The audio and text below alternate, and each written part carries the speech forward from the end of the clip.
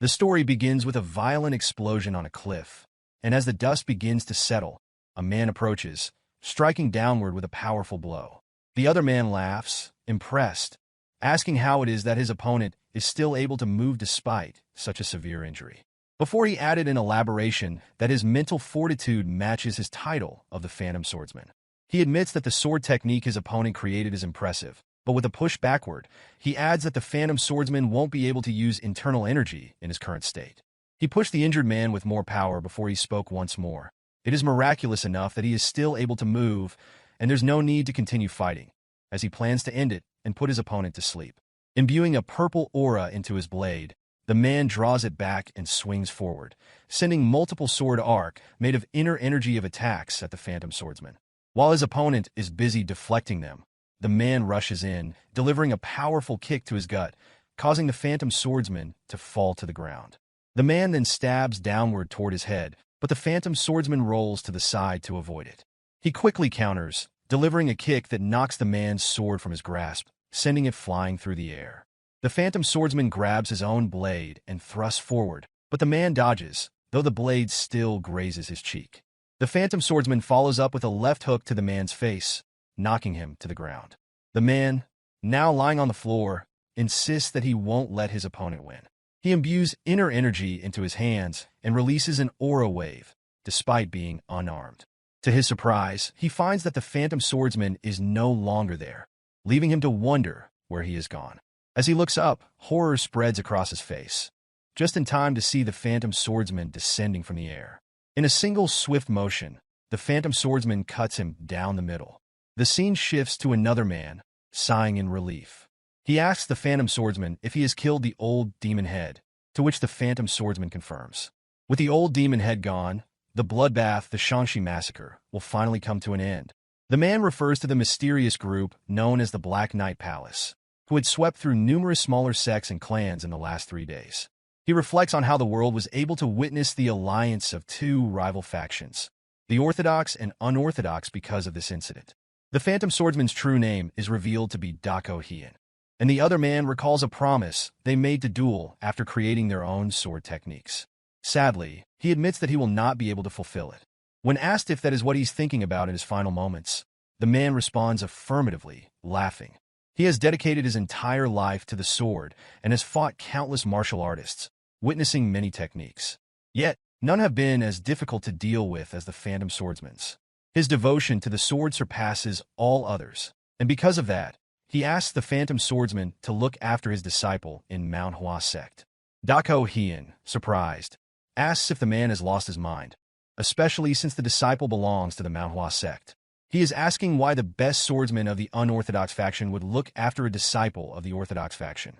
The dying man hands him a beaded circlet, the plum blossom spirit beads, a relic of Manhwa, and asks him to give it to the sect leader. Dako Hien wonders if the man is truly out of his mind, but soon realizes that this is the earnest wish of a dying man. The man laughs, saying that they are only sword friends, but he has always been grateful. Dako Hien agrees, noting that he will spend the rest of his life at Manhua, thanks to his friend. Before he can finish his sentence, the man's body explodes, turning into red mist, leaving only chunks of his remains behind. Dako Hien is left stunned, wondering what just happened. He turns, only to see a purple light as an inner energy flies toward him. Gritting his teeth, Dako Hien tightens his grip on his blade and asks who is responsible for this, returning a swing to deflect the attack. However, the aura wave is too powerful and destroys his counterattack effortlessly. In genuine surprise, Dako Hien watches as his opponent begins preparing 2 black-purple concentration of inner energy, 1 in each hand. The ensuing blast can only be described as epitome of a destruction. When the smoke clears, Dako Hien, now missing an arm and severely injured, sits on his knees, questioning how someone could be so powerful. As he approaches his own final moments, he wonders if this is the Night Palace Master, though he quickly dismisses the idea, knowing that the old demon head is still dead and his corpse remains intact. It seemed that the mysterious figure was either a hidden disciple or, perhaps, the true Night Palace Master, much stronger than the imposter he had killed. Hien, gazing at his severed arm, murmurs an apology, regretful that he never had the chance to bring his long friend's body back home. It seems both of them will die on this cliff, but with determination, Hyun slams his hand onto his knee, promising that, at the very least, he will keep his word. The other man watches in surprise as Hyun charges forward to fight, unarmed and undeterred. Hyun himself isn't sure if he will survive the fall from the cliff after losing his companion. But if there is any hope, he has to believe in it.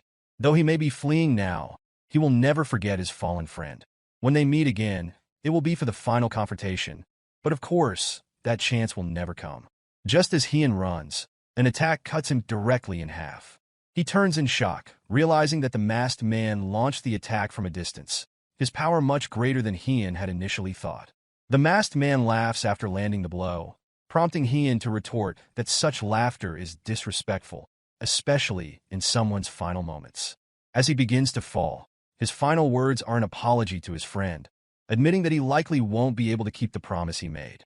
The spirit beads on his hand start glowing brightly, and below, in the forest, the light is radiated. People say they can feel his pulse, marveling that the heavens have indeed helped him. Hyun, now regaining consciousness, is astonished. He opens his eyes and hears people calling him senior disciple. One of the men yells for an elder, who rushes to Hyun's side, calling him manhua, praising him for surviving. Hyun, confused, recognizes the elder as the Manhwa Sect's elder, Baekjin, but wonders why the man keeps calling him manhua. After all, manhua is the senior disciple of Manhwa's second-generation disciples and his own friend, Hyunjo's disciple. Hyun wonders if the elder has lost his mind. The elder tells him not to speak as his wounds haven't fully healed. Hyun begins to realize that he might be forced to live in Manhwa after all. After some time, Dako Hyun begins to leave, and the elder asks if he is going. Dako Hyun acknowledges, almost responding rudely, but Baekjin advises him not to push himself too hard, as he had been bedridden and unable to eat for the past week. Dako Hyun agrees and steps outside, where the sights of a giant well and a grand temple greet him. He heads toward the garden area, splashing water onto his face, reflecting on the past week. Though only 7 days have passed, it feels as though years have passed to him. He has dreamt of an entire life, reliving the last 2 decades that manhua experienced. It is revealed that their sect had been attacked. One of their buildings explodes and soldiers are fighting valiantly, but the situation seems dire. Standing among the chaos is none other than the Black Knight Palace Master, or at least, the imposter he had seen earlier. As Dako Hyun learns manhua's life, he hears Hyunjo shouting at the masked man before charging in to confront him.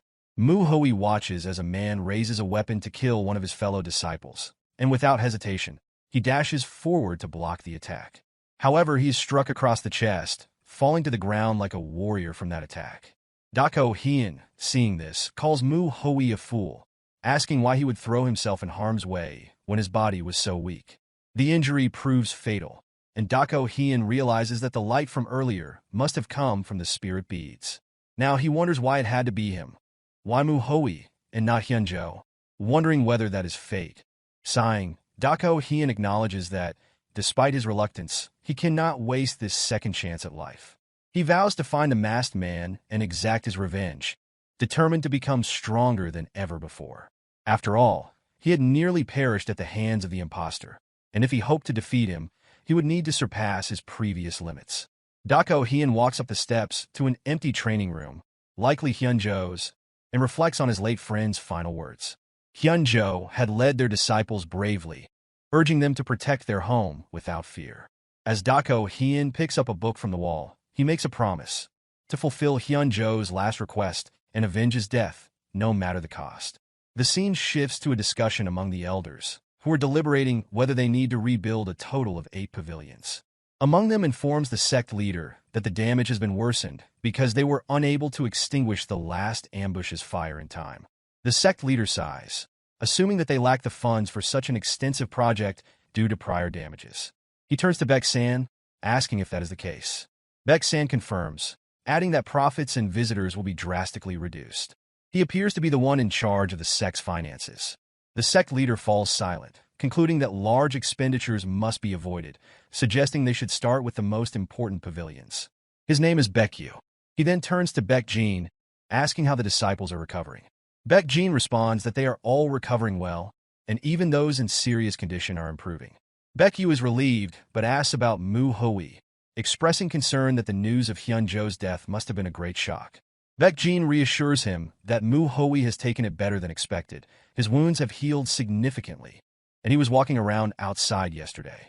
Baek San laughs, questioning if Mu Hui is truly feeling that much better. Baek Yu agrees that it's good if Mu Hui is taking it well, but advises Baek Jin to check on him occasionally, worried that Mu Hui might be pretending to be fine. He hopes that Mu Hui will be alright, as they all know what kind of person he is. Meanwhile, Dako Hyun is inside the house, reading through martial arts manuals. As he reads, something catches his attention, triggering a memory of Hyun-jo asking him about the disciples.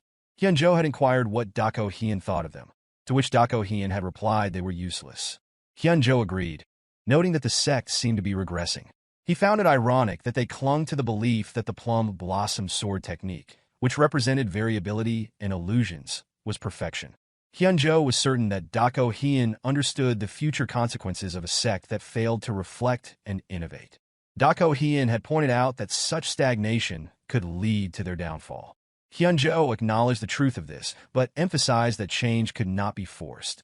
Dako Hyun, however, had insisted that if he were in Hyun-jo's position, he would try to push for change, asking if Hyun-jo had any other ideas. As the plum blossoms began to fall around them, Hyun-jo shared his thoughts.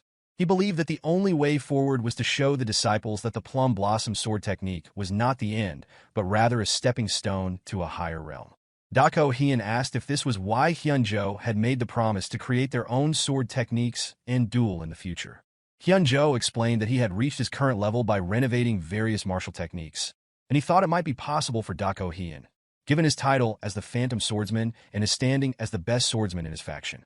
Dako Hyun, reflecting on his initial judgment of the Manhwa sect, admitted that he had once thought the problem lay in the sect's decline, unable to produce talent beyond Hyun-jo for the last century. However, he now realized how foolish he had been.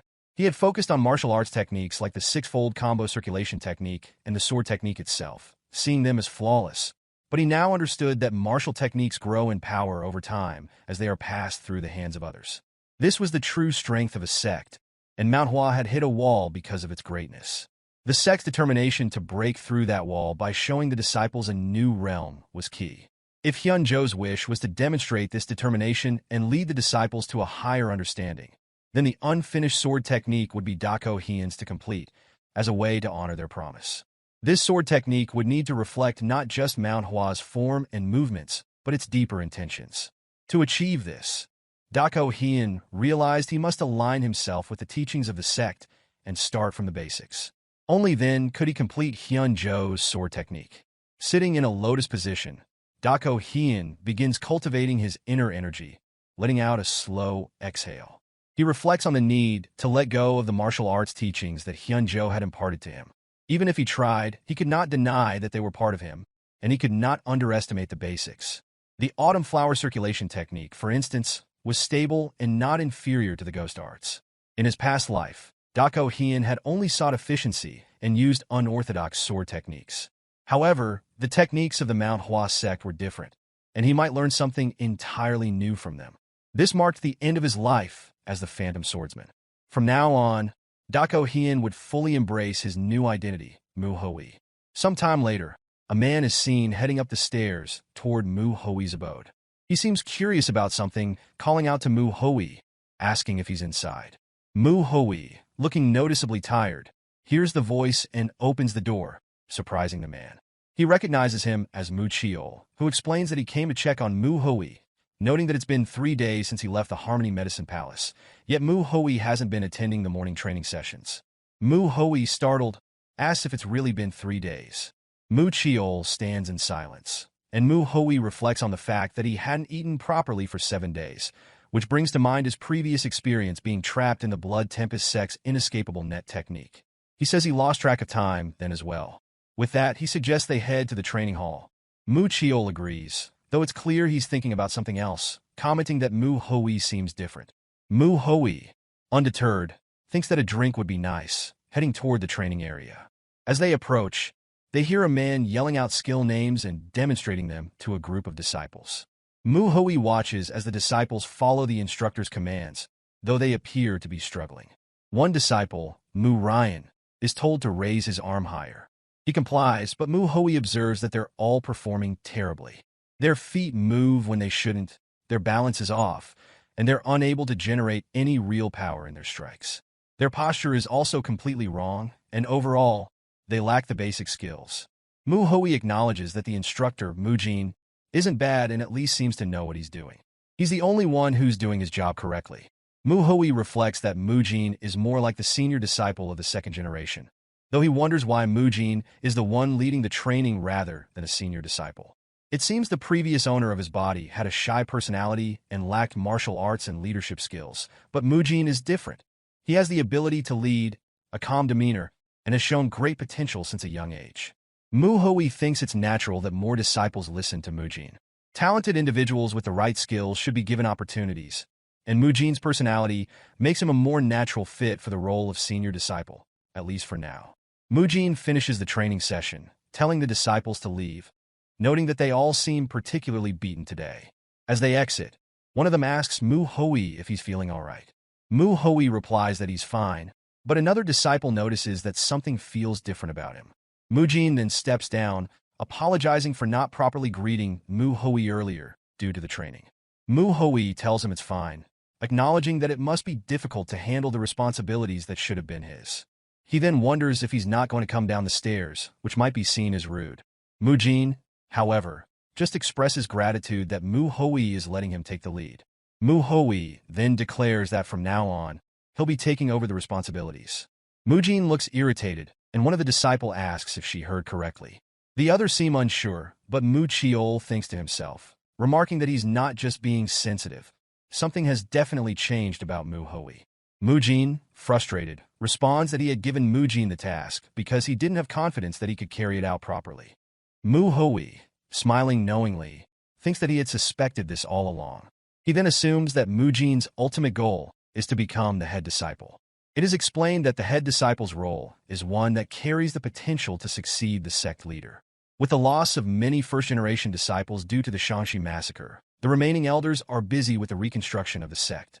It would be far more efficient to guide the second-generation disciples who represent the future of the sect rather than attempting to change the elders or first-generation disciples.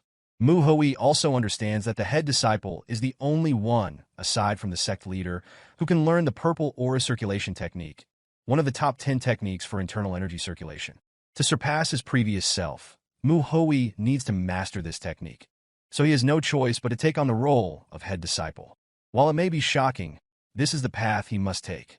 Mujin, skeptical, asks if Mu Hui truly believes he is right in this decision. He questions what Mu Hui did the night the Black Knight Palace invaded the sect. Mu Chiol interrupts, shouting Mujin's name as Mujin reminds him that the elders had told him to stay put, but Mu Hui hadn't listened, and the consequences of that night followed. Mu Hui smiles as Mujin continues questioning him, asking if he saved any of the elders or others during the invasion, or if he killed anyone from the Black Knight Palace. Mu Hui shakes his head, admitting that he didn't save anyone. He only managed to burden them in the end. Mujin's expression shifts, realizing what Mu Hui is getting at.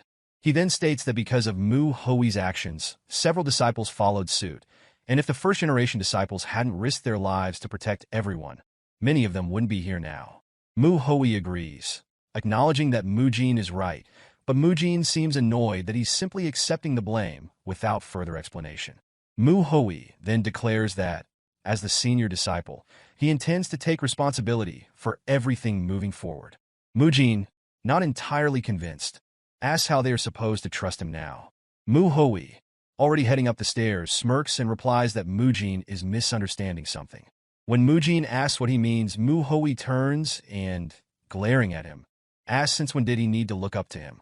He then asks if it sounds like he's trying to convince Mujin, or if he has to ask for permission in the choices he makes.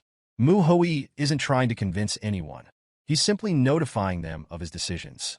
Mujin, clearly surprised, was shaken by the presence of the man in front of him, wondering what kind of person this was. This was definitely not the same senior disciple he knew, and it sent a chill through him. Mu Hui, unfazed, tells him that he'll be taking over the morning training starting tomorrow. If Mujin has any complaints, he should come to see him after the training, but that he shouldn't get too upset about it. Mu Jin is still taken aback, muttering that Mu Hui seems like a completely different person. Mu Hui, still calm, says that people often change when they come back from the brink of death, and it's safe to assume that's what's happened to him. Meanwhile, the other disciples are gossiping about the change in Mu Hui. They overhear Mu Jin's frustration and wonder if Mu Hui really plans to take over the training sessions. Some disciples begin discussing it amongst themselves, with one saying that they heard the same thing. Another adds that Mu Jin was really mad at first but calmed down, though his face looked odd. One disciple expresses concern, mentioning that while Mu Jin might be trying to back down out of kindness, he's still worried, especially knowing the senior disciple's skill level. That night, a group of disciples heads over to Mu Hui's house, knocking on the door. When Mu Hui answers, they ask if they can talk. He responds with curiosity, noting that if they want to talk away from the others, he's eager to hear what they have to say. He tightens his grip on his wooden sword, ready for whatever may come. One of the disciples is surprised to see Mu Hui holding the wooden sword, as it's so unlike him. Mu-san speaks up, saying that he'll get straight to the point. They want him to take back what he said, explaining that Mu Jin only backed off from the discussion because he wanted to help preserve Mu Hui's image. Mu Hui finds this interesting and asks if Mu Jin sent them. They respond that they came of their own volition.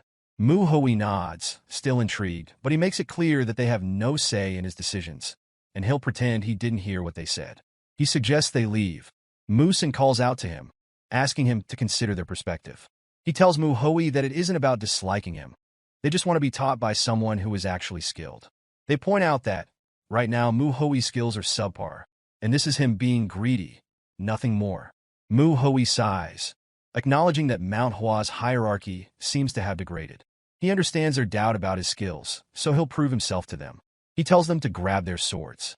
The disciples ask if he's serious, to which Mu Hui replies that he is. He knows how they feel, but if they want to see his skills, they'll have to face him. Mu-san pulls out his blade, declaring that he asked for this, and charges in, warning Mu Hui not to regret it. Mu Hui immediately disarms him, slapping his hand, and then striking him in the chest with the hilt of his wooden sword. The force causes Mu-san to fall to his knees, coughing. Mu Hui glares at the others, and Mu Ho tries to join in, but Mu Hui smacks him in the head with the sword, causing him to fall as well. Mu-san, still confused, tells Mu Hui that he lost, and Mu Hui agrees, adding that now it's time for them to learn a lesson. Mu Ho's leg twitches as Mu Hui asks if they're satisfied with the lesson. The disciples confirm, and Mu Hui reminds them of what he said would happen if anyone tried to gang up on him. They would beat them as well. They acknowledge that, and Mu Hui asks if they still think he's weaker than Mu Jin.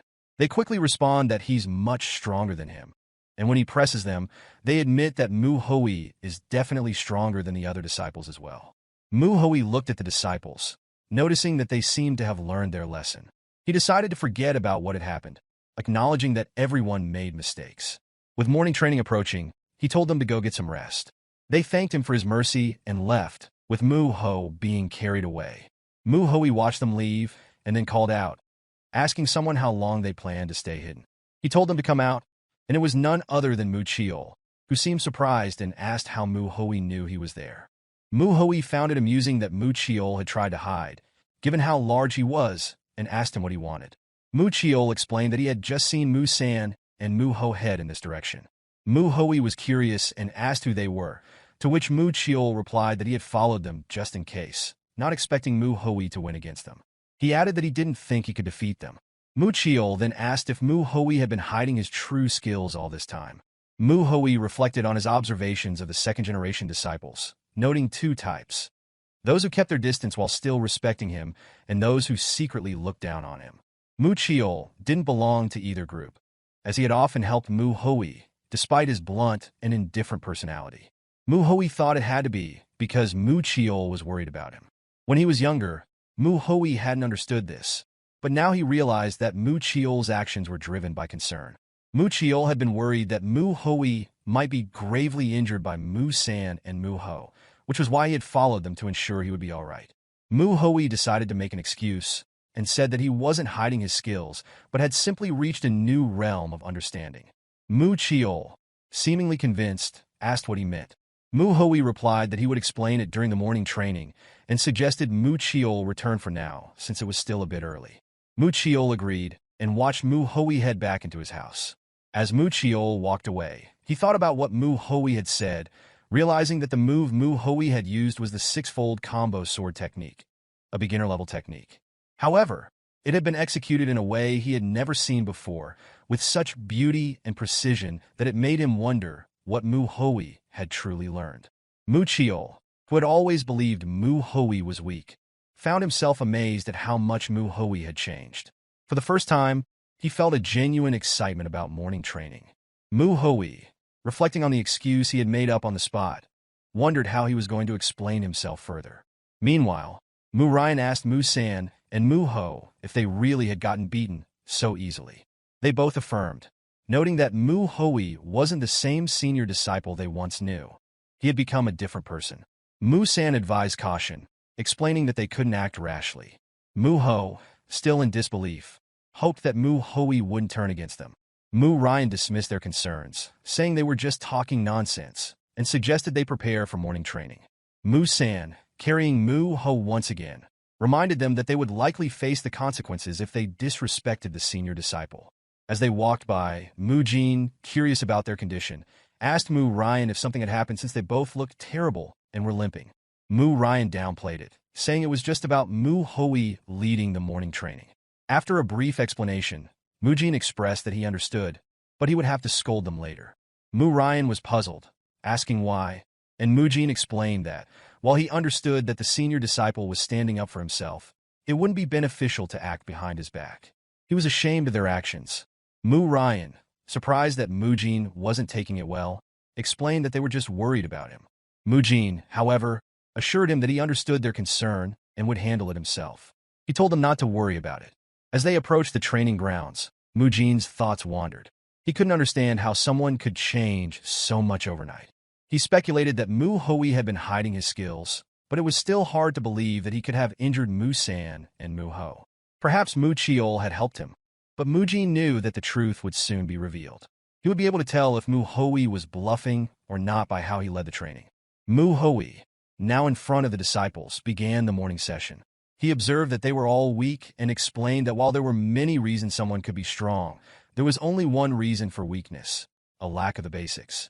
Therefore, starting from that moment, they would focus exclusively on the six-fold combo sword technique during their morning training.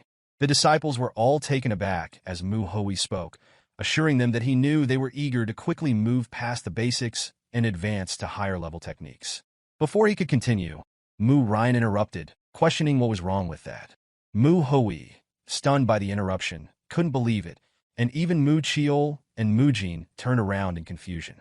Mu Ryan persisted, asking what the problem was with wanting to learn faster, and took it upon himself to suggest that if the others couldn't manage, he would. Mu San, realizing how foolish this was, shook his head. Mu Ryan laughed, dismissing the sect's renown as a joke, calling it a mess. Mu Hui responded, stating that if Mu Ryan had any complaints, he should come up and address him himself. One of the female disciples was surprised, and so was Mu Jin, who began to wonder what the hell Mu Ryan was thinking as he made his way toward Mu Hui. Mu Ryan smirked, explaining that he understood Mu Hui's point, but he wasn't sure if it was a good idea to leave the training in his hands, especially if mastering the six-fold combo sword technique was as important as Mu Hui had claimed. Mu Hui cut him off, unimpressed, pointing out that Mu Ryan's martial arts were lacking. However, since no one else was willing to step up, he would be the one to prove himself. He asked if that was what Mu Ryan was trying to get at. Mu Ryan was silent for a moment before Mu Hui added that he hadn't expected everyone to accept him from the start. He then ordered the disciples to pay attention. From now on, he would not take a single step and would use only the six-fold combo sword technique to block Mu Ryan's attacks. If Mu Ryan's wooden sword touched him, or if he took a step back, Mu Ryan would win. And if Mu Ryan succeeded, Mu Hui would take back his statement about teaching the six-fold combo sword technique and leading the morning training. He locked eyes with Mu Jin as he spoke.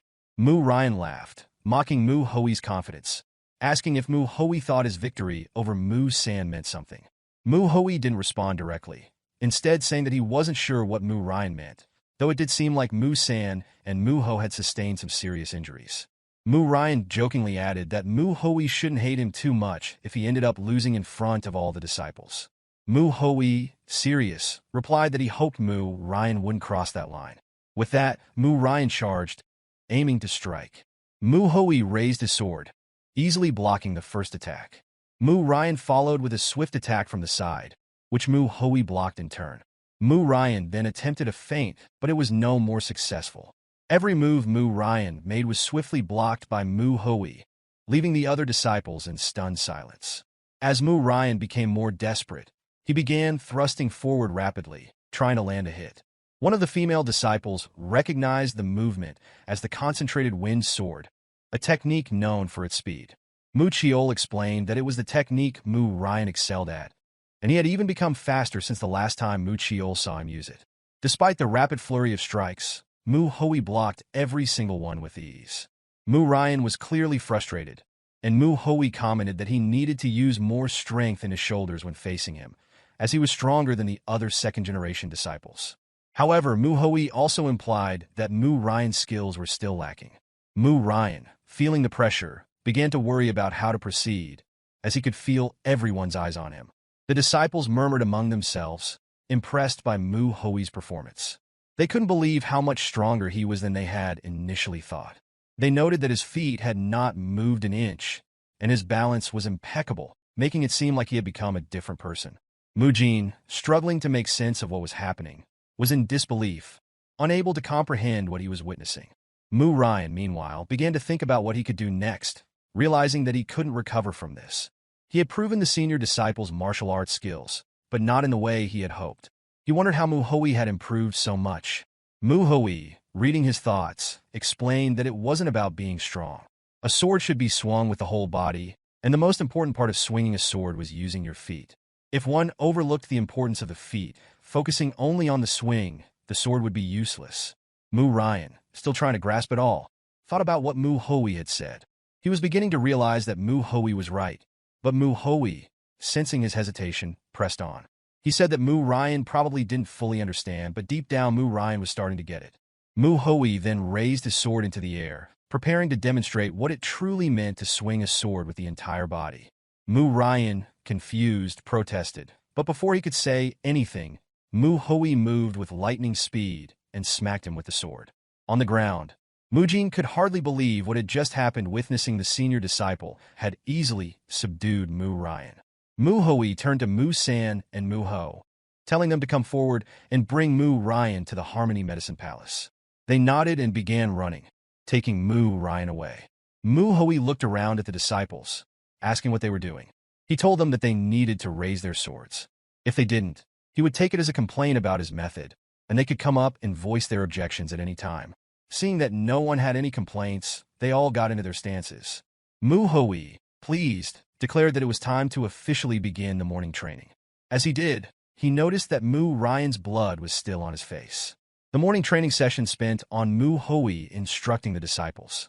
The scene then shifted to a flashback where Hien asked Hyunjo about his disciple, Mu Hui.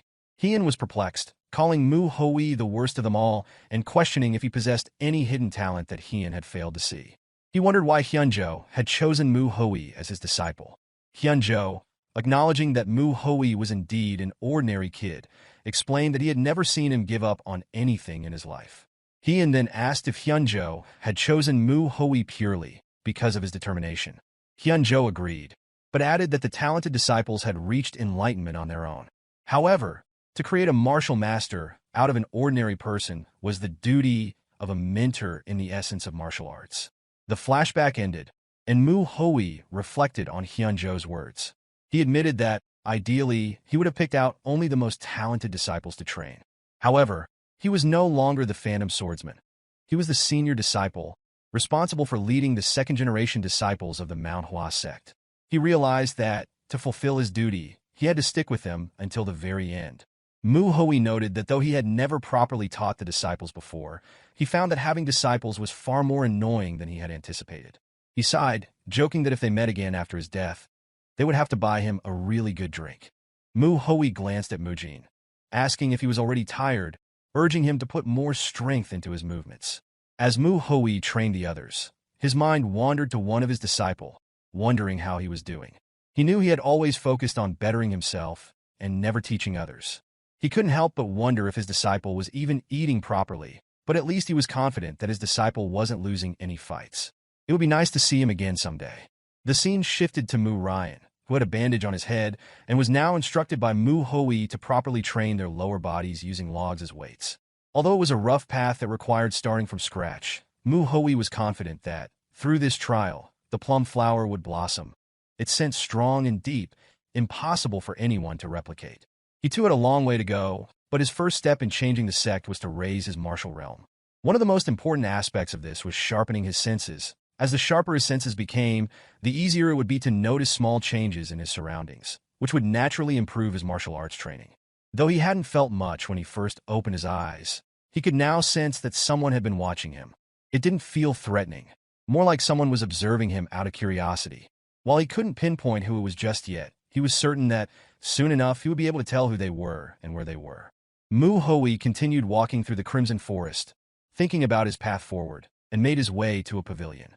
He entered the building, where a man named Hyun Gak greeted him, wondering who had come in. Upon seeing Mu Hoi, Hyun Gak asked what he needed. Mu Hoi respectfully greeted Hyun Gak and explained that he had hoped to study the secret techniques. Hyun Gak found this curious, but warned him that his injuries couldn't have fully healed, so he shouldn't overexert himself. Mu Hoi agreed, acknowledging his caution. Hyun Gak then mentioned that he had heard Mu Hoi's disciple had been rather rude to him. Mu Hoi paused, wondering who Hyun Gak was referring to. After thinking for a moment, Mu Hoi recalled that he had beaten 3 different people recently, but it didn't matter who it was. Hyun Gak apologized, saying it seemed like Mu-san had done something to deserve the beating. He also added that, in his time, Mu-san would have faced even harsher consequences, and he was sorry he hadn't taught him better. Mu Hoi reassured Hyun Gak, saying it wasn't a big deal. He had just done what he was supposed to as the senior disciple, and Hyun Gak didn't need to worry about it. Hyun Gak was confused, asking if Mu Hoi had just referred to himself as the senior disciple. He was taken aback and wondered aloud if Mu Hoi's eyes had always been as sharp as they were now. Mu Hoi wondered why Hyun Gak was staring at him so intently, questioning whether he had changed his mind about being upset over the way he had beaten his disciple. Hyun Gak, however, simply remarked that Mu Hoi's eyes were full of determination, noting that it was good to see him taking his role as senior disciple seriously and looking after his martial brothers. He assured Mu Hoi that he didn't mean to keep him there, and that Mu Hoi was free to go on his way. Hyun Gak then began thinking to himself, reflecting on how Mu Hoi had lost his master and been left alone, but had managed to pull himself together. Hyun Gak felt proud to see Mu Hoi picking himself up again, filled with determination. He hoped that Hyun Jo could see it from wherever he was. Meanwhile, Mu Hoi gathered several scrolls and books, placing them on a table to begin reading. As he flipped through each one, he contemplated what the first step in changing the sect should be. The first step, he decided, was to raise his own martial realm. A question lingered: the definition of martial realm. Some might assume it refers to the strength of one's martial arts, but Mu Hoi explained that this was incorrect.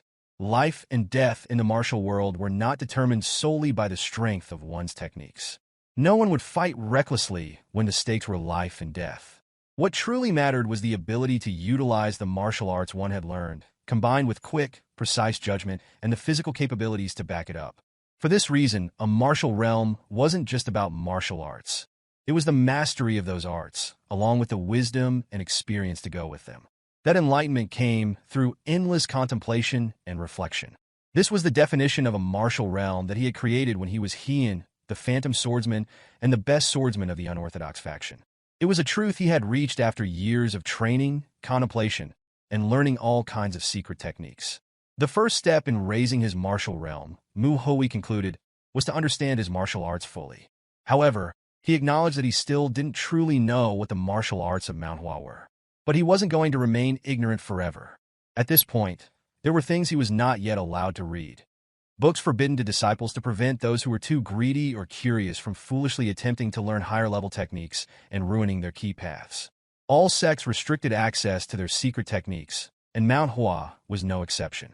Hyun Jo had once said that manhua was more lenient compared to others, but still, it was a renowned sect with a systematic approach to martial arts, and their techniques were not difficult to understand.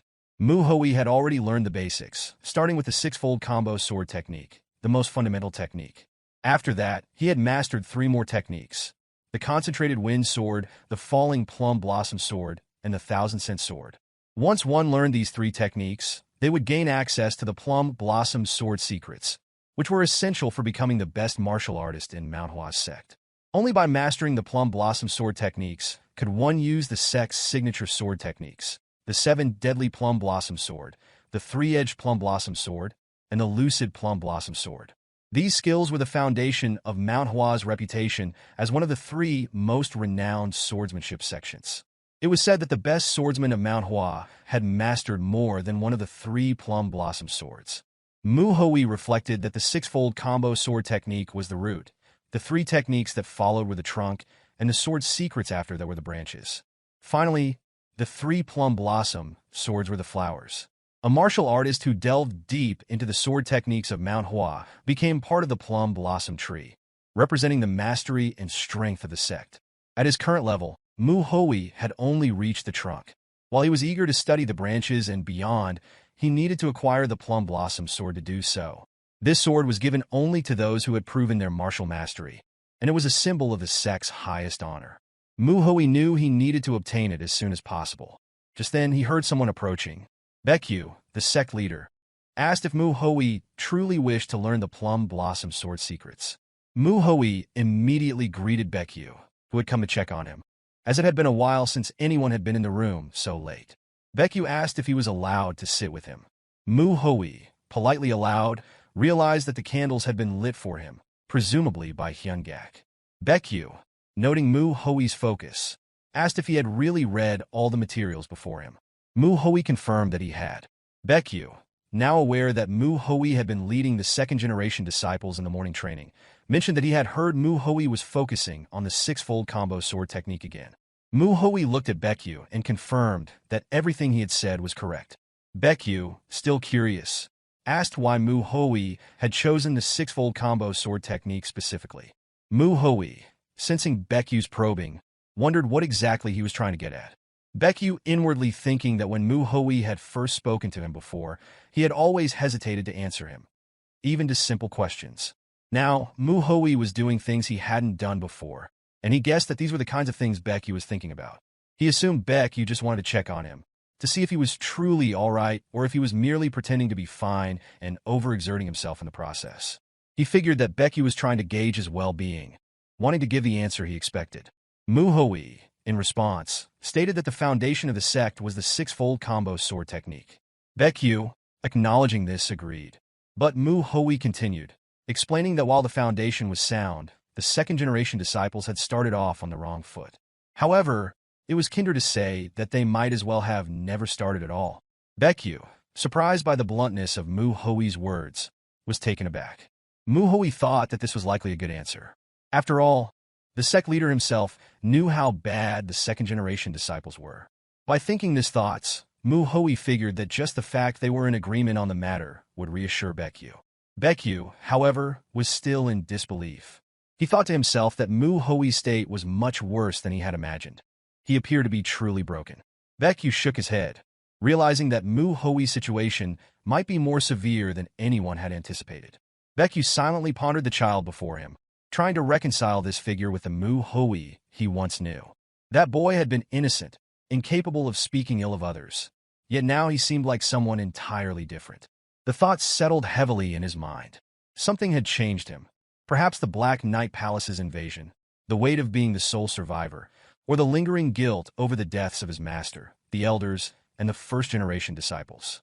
Whatever the cause, Baekyu knew one thing with certainty. He needed to make Manhwa understand that none of it had been his fault. Manhwa continued, as though reading Baekyu's thoughts. All 2nd-generation disciples knew that the 6-fold combo sword technique was well within their grasp, something they had learned early on at the Manhwa sect.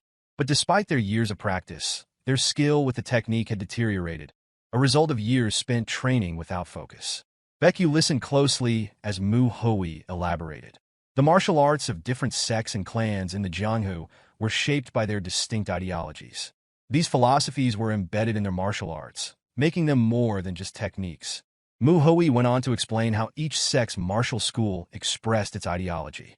He mentioned Wudong's Taiji Fist, Diansong's Sun-Shattering Sword, and Qingqing's Azure Cloud Crimson Dawn Slash, all as examples of how martial arts techniques were a direct reflection of the ideologies of the sects. As Mu Hui spoke, he considered his words carefully. To truly master a martial school's technique was not merely to practice the physical moves, but to understand and internalize the ideology behind them. It wasn't about perfecting a form. It was about embodying the philosophy the martial school represented. Mu Hui's calm, precise explanation reminded Baekyu of Hyunjo. Despite Mu Hui's apparent detachment, Baekyu couldn't shake the feeling that his words were steeped in a depth and conviction reminiscent of his former disciple. Mu Hui then concluded that the second-generation disciples had become overly focused on perfecting the plum flower, an ideal that distracted them from the true purpose of martial training. He explained that it wasn't about forcing the plum flower to bloom, but letting it happen naturally through the process of training and understanding the ideology behind their martial arts. Baekyu nodded in agreement, impressed by the depth of Mu Hui's understanding. The blossoming of the plum flower would come naturally through focused training, not through artificial attempts to make it happen. Mu Hui then shared his plans to continue guiding the disciples in their training with the six-fold combo sword technique. However, Baekyu shifted his question, making it clear he wasn't asking about the disciples. He wanted to know about Mu Hui's path, the one he intended to follow for himself. Mu Hui paused before answering, thinking carefully. He admitted that while he had great respect for the Manhwa sect's martial arts, there were aspects that he found lacking, especially from the perspective of someone who had always prioritized efficiency for survival. His thoughts wandered further. If his own path no longer aligned with Manhwa's principles, it meant stepping beyond the sect's will, a thought that settled uneasily within him. But despite his internal conflict, Mu Hui offered an answer that would satisfy Baekyu's concerns. He intended to fulfill his master's wishes, to walk the same path his master had, and surpass him. That was the duty of a disciple, after all. However, deep down, Mu Hui knew he wanted the freedom to do as he pleased, even if it meant giving Baekyu an answer he was expected to hear.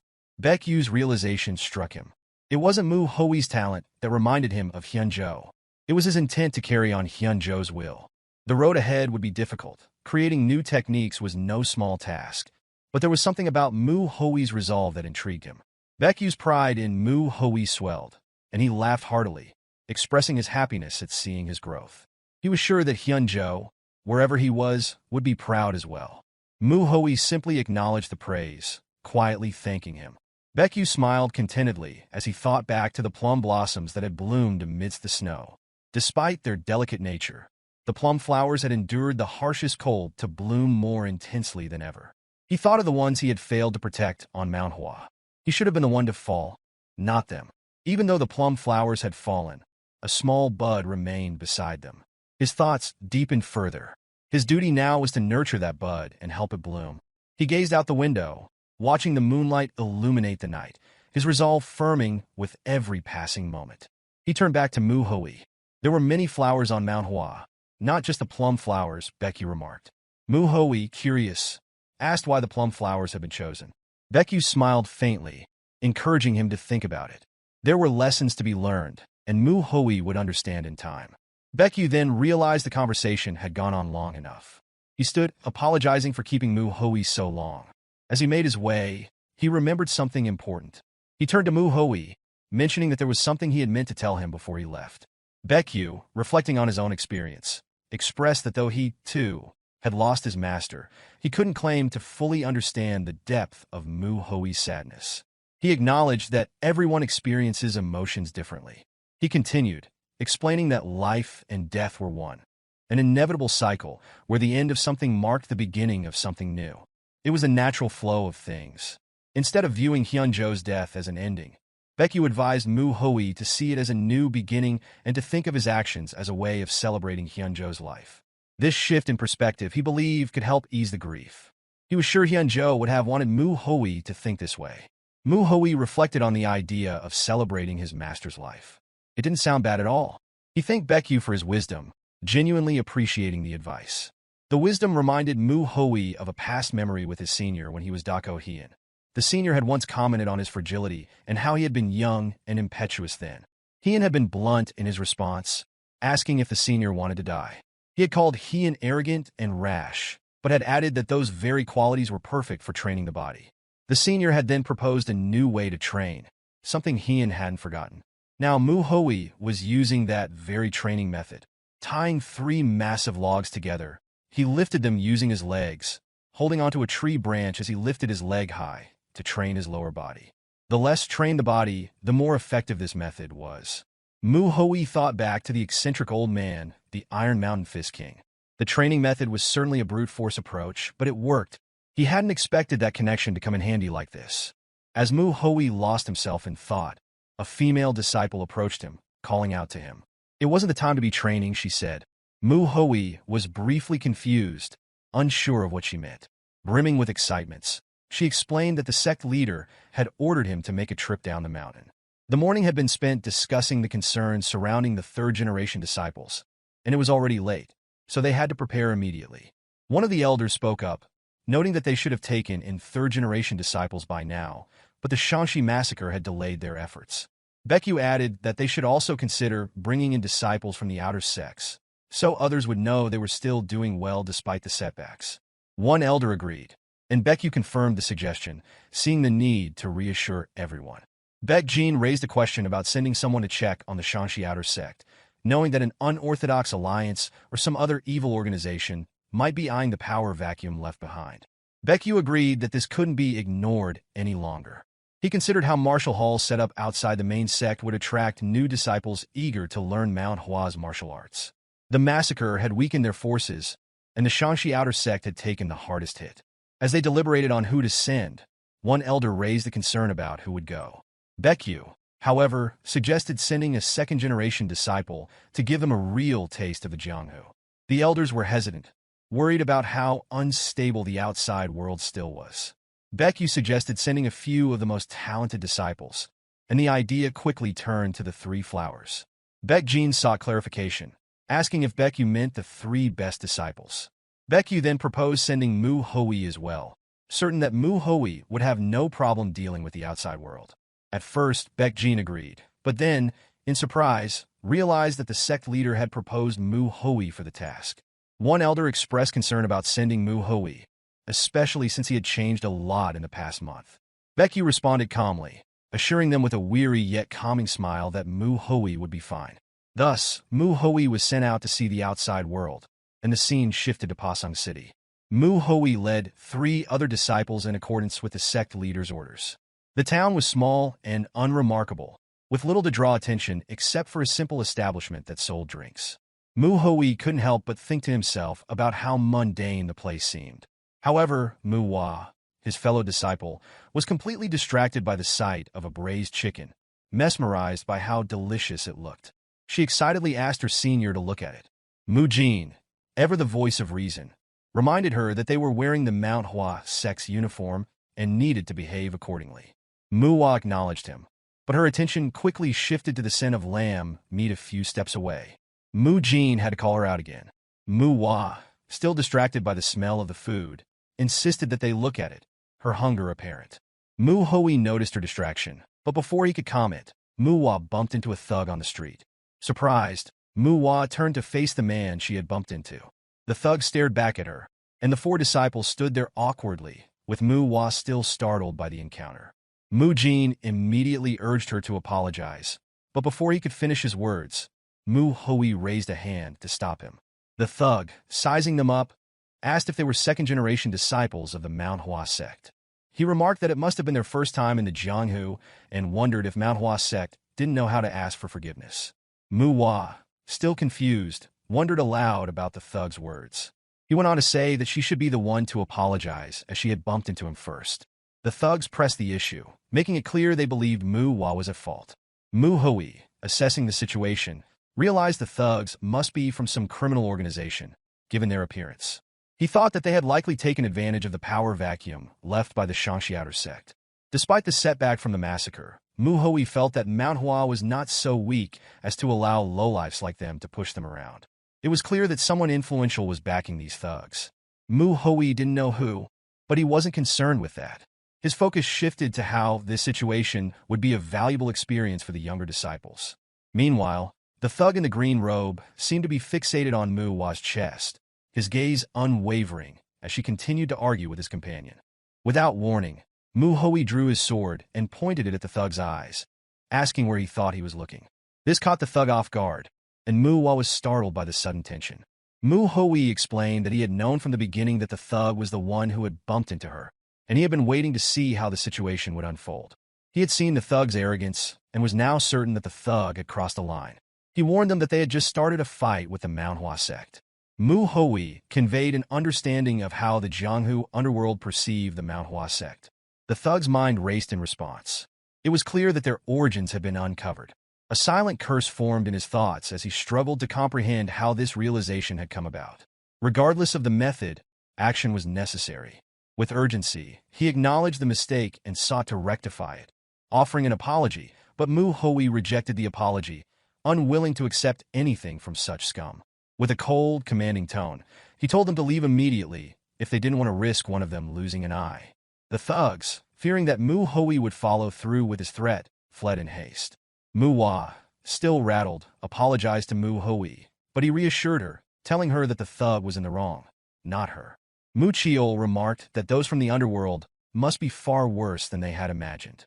Hui, sensing the tension, suggested that they find an inn and get something to eat first. This idea brought joy to Manhwa, whose attention was immediately drawn to the food she spotted.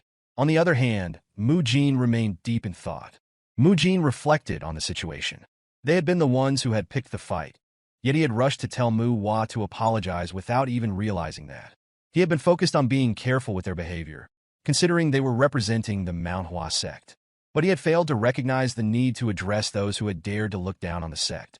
As Jin pondered, he realized that Hui had already understood the situation. His senior was aware of his surroundings at all times and had reacted as though he was used to handling such things. Jin, now steeling himself, thought that he would never allow anyone to look down on Manhwa Sect again. Meanwhile, Hui regretted not dealing with the thugs more directly, by simply killing them in that moment. But his focus remained on the task at hand. Soon, they arrived at an inn, seated themselves, and prepared to order. When they were done, a mountain of bowls was piled up on the table. Hui, looking at the pile of bowls, teased them, wondering if they had been lazing around with their training since it seemed like she was eating less than usual. Manhwa, quick to defend herself, assured him that she wasn't slacking off. Chiol chimed in, suggesting that Hui simply ate more now. Right after, Manhwa expressed her frustration. It would have been much easier if the sect leader had been more specific with their mission or goal. His instructions had been too vague, leaving them uncertain about what to do next. Hui tried to offer some direction. He spoke if anything noteworthy had happened during the day.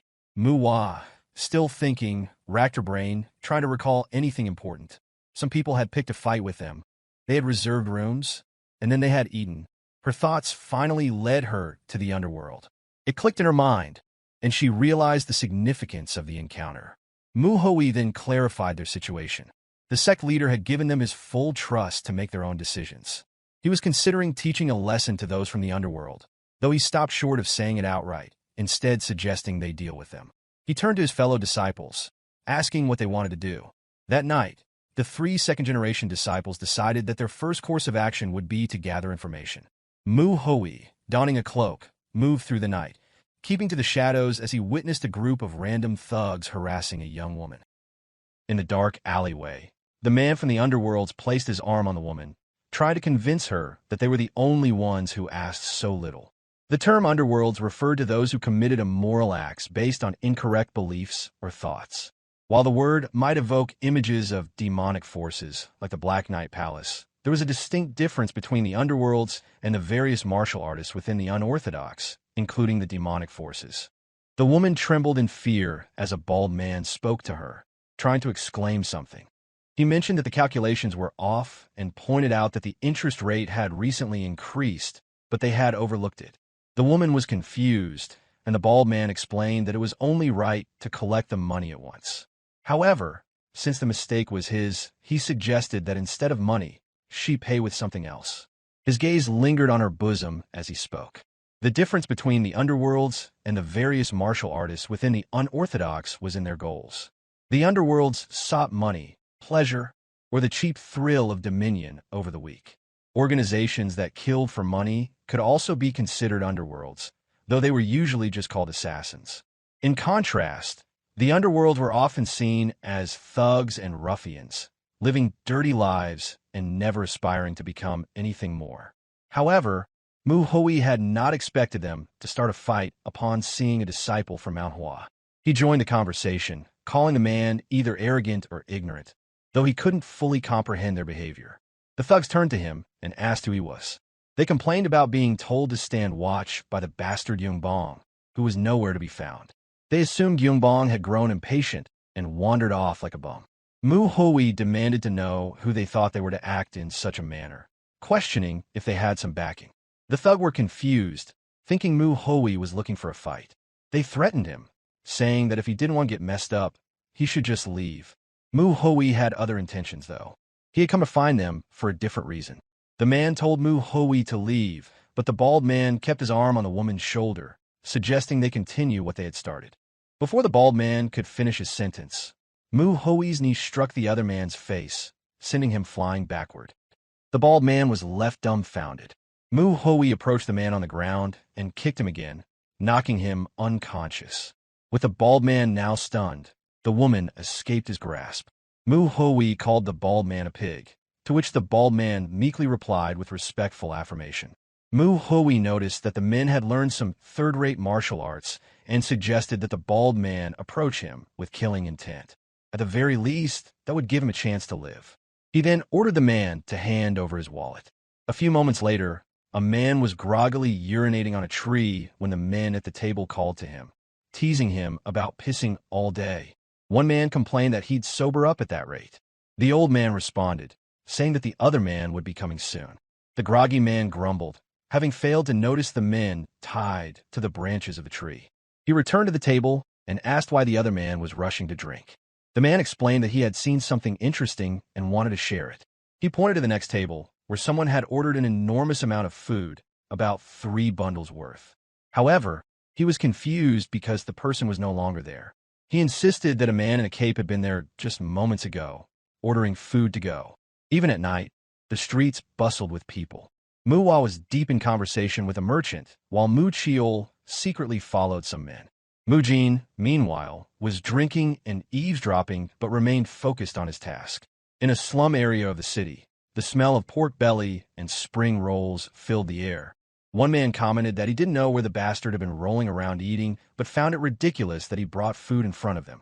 The crowd, unable to resist, decided to go after the man to grab the food. However, Hui drew his sword, pointing it at them. He told them that he wasn't there to share, and that if they dared touch his food, he would cut their heads off. A man stepped forward and, with a respectful tone, said that the young master was impressive. He introduced himself as Jingi of the Beggar Sect. Hui sheathed his sword and introduced himself in turn. Jingi expressed regret that the Beggar Sect could not be of help during the Shangxi massacre, also acknowledging the shame of the incident with the Manhwa sword saint. Hui responded that it was fine and expressed sympathy, understanding that the aftermath of the Shangxi massacre must have been difficult, especially because of the extreme heavenly sect. Jingi acknowledged Hui's knowledge and then asked what had brought him to the Beggar Sect. Hui replied that he wanted to learn more about the underworlders that were currently controlling Pasong. He noted that food would lose its taste once it became cold and suggested they speak while eating. Jingi was amused and took a bite, while Hui learned that the underworld bastards were from the brutal blood faction. They had taken control of the power vacuum left behind by Hua Ryu, Mount Hua's outer sect, which had been annihilated during the Shangxi massacre. Hui was surprised by the strength of these underworld men and asked if it was typical for them to be so capable. Jingi explained that everyone in the brutal blood faction was somewhat knowledgeable in martial arts. Hui agreed, as he had already encountered a few of them and had noticed that they seemed to have learned third-rate martial arts. Shifting the conversation, Hui reminded Jingi that they hadn't yet discussed what truly mattered. Jingi asked what he meant, and Hui revealed that he was referring to the mastermind behind the brutal blood faction. Jingi asked why Hui believed there was a mastermind behind the faction, and Hui explained that while Pasong wasn't a particularly large area, it wasn't small either. The Huaryu sect was quite large for a small to mid-sized sect, and Pasong, being relatively big among smaller places, seemed an unlikely target for a mere underworld organization to monopolize. The power vacuum there would naturally attract interest, and it seemed odd for a single underworld faction to control the area completely.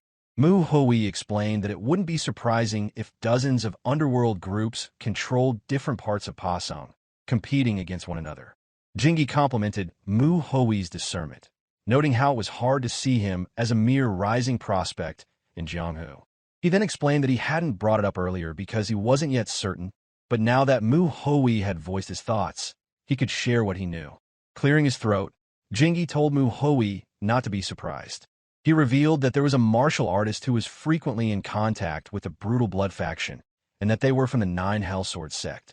The Nine Hellsword Sect was one of Shangshi's 3 big sects, ranking alongside 2 of the 10 largest sections. Despite their size, the Nine Hellsword Sect had never paid much attention to the Manhwa or Zhongnan sects. This nonchalance and their larger scale made them formidable. Mu Hui found it strange that the Nine Hellsword Sect would be involved. If they were behind the Brutal Blood faction, they would have flaunted their ambitions. But he questioned whether they had the time and ability to focus on an area like Pasong.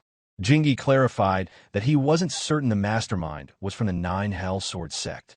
If they were involved, they wouldn't have cared about appearances and would have caused a ruckus. Mu Hui understood there was no concrete evidence, but he still doubted the Nine Hellsword Sect's involvement. Jingi praised his insight, and Mu Hui, now more curious, asked who this martial artist might be.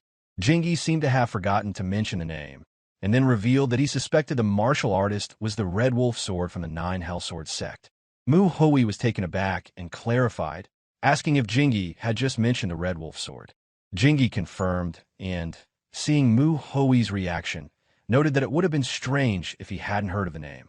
He cautioned Mu Hui to be careful of whatever plans the Red Wolf Sword might be orchestrating. Mu Hui was deep in thought, as he had never heard of the Red Wolf Sword before. At dawn, Mu Hui gazed into the distance, hoping to gather intelligence on the Red Wolf Sword, but he had no success. That night, he continued to accompany Jingi, sharing drinks with him, even if only tea. His plan was to play along for a while and wait for Jingi to open up about the Red Wolf Sword. He intended to drink just enough to coax information from him, but he hadn't accounted for one important detail, which was the drink tasted so good. Jingi noticed Mu Hui's enjoyment and remarked that it seemed to be to his liking. Mu Hui agreed, saying it had been so long since he'd tasted something so fine. Jingi seemed puzzled, as he thought this was Mu Hui's first time in Jianghu. Mu Hui kept drinking, though the beggars knocked themselves out too soon, leaving him unable to drink as much as he wanted. He didn't get the information he sought, but it was fine, since he already had some assumptions about the situation. Even so, he still wondered what choices the underworld men would make. With some time left, Mu Hui decided to enjoy the leftover wine. As night fell, Mu Chiol seemed bothered by a smell, and Mu Hua had an idea that it was alcohol. Mu Hui then spoke up, asking the 3 disciples what they had learned. Mu Hua spotted bottles hidden beneath Mu Hui's bed and couldn't help but ask if he had been sitting there drinking while they were out gathering information. Mu Hui responded that he had not been drinking. Mu Hua pressed further, and Mu Hui stood his ground, insisting that he wouldn't repeat himself. He told them to share what they had learned. Mu Jin spoke first, reporting that the underworlders had taken over the power vacuum left by Manhwa's outer sect and now controlled Pasong. Mu Hua added that the underworld men were a group of evil bastards, dining and dashing, stealing from civilians, and resorting to violence when the people didn't cooperate. It was apparently common for them to beat someone to death. Mu Chiol then spoke up, informing Mu Hui that the biggest problem with these men was that they had learned martial arts. While it was only third-rate martial arts, it was still dangerous when used against civilians who hadn't studied martial arts themselves. Mu Hui praised them for their quick work, considering the little time they had to gather information. Now, it was his turn to share what he had learned. He was certain that the 3 disciples had already cross-checked their findings, but he reaffirmed that the information was true. However, there was something they should be skeptical about, which is how the men had learned martial arts. Mu Hui explained that it wasn't that hard to learn third-rate martial arts, and books on such techniques were easy to obtain. But these men were the type to never touch a book unless it was to burn it. He doubted that all of them had learned martial arts from a book. It seemed unlikely, and someone must have helped them. Mu Hui had looked into who might have assisted them, but although he found out who it was, he couldn't uncover the reason behind it. Mujin asked who it was, and Mu Hui fell silent for a moment before revealing that it was the Red Wolf sword from the Nine Hellsword Sect. Hearing this, the three disciples were shocked. Mujin was surprised to learn that it wasn't just a group of lowly criminals they were dealing with. Mu Hui, thinking of ambushing the underworlders and wiping them out, asked what they thought of that plan. The three were once again surprised. Mujin wondered if Mu Hui was serious, considering the men were tied to the Nine Hellsword Sect.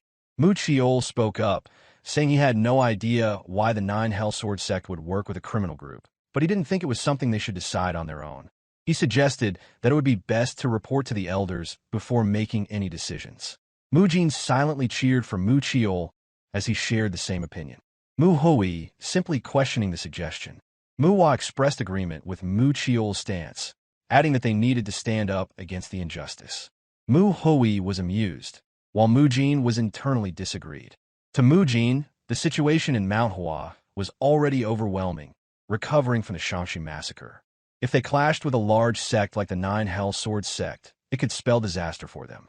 Mujin wanted to avoid that at all costs. Finally, Mujin spoke, expressing his concerns that it would be too dangerous. He explained that while it would be fine if they were just dealing with the underworlders, if the Nine Hellsword Sect was indeed behind them, they might be starting a war. Mu Hui assured him that he was jumping to conclusions, but he understood Mujin's concerns. He reassured him that such a conflict wouldn't happen. Mujin asked how Mu Hui could be so certain, and Mu Hui explained that the Nine Hellsword Sect didn't operate like that. He mentioned that the Nine Hellsword Sect was a tyrannical organization, and if they wanted to eliminate a group, they wouldn't go behind the scenes. They would simply start a fight. Mu Hui also pointed out that with Manhua's current situation, the Nine Hellsword Sect could invade and wipe them out at any time if they wanted. However, Mu Hui believed that the Nine Hellsword Sect wouldn't have the time or resources to deal with such matters right now. Mujin was still confused, but Mu Hui concluded that the underworlds were not truly connected to the Nine Hellsword Sect. Even if they were, he didn't believe the Nine Hellsword Sect would initiate a war with Manhwa. Once Mu Hui had finished explaining, he told them that they would be leaving. Mujin panicked and asked where Mu Hui had gotten this information from, and if it was trustworthy. Mu Hui simply with a word of affirmation and revealed that he had gotten the information from the Beggar Sect. Mujin was dumbfounded. The Beggar Sect, for what he knew, was an orthodox organization composed of beggars. Any beggar in Murim could be considered a part of the sect, and in terms of numbers, no organization in Murim could match them. The Beggar Sect used their numerical advantage to gather intelligence, earning money and food by trading information. One should never underestimate them, just because they were beggars, because they had learned martial arts and followed their own morals and ethics. Therefore, any information from this organization was definitely trustworthy. Before they departed, Mu Hui told Mujin not to worry too much. He admitted that he had expressed an intention to kill them, but that didn't mean he wouldn't first try to be peaceful. Mujin convinced himself that he had been overthinking things. He decided to stop worrying since his senior disciple had assured him that things would be worked out. He willed himself to calm down. Mu Hui instructed them to get ready, as they had already arrived. Mujin had no idea what Mu Hui would say to the underworlders, but he knew it would be obvious if he seemed too anxious. He didn't want to be a burden. To his surprise, Mu Hui kicked the door, shattering it. He then questioned aloud where the piece had gone. The underworld men wondered when they saw the gate broken down and demanded to know who the intruders were. Mu Hui casually stated that it was nice to see them all gathered there. He told the men to relay a message to the Red Wolf Sword and their leader, demanding that they show up and kneel in apology. If they did, Mu Hui announced that he would spare their lives. As he spoke, he unsheathed his sword, signaling that things were about to escalate. The men stood there, confused, until one underworld member recognized the symbol. Realization dawned on them, and they understood that the intruders were from Manhwa. Mujin scowled and informed his senior disciple that he didn't think this was a peaceful method. Mu Hui asked what they meant and told them to remember that breaking down the gates was a common approach when ambushing another sect or clan in the Jianghu. Just then, someone from inside the building stormed out, demanding to know what the ruckus was about. A man reported to his leader that the intruders might be from the Manhua sect. The leader stopped in his tracks, eyeing the group carefully. He thought to himself that they were just a bunch of kids, only 4 of them, and wondered if these kids were really so confident just because they came from Manhwa. He finally spoke, asking them if they wanted to die for ambushing them so late at night. The leader decided to let it go for now because they had an important guest. He told the intruders to leave if they didn't want to die. Mu-Hui responded that it was actually they who would die and advised the man to watch his tone, as Mu-Hui didn't like how he spoke. The man was dumbfounded, wondering if this kid was out of his mind. He warned that while he might not know who they were involved with, he saw the kid clearly didn't value his life. The leader told his men to show these newbies how terrifying Jianghu could be, but ordered them not to kill the intruders. The men drew their swords, but the 4 kids from Manhwa remained calm. Muhua noticed something that made her expression turn grim. She saw 2 corpses at the back, a man and a woman, both covered in blood. Her anger surged as she moved toward them. The 3 men were surprised by her sudden action. Muhua knelt by the bodies to check them over. The man had died with his eyes wide open, and the woman was gravely injured. Mu Chiol and Mu Jin rushed to her side, yelling for her to be careful with the men in front of her. They raised their swords at her, but Mu Hua, now enraged, swiftly attacked using the bamboo leaf hand technique. The men were thrown back, groaning in pain as they crashed to the ground. Mu Jin and Mu Chiol positioned themselves to cover her back. Mu Jin scolded her for acting on her own, but Mu Hua was determined. She announced that the bodies weren't in a good state and needed to be taken to a physician immediately. The bald man, whom Mu Hua had attacked, retorted, asking who says they can take them. He then stated that while they might be from Manhua, they were weak. He told the underworld men to get them if they could, provided they all fought together. The leader watched the exchange, and Mu Hui observed that while Mu Hua had used less force than usual, it seemed like she was controlling her strength as she did during training. He commented that she was being too soft, then asked if her sword was just for decoration. He pressed her, asking why she hesitated when the men were clearly trying to kill her. He urged her to stab them without further hesitation. The leader, watching Mu Hui remain unfazed as his fellow disciple rushed to help Mu Hua, concluded that this kid must be confident in his skills. He decided not to confront Mu Hui directly, but instructed his men to take care of the others and deal with the kid later with numbers. Mu Hui observed this, confused about the leader's behavior. He wondered why the man was running toward the other underworld men instead of dealing with him directly. But it wasn't necessarily a bad thing. Mu Hui realized that this was the situation he had been hoping for. The 3 disciples were inexperienced in the Jianghu, having only recently joined the underworlds, so they weren't fully aware of what they were up against. Mu Jin, however, was surprised when dirt was suddenly thrown into his face. A kick to the stomach followed, and Mu Hui knew that these men often threw dirt and even spat at their opponents. He was sure the 3 disciples are taken aback by having to fight enemies who were doing whatever it took to try and kill them. It was different from the incident with the Black Knight Palace when the first-generation disciples had been there to protect them. Now, they would die if they didn't take their opponents down themselves. Mu Jin was on the ground when a sword was swung above him. He did his best to block it with his own sword. Mu Hui knew that these 3 needed to learn that in the Jianghu, life and death weren't determined solely by martial prowess. The training they had received up in the mountains, where they merely took turns attacking each other, was far from the reality of what they now faced. It seemed different for Mu Chiol, though. He was calm and didn't hesitate to defeat his opponents. A bald man with a sword rushed toward him. Dropping the man he was holding, the bald man swung his sword, but Mu Chiol grabbed his hand to stop it. With a powerful punch, the bald man fell unconscious. Mu Chiol's eyes were determined, like a beast in battle.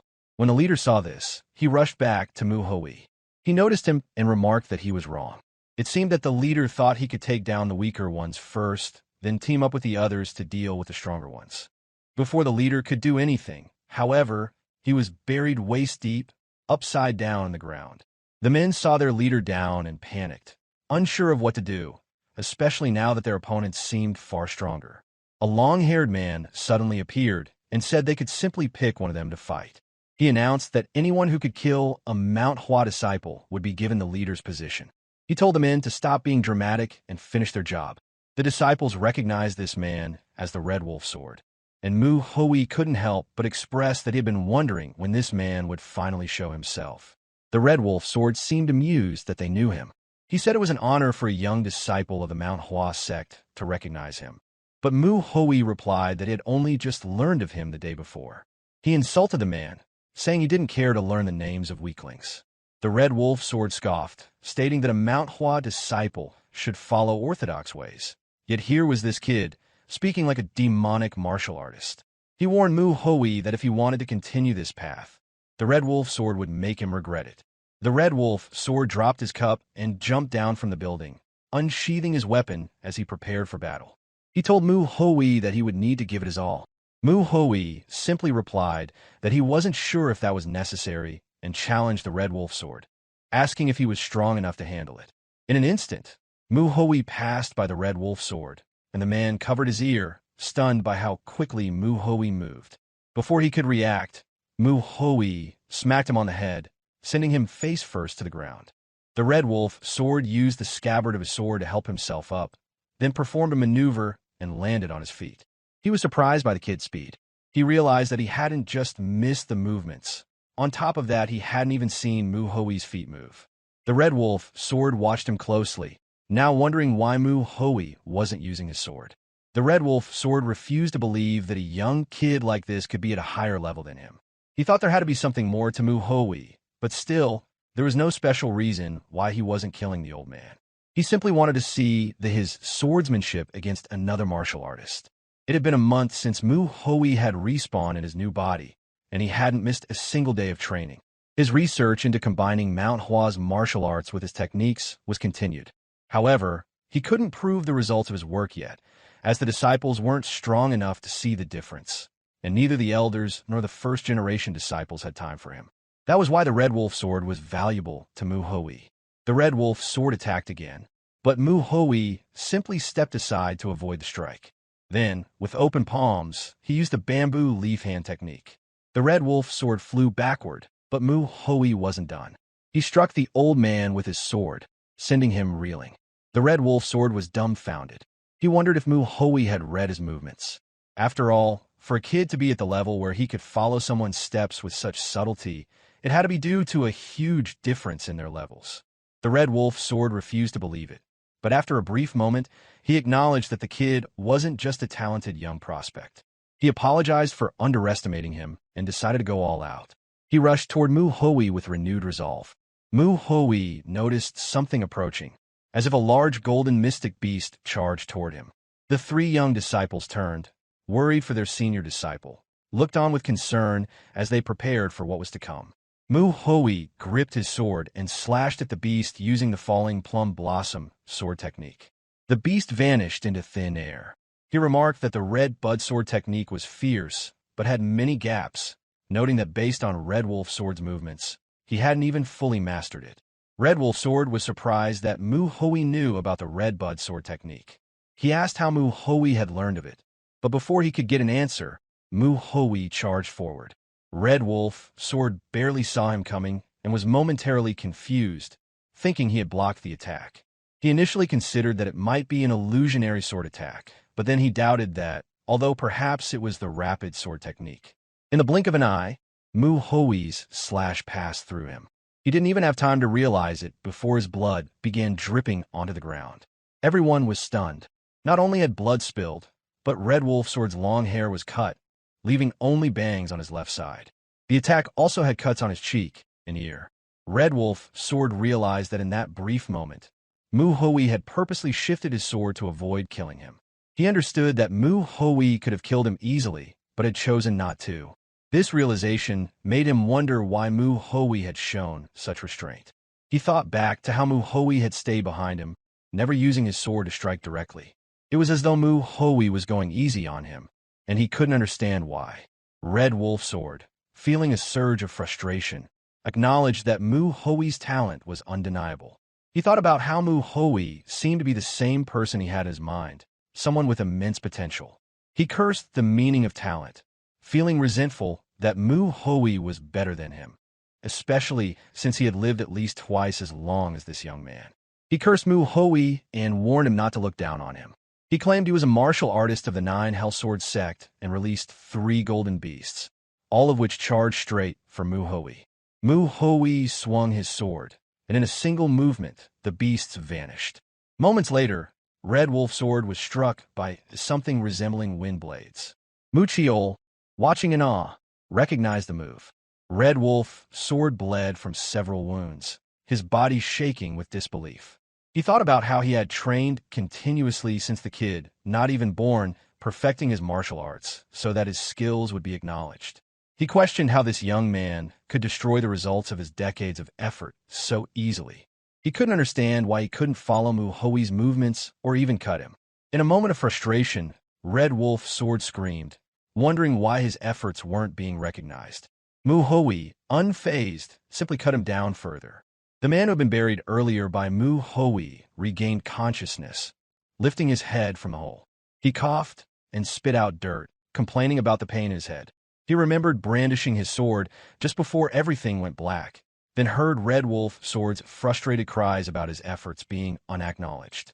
Glancing behind him, he was shocked to see Red Wolf Sword stood, right at the moment Mu Hoi struck him. Red Wolf Sword kept thinking that there was nothing more unfair than talent.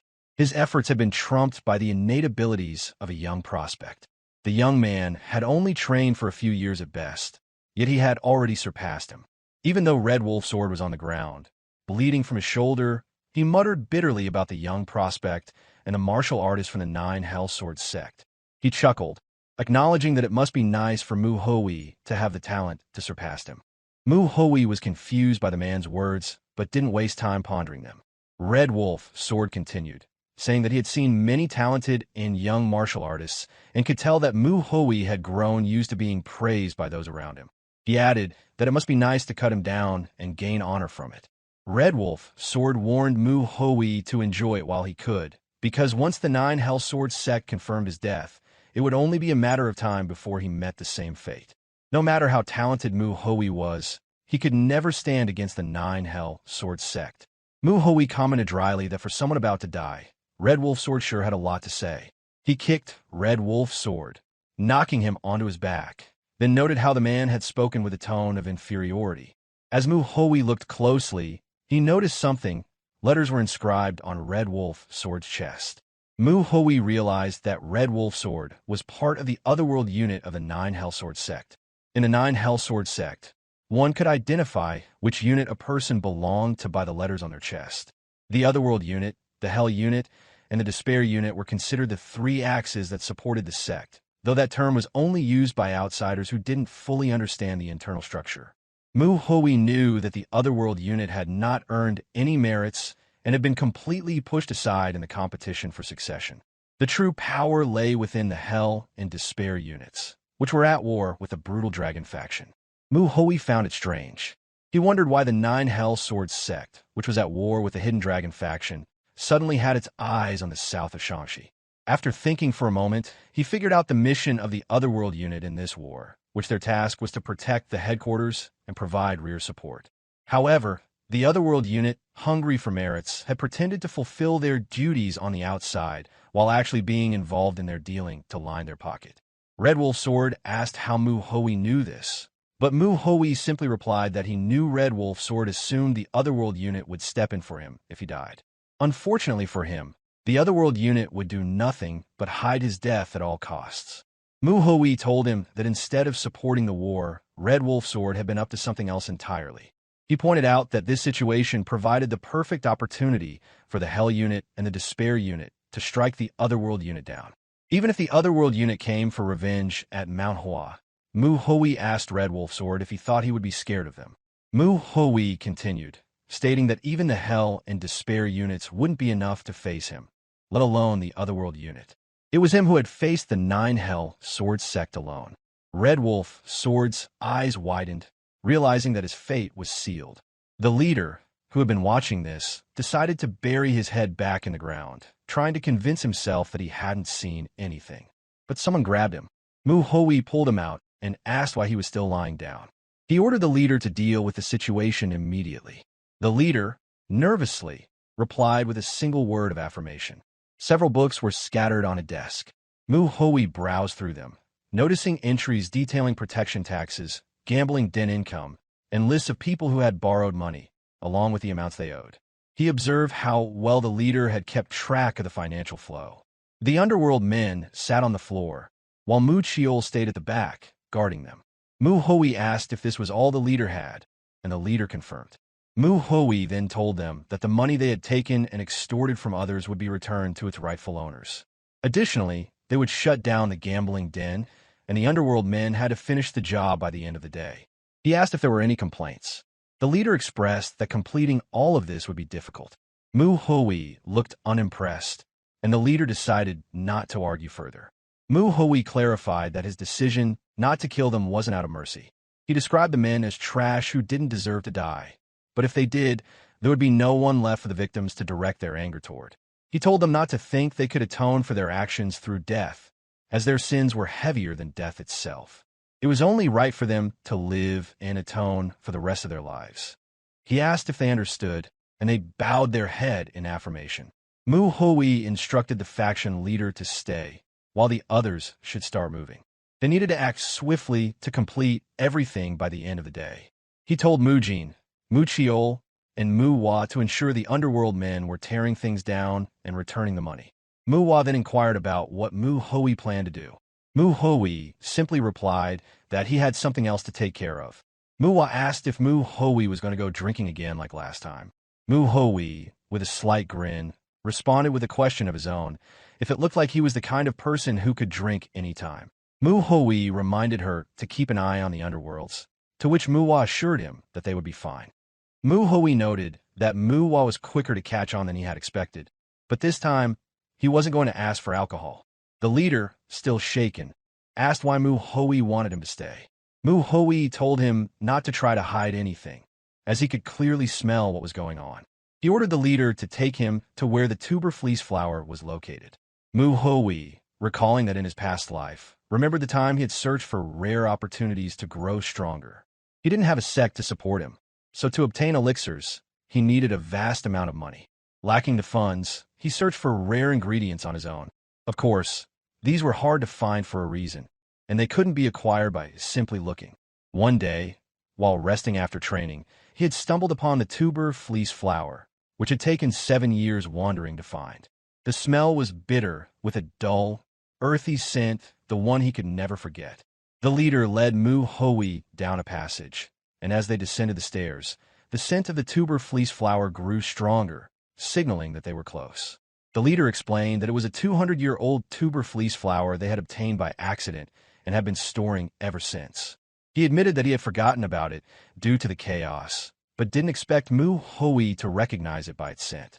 The leader praised Mu Hui for his sharp senses and added that the Red Wolf sword had originally planned to take it, but now it had found a master more suited to it.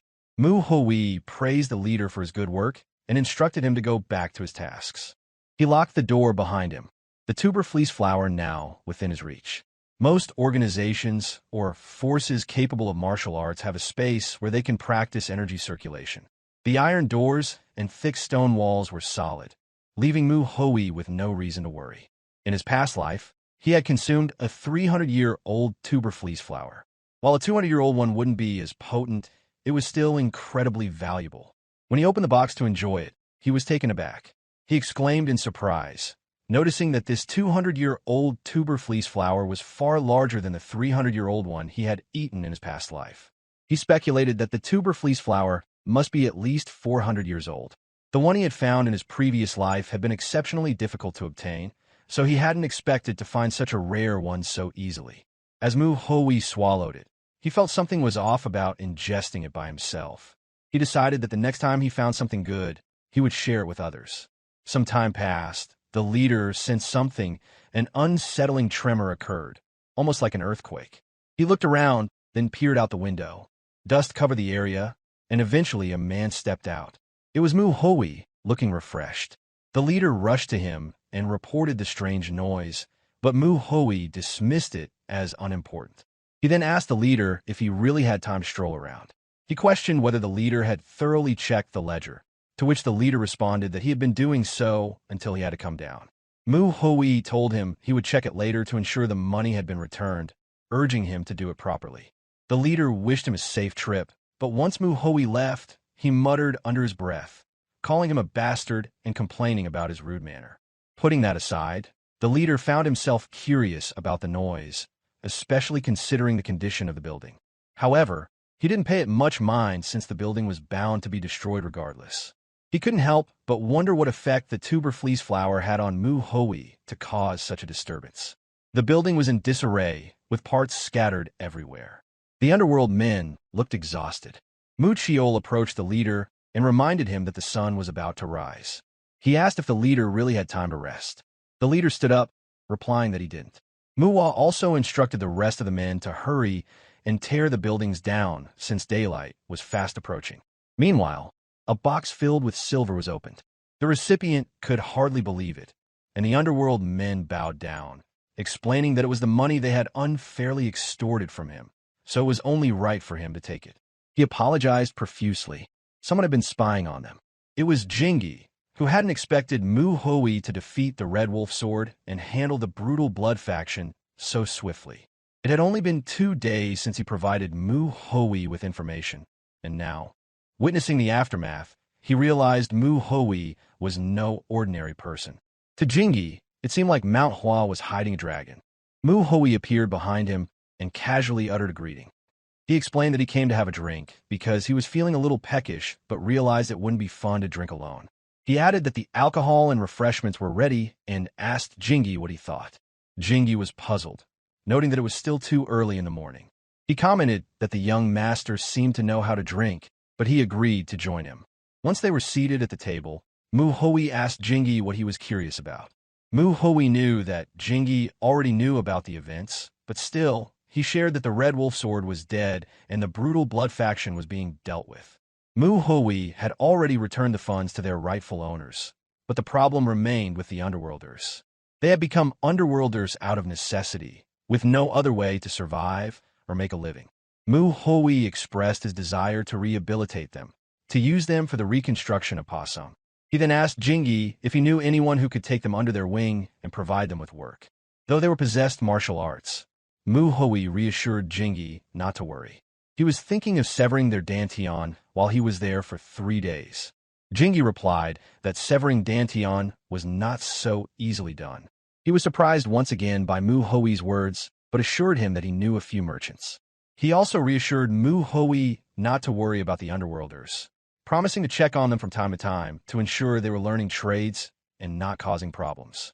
Mu Hoi thanked him, and Jingi replied that it was they who should be thanking him for the opportunity to help. Jingi then changed the subject, asking how long Mu Hoi planned to stay in Pasung. Mu Hoi replied that he still had 2 outer Sect divisions to visit. He needed to see them within a fixed time frame, so he would be in Pasung for 3 days. He then brought up that he had heard there were some strongholds near Pasung and inquired if Mu Hoi planned to deal with them as well. Under the night sky, the streets were bustling with activity as Mu Hoi set a drink down on the table, praising the 3 disciples for their excellent work. Mujin, curious, asked what the bottle was for, to which the 3 disciples looked surprised. Mu Hoi explained that the bamboo leaf liquor had been prepared as a way to celebrate their successful completion of their first real mission. Mujin, however, replied that they did not drink. Mu Hoi nodded in understanding, recalling that in their sect, alcohol was not consumed casually. It was only for special occasions, like the end of the year or to mark significant achievements. He then added that new prospects to the Jianghu die the most during their first real mission. He was certain that the 3 disciples had felt the weight of that truth. He continued, noting that while the martial arts of the underworld were weak, their intentions were clear. The men had charged with the intent to kill, and the 3 disciples had not been prepared to harm them. Mu Hoi stressed that this was the reality of the world outside. Despite their superior martial skills compared to the underworld, the difference between life and death wasn't always determined by one's abilities alone. Mu Hoi pointed out that many newcomers to the Jianghu overlooked this fact and paid a terrible price for it. Yet, these 3 disciples had made it through unscathed. This alone was worth celebrating, and with that, Mu Hoi insisted they drink. Still unsure, Mujin asked if it was also Mu Hoi's first mission. Mu Hoi chuckled, admitting that it indeed was.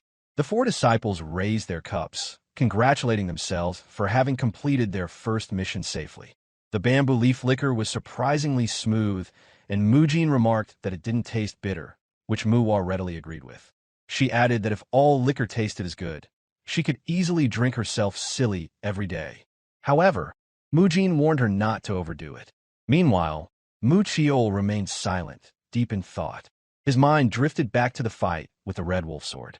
The technique Mu Hui had used didn't resemble the manhua swordsmanship he was familiar with. He couldn't shake the curiosity about what it truly was. Unable to hold back, Mu Chiol finally expressed his thoughts to Mu Hui, asking about the sword technique he had witnessed. He explained that while Mu Hui's technique had initially seemed like manhua swordsmanship, the moment he deflected the Red Wolf sword strike, the style had transformed into something entirely unfamiliar. The power was concentrated, and the sword's curves lacked their usual fluidity. Mu Chiol wished to understand more about this unique form of sword manipulation. Mu Hui was amused, considered how they had been focused on dealing with the underworld, but hadn't realized he was also being observed. He noted that the technique he used did indeed contain the principle of weight. This was part of the Donko sword technique he had created in his past life. He had incorporated the concept of weight into the basic movements of the six-fold combo sword technique. He was surprised that Mu Chiol had noticed it. Mu Hui acknowledged that Mu Chiol had also recognized the differences in the technique, but had not been able to pinpoint its origin. He had planned to explain it eventually, but now was not the right time. He told the group that before they could discuss it further, there was something else they needed to address. He asked if they had finished their drinks, encouraging them to do so, as they would not have time to drink for the next 3 days. Elsewhere, a carriage moved through the night, traveling along a forest path. Suddenly, someone emerged from the bushes and commanded the coachman to stop. The coachman asked what the matter was, but the man simply threatened him, demanding everything they had or facing death. From a distance, Mu Hui and the 3 disciples observed the scene. Muwa quickly deduced that the men were bandits. Mu Hui explained that these men hid in the forest and waited for travelers to rob. They were part of a larger group, but were not typical underworld criminals. The major difference was that they had learned martial arts and operated more systematically.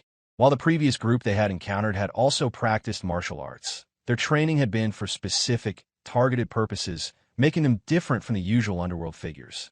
These bandits, on the other hand, were more organized and posed a greater threat. Mu Hui warned the disciples that if they encountered such bandits, they should assume a stronghold was nearby. From what he knew, there were at least 5 such strongholds around Pasong, though he wasn't certain of their exact locations. One thing was clear, however, these bandits were stronger than those under the Red Wolf sword. Mu understood, but she couldn't help but ask why Mu Hui was sharing this information with them. Mu Hui responded that for the next 3 days, they would be eliminating all the strongholds. One disciple would handle each stronghold while the others observed. The 3 disciples were surprised, and Mu Hua, clearly nervous, stammered as she asked why Mu Hui had made that decision. She wondered if it was because they had done something wrong. Mu Hui, puzzled by her question, asked what she meant. He reminded them that they had nearly died during their last encounter because they hadn't been prepared to take down the underworld members. He clarified that the task he had given them was meant to prepare them for such situations, where they might have to harm others to survive. The weight of his words finally sank in. Mu Chiol agreed with Mu Hui, acknowledging that they could have died if it hadn't been for the senior disciple's intervention. He believed that the mission was a good way for them to learn. Mu Jin, still uncertain, asked how Mu Hui had prepared himself to harm others. Mu Hui struggled with the question, as he knew this wasn't his first real fight, but he couldn't share that with them. Instead, he recalled his first real battle happened so long ago, but still vivid in his memory. He had been young and severely injured. He could remember the fear he felt, the fear that if he didn't kill, he would be the one to die. Mu Hui explained that he had been afraid of dying and, more so, afraid that the other disciples might get hurt. That fear drove him to slay the enemy before him, ensuring that his worst fears didn't come true. Mu Jin listened intently, and Mu Hui added that his words were just a reference. Every fighter had to find their own path to battle. He then turned to Mu Chiol and brought up the topic of the sword technique Mu Chiol had observed. He promised that he would teach Mu Chiol the technique depending on his performance during the stronghold mission. As a start, Mu Hui had planned to demonstrate how to eliminate a whole stronghold, and now was the time to show them how it was done. He instructed them to watch closely. The bandit was soon buried upside down in the ground, with the coachman expressing his thanks to the young martial artist. Mu Hui yanked the bandit from the hole and slapped him across the face. The bandit, bruised and battered, pointed toward his base, where armed men awaited. The men, clearly annoyed, were swiftly defeated by Mu Hui in a blink of an eye, leaving them unconscious on the ground. It was swift. Mu Hui had single-handedly taken down all the thugs. Thus began the 3 days of intense training. During the day, the disciples kept watch over the brutal blood faction, while at night, they handled the strongholds. The training was difficult at first, as everyone hesitated. Manhwa almost got slashed in the process. But soon, the disciples started to gain confidence, learning to act more quickly in response to danger. The hesitation that had once plagued them began to fade, much sooner than Mu Hui had anticipated. They were all performing well against the strongholds, though Mu Jin still struggled a bit. It wasn't that he was lacking in skill. In fact, he was better than both Mu Hua and Mu Chiol in terms of technique. However, Mu Jin hesitated to kill, even when facing certain death. It became clear to Mu Hui that Mu Jin was more afraid of harming others than he was of dying. Having watched Mu Jin closely, Mu Hui understood the root of the problem, but he knew that Mu Jin had to overcome it on his own. With that, Mu Hui informed the disciples that they had completed all the stronghold missions ahead of schedule. It had only taken 2 days instead of the expected 3. He praised them for their hard work and announced that they would leave for Weinan as planned, advising them to rest until the following day. Curious, Manhwa asked what they would be doing that day.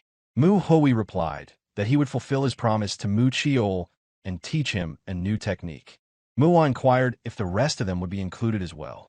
Mu Hui confirmed that they would all participate, as it would benefit them too.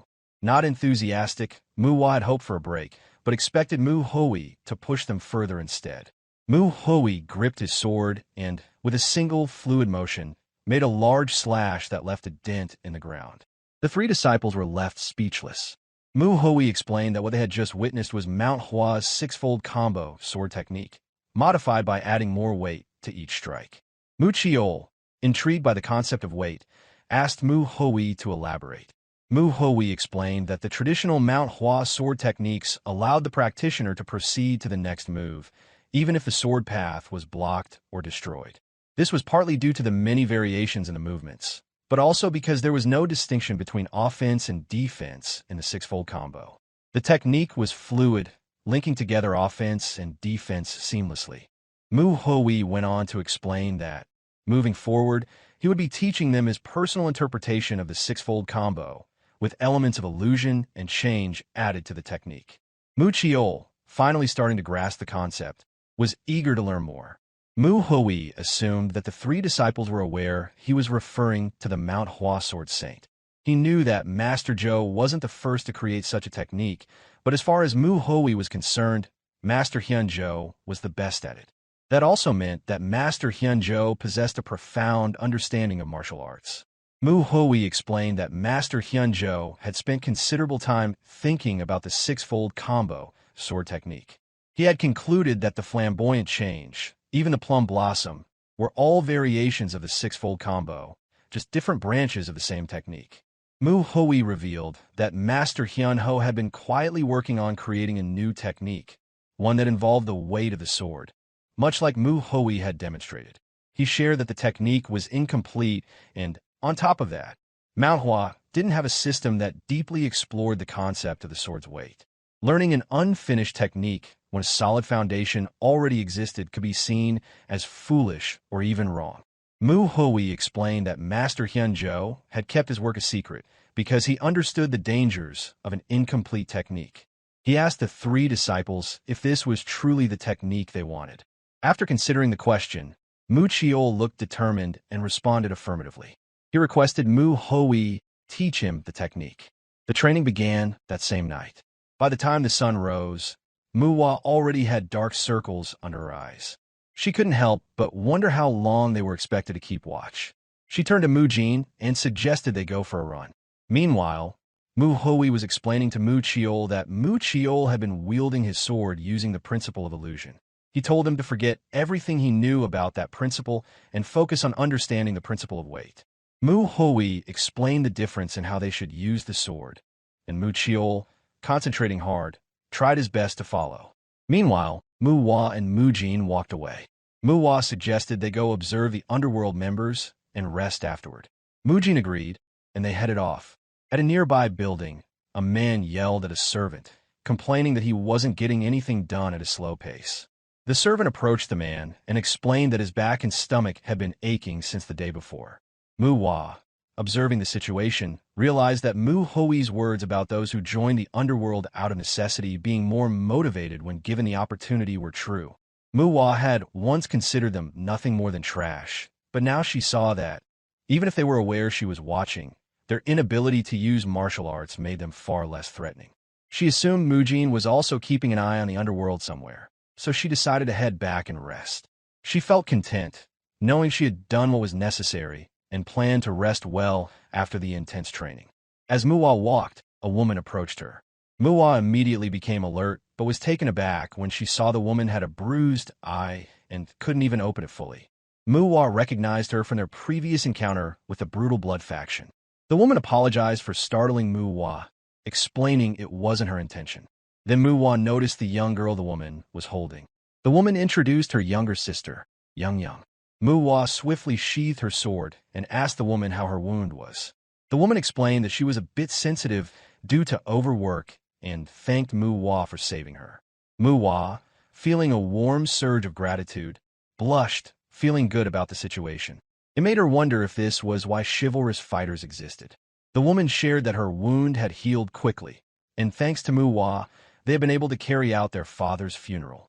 Manhwa was confused for a moment before recalling the man who had died with his eyes open. She apologized for not being more helpful earlier and hoped their father could rest in peace. The woman reassured her, saying she hadn't mentioned it to receive any pity. Instead, she was thankful that Manhwa had saved her, so that her sister, Young, would not be left alone. The young girl blushed and, with great sincerity, expressed she wanted to become an impressive chivalrous fighter like Manhwa when she grew older. Overcome with emotion, Manhwa was about to burst into tears. Confused, the woman wondered why Manhwa was crying. She asked the little girl if her name was indeed Young and told her that she could achieve her dream. Young asked if it was true, and Manhwa assured her that she could even become greater than herself. Manhwa continued to cry, and the woman became flustered, asking if Manhwa was injured. Manhwa replied that it wasn't that. As dusk fell and the night sky appeared, Mujin sat in a room, brooding with a grim expression on his face, lost in thought. The next day, Manhwa was irritated when she saw Mu Hoi walking quickly, clearly in a hurry. She asked him why he was rushing, wondering what had caused the sudden urgency. Mu Hoi was confused. He told Manhwa that he wasn't rushing, but rather, it was her who was moving too slowly.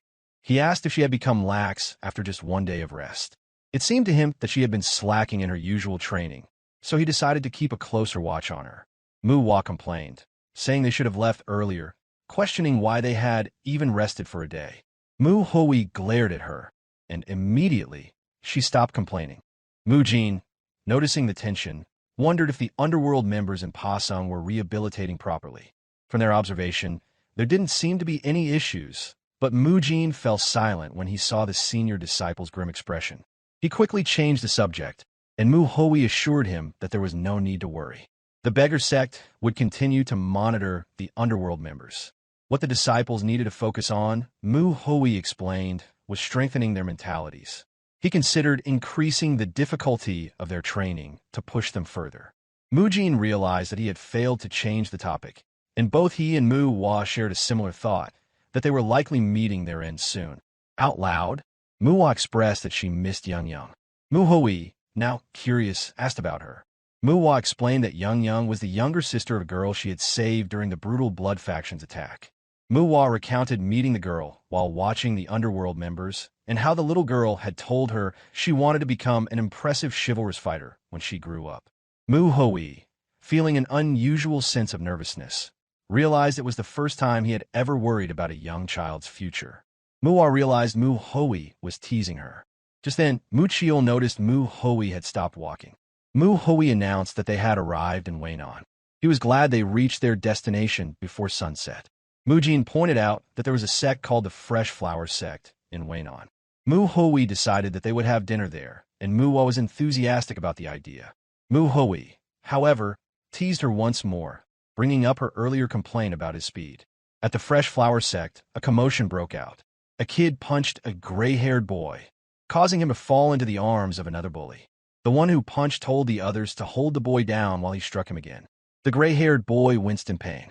Just as the bully raised his fist for another blow, his hand was stopped by someone. The figure, Mu Hui, observed that the child had been using quite a bit of internal energy for such an act. The kid glanced around nervously and saw more men in black uniforms appear. The gray-haired boy recognized the clothing, that they belonged to disciples of the original Manhwa sect. Mu Hui spoke, telling the bully that his actions could have killed a child who hadn't learned martial arts yet. He glared at the bully and pointed out that he must have known the danger of using such force. The bully shot him an arrogant glare, and Mu Hui noticed the child's arrogance despite his youth. He quickly realized that the issue lay with the child's upbringing. Mu Hui understood that the child had simply been influenced by his parents, and the child himself was not entirely at fault. The bully continued to glare at Mu Hui, prompting him to threaten the boy. He warned him that if he kept glaring at someone while knowing he was wrong, he might end up getting slapped in the face. Mu Hui noted that the boy seemed to be part of an orthodox group, so he asked if the sect had taught him to behave in such a manner. Before he could finish his sentence, a small hand tugged at his shirt. The gray-haired boy had moved in front of the bully, as if to protect him from Mu Hui. Mu Hui watched the exchange for a moment before stepping back, releasing the bully and instructing them to leave. The bullies quickly retreated. The gray-haired boy, offering a fist-palm salute, introduced himself as Lim Sanha of the Fresh Flower Sect. He thanked Mu Hui for his help. Mu Hui introduced himself as a second-generation disciple of the Manhua sect. Concerned, Manhwa asked the boy if he was all right. Sanha confirmed he was fine. Mu Hui inquired about the identity of the bullies. Sanha explained that the kid was the young leader of the Great Truth sect, and the others were disciples from the same sect. Confused, Manhwa asked why the bullies were targeting Sanha. The boy sighed and explained that his sect had never gotten along with the Great Truth sect. Recently, the bullies had discovered that Sanha's sect was weaker than theirs, so they had started picking on him.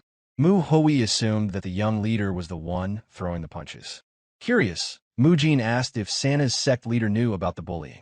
Sanha replied that yes, his sect leader was aware, and that he used to fight back and beat the bullies. Eventually, the Fresh Flower Sect leader went to the Great Truth sect to address the issue. However, the Great Truth sect leader argued that their disciples wouldn't have acted without reason and blamed Sanha. They attempted to turn the situation into a sect-level conflict, but the Fresh Flower Sect leader, wanting to avoid war, backed off. Mu Hui listened carefully.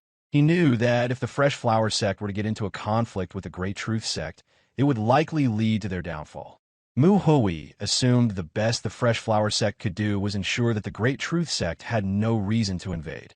He now understood why Sanha had asked for help without directly saying anything, which is that Sanha was concerned that the situation might escalate into a conflict between the two sections. That was also why he had allowed the children to bully him. Manhwa, angry at how an outer sect of Manhwa was being treated, voiced her frustration. Mu Hui explained to them that there was a reason why they were sent to manage the outer sections. He decided it was time to hear the full details from the Fresh Flower Sect leader. At the Fresh Flower Sect, the members were amazed to see the disciples of the Manhwa sect. Mu Hui noted that the main sect disciples were known for the red plum blossoms on their clothing, while the outer sects bore white plum blossoms. He saw that the Fresh Flower Sect's members had white plum blossoms embroidered onto their clothes. Soon, the leader arrived and expressed that they had been waiting to meet them.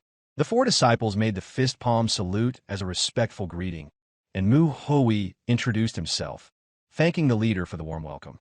The leader, Lim Muguk, reciprocated the greeting and the salute. He shared that they had been hearing about how Mu Hui and his disciples had managed to take down the brutal blood faction in a single night. Mu Hui humbly replied that the rumors in Jianghu had been exaggerated. It hadn't been done overnight. Muguk laughed, acknowledging that the important thing was that the brutal blood faction had been taken care of. He then asked Sanha if he was the one who brought them there, to which Sanha replied affirmatively. Muguk praised his son, and Mu Hui watched him intently. Muguk invited them inside. Once seated, they had tea, and Mu Chiol commented that the scent was deeper than the plum blossom tea from Manhwa. Mujin added that it tasted great, especially since it was freshly brewed. Muguk humbly replied that it wasn't as good as Manhwa's, adding that he hadn't forgotten the taste of their plum blossom tea and that it made him think of visiting again. Then he realized he should have let them rest before discussing matters further. Mu Hui assured him that it was fine. Since the sect leader had sent them to take care of the outer sects, it was only right to do so. He then inquired about the situation at the Fresh Flower sect. Muguk admitted that they were in a difficult position. When Mu Hui asked if this was due to the Great Truth sect, Muguk confirmed that while their relationship with them had never been good, it had been manageable in the past when both sects were more or less equal in strength. Mu Hui concluded that things must have changed since the Shangxi massacre, and Muguk agreed. He explained that after the Great Truth sect learned the extent of the damage the Fresh Flower sect had suffered, they had become bolder. They had been obstructing the Fresh Flower sect at every turn, and now they were intervening in their interests and provoking them. Muguk shared that even the young leader of the Great Truth sect had been bullying his son. He seemed deeply saddened that Sanha had suffered again that day. Mujin, surprised that Muguk knew about the bullying, asked how he had figured it out. Muguk explained that although his son had tried to hide it, he, as a father, would always know. He admitted that he would love to confront the Great Truth sect with his sword, but he knew that would be exactly what they wanted. He recognized that the Great Truth sect was attempting to take over the Fresh Flower sect, no matter what it took, and there was nothing he could do about it. Despite his son coming home after being bullied, he felt that as a father and as a sect leader, he had failed. Mujin asked why he hadn't asked for help from Manhua. Muguk replied that he was aware of the current situation at Manhua and had planned to request help once they had recovered. He expressed his relief now that the disciples had arrived, saying that he could sense their determination and spirit just from sitting with them. He believed that the presence of Manhua's disciples alone would deter the Great Truth sect. Mu Hui responded, pointing out that if Muguk truly had faith in them, he wouldn't have looked so troubled. Mujin, moved by Muguk's words, agreed enthusiastically until he realized what Mu Hui had just said, which confused him. Mu Hui clarified that if Muguk really believed in the disciples, he wouldn't have made that face when talking about his son. Mu Chiol and Mu Hua, unsure of what Mu Hui meant, exchanged glances. Muguk dismissed the comment, claiming that Mu Hui must have been seeing things. He insisted that not trusting the disciples of Manhua was the same as not trusting Manhua itself. He assured them that there was no way a mere outer sect leader would not trust them, then swiftly changed the subject to dinner. He invited the group to join him for dinner, but Mu Hui, frustrated by Muguk's evasiveness, considered that Muguk may have harbored unrealistic expectations of Manhua's assistance. Mu Hui sympathized with Muguk, understanding that the leader had probably endured hardships while holding on to the hope that Manhua would help. However, what he had received were young disciples on their first outing to the Jianghu. When they arrived, all he saw were kids, and it became clear that Muguk doubted their ability to help against a whole sect. Mu Hui realized that this might be why Muguk had been so hesitant to fully trust them, fearing that the disciples might end up hurt in the face of such overwhelming opposition. While knowing the disciples were trying to help, Muguk decided to treat them during their stay and then send them back. However, Muguk couldn't stop thinking about his son and the other sect members who had been enduring harassment from the Great Truth sect. He felt a deep sense of pity for them. As these thoughts swirled in his mind, Muguk also wondered if, deep down, he secretly hoped that the young disciples would step in and offer help. He realized he couldn't even hide his emotions, and he chastised himself for it, feeling almost childish for showing his vulnerability. Yet, he was impressed by how perceptive Mu Hui was, able to read his expression so accurately in such a brief moment. Mu Hui, acknowledging Muguk's kindness, said he appreciated the gesture, but made it clear that they would handle their own dinner. Mu Hua, Mu Chiol, and Mu Jin were all taken aback. Mu Hua, feeling the tension, said that Mu Hui's refusal seemed rude. Internally, Mu Hui thought that it was actually the Fresh Flower sect that had been rude first. Confused, Muguk asked why they were turning down his goodwill. Mu Hui knew he wouldn't be able to change Muguk's mind, and trying to convince him further would be a waste of time. He admitted that he couldn't accept the hospitality from Muguk, especially since they hadn't been of any help to the Fresh Flower sect. It didn't feel right. Everyone was taken aback by this admission. Still confused, Manhwa asked if Mu Hoi really meant that it wasn't right. As she recalled Mu Hoi's teachings about swinging a sword with one's whole body, about sparing lives, and a not-so-peaceful method they employed during the brutal blood faction ambush, and she began to doubt if the person standing before her was truly the same senior disciple she had come to know. She wondered what had happened to him that day. Senior appeared unusually agitated that day, a stark departure from his habitual indifference toward his duty. Manhwa noted that he, who had never truly cared for his responsibilities, now behaved with a focused urgency that suggested something was deeply amiss. As the group ambled along the mountain path, Manhwa remarked quietly that there must be an underlying cause for this sudden change. When Mu Hoi turned around, her surprise was evident, and it became clear that an explanation was both expected and needed.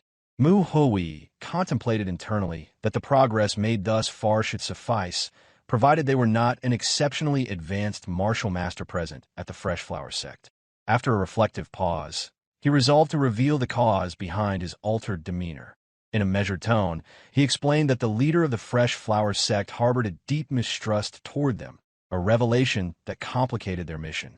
Manhwa recalled that the leader had previously indicated that the Great Truth Sect would cower merely at the sight of their presence, and Mu Hoi confirmed this recollection while questioning the inherent strangeness of such behavior. He recalled how the young disciples of the Great Truth Sect had behaved earlier. Although their youth might suggest inexperience, Mu Hoi stressed that even a child successor was bound by the same strictures of caution in both action and speech. There was a method behind the apparent indiscretion, which was a rationale that could not be ignored. Moreover, if the Great Truth Sect indeed chose retreat simply because of their presence, the situation was even more alarming. The leader of the Fresh Flower Sect was acutely aware of the struggles faced by the Manhwa sect. Despite having dispatched a disciple to oversee matters in the outer regions, the Manhwa contingent now consisted of merely 4 inexperienced disciples venturing into the Jianghu for the first time. The consequences of engaging the Great Truth Sect were dire, that a defeat would not only lead to the absorption of the Fresh Flower Sect by their rival, but also invite widespread criticism that Manhwa had failed to manage its own internal affairs. Such an outcome, Mu Hoi elaborated at length, would be catastrophic for all involved. In the midst of this tense discussion, the matter of strategy arose naturally. Manhwa sought guidance on the appropriate course of action. In response, Mu Hoi reiterated that as long as the underlying issue was resolved, the results would remain favorable. His tone carried quiet confidence, even as he left the specifics unspoken. When further pressed about the method of resolution, she quickly brushed it off and implied that Mu Hoi must already harbor a plan, even if unspoken at that moment. Later that day, upon arriving at an inn, the 4 disciples observed that 2 men from the Great Truth Sect were dining there. Mu Hoi surveyed the scene with dismay, knowing this establishment, which should have been the territory of the Fresh Flower Sect, was now being occupied by outsiders who behaved as if it were their own domain. The discontent in the eyes of the 2 men was unmistakable, suggesting that they were actively seeking vulnerable targets. It was evident that trouble would soon ensue, even if no one intervened directly. The tension escalated when a man clad in a green robe brushed past one of the Great Truth Sect members. The encounter drew immediate disapproving looks from the 2, who clearly noted the man's inebriated state. With a stumbling apology, the man explained that the recent increase in protection fees had stirred up resentment among the locals. In a frustrated whisper, he added that the men's glaring expressions hinted at a readiness to unleash violence on unsuspecting civilians. His parting words confirmed that, despite the inn's traditional ties to the Fresh Flower Sect, the Great Truth Sect had imposed extortion by raising protection fees. As the 4 disciples absorbed these developments, it became evident that the Great Truth Sect had effectively seized control of the inn. Amid murmurs of anger, another guest voiced his frustration. He was accusing the fee collectors of being leeches who not only extorted money, but also took advantage of complimentary food. His words, laced with indignation, were quickly tempered by a companion who cautioned him to speak softly lest their remarks attract unwanted attention. Through this overheard exchange, Mu Hoi deduced that the Great Truth Sect had already taken over the establishment. Their imposition of protection fees had understandably infuriated the local residents. Noticing the rising volume of heated discussion among the guests, Manhwa confidently predicted that conflict was imminent. With deliberate calm, he instructed the three other disciples not to intervene, trusting that events would unfold in their favor. However, Manhwa, often regarded as somewhat absent-minded, struggled to grasp the full implications of Manhwa's directive. Before further clarification could be offered, the situation took a dramatic turn. The two men from the Great Truth Sect abruptly rose from their seats. One, unable to tolerate the mounting tension, declared his frustration and, with a deliberate tap on a nearby guest's shoulder, implied that the guest's earlier remarks had been meant for their ears. The guest, in a tone dripping with condescension and devoid of respect, defiantly challenged the sect members, daring them to act. His inebriated state only magnified his insolence, prompting his companion to urge him to desist. Undeterred, the guest launched into a lengthy diatribe. He asserted that every word he had spoken was justified, denouncing the sect members for their hypocrisy, criticizing them for concealing themselves during an attack by the demonic cult, and then shamelessly extorting the people previously under the Fresh Flower Sect protection. His tirade escalated into a torrent of insults, labeling the offenders as demonic miscreants whose disgrace would forever bar them from public life. Finally, having endured the relentless rant, a member of the Great Truth Sect intervened decisively by seizing the insolent guest, yanking him from his seat, and forcefully throwing him to the floor. This chain of events left no doubt. The Great Truth Sect had seized control of the territory, and their actions cast a long shadow over the unfolding drama. At that moment, the man sneered as if certain his adversaries must consider them fools.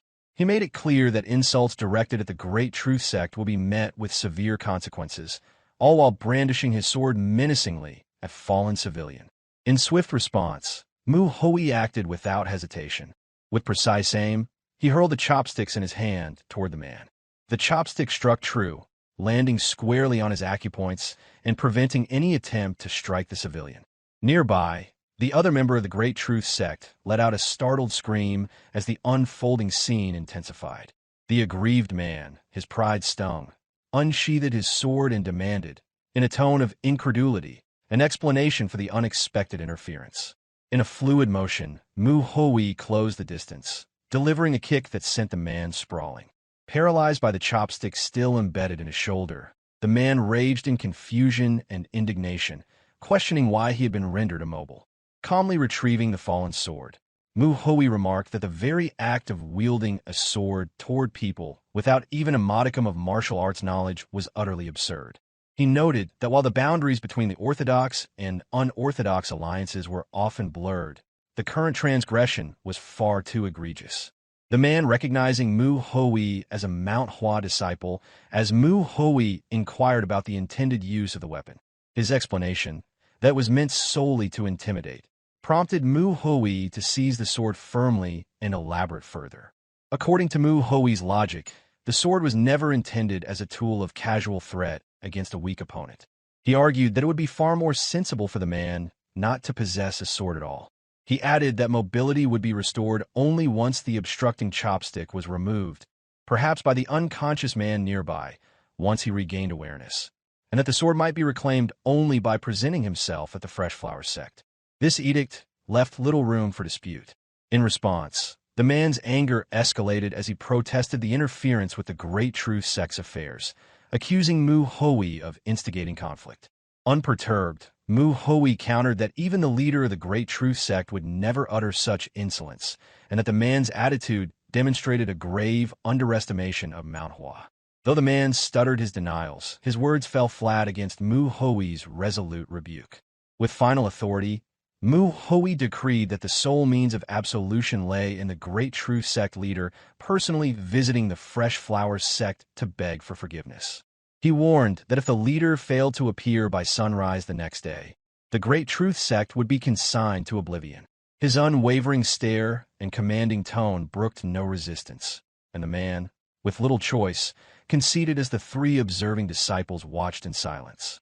Amid the simmering tension, Manhwa remarked that her senior disciple's brazenness seemed to grow with each passing day, suggesting that a preemptive ambush on the Great Truth Sect might have been more prudent.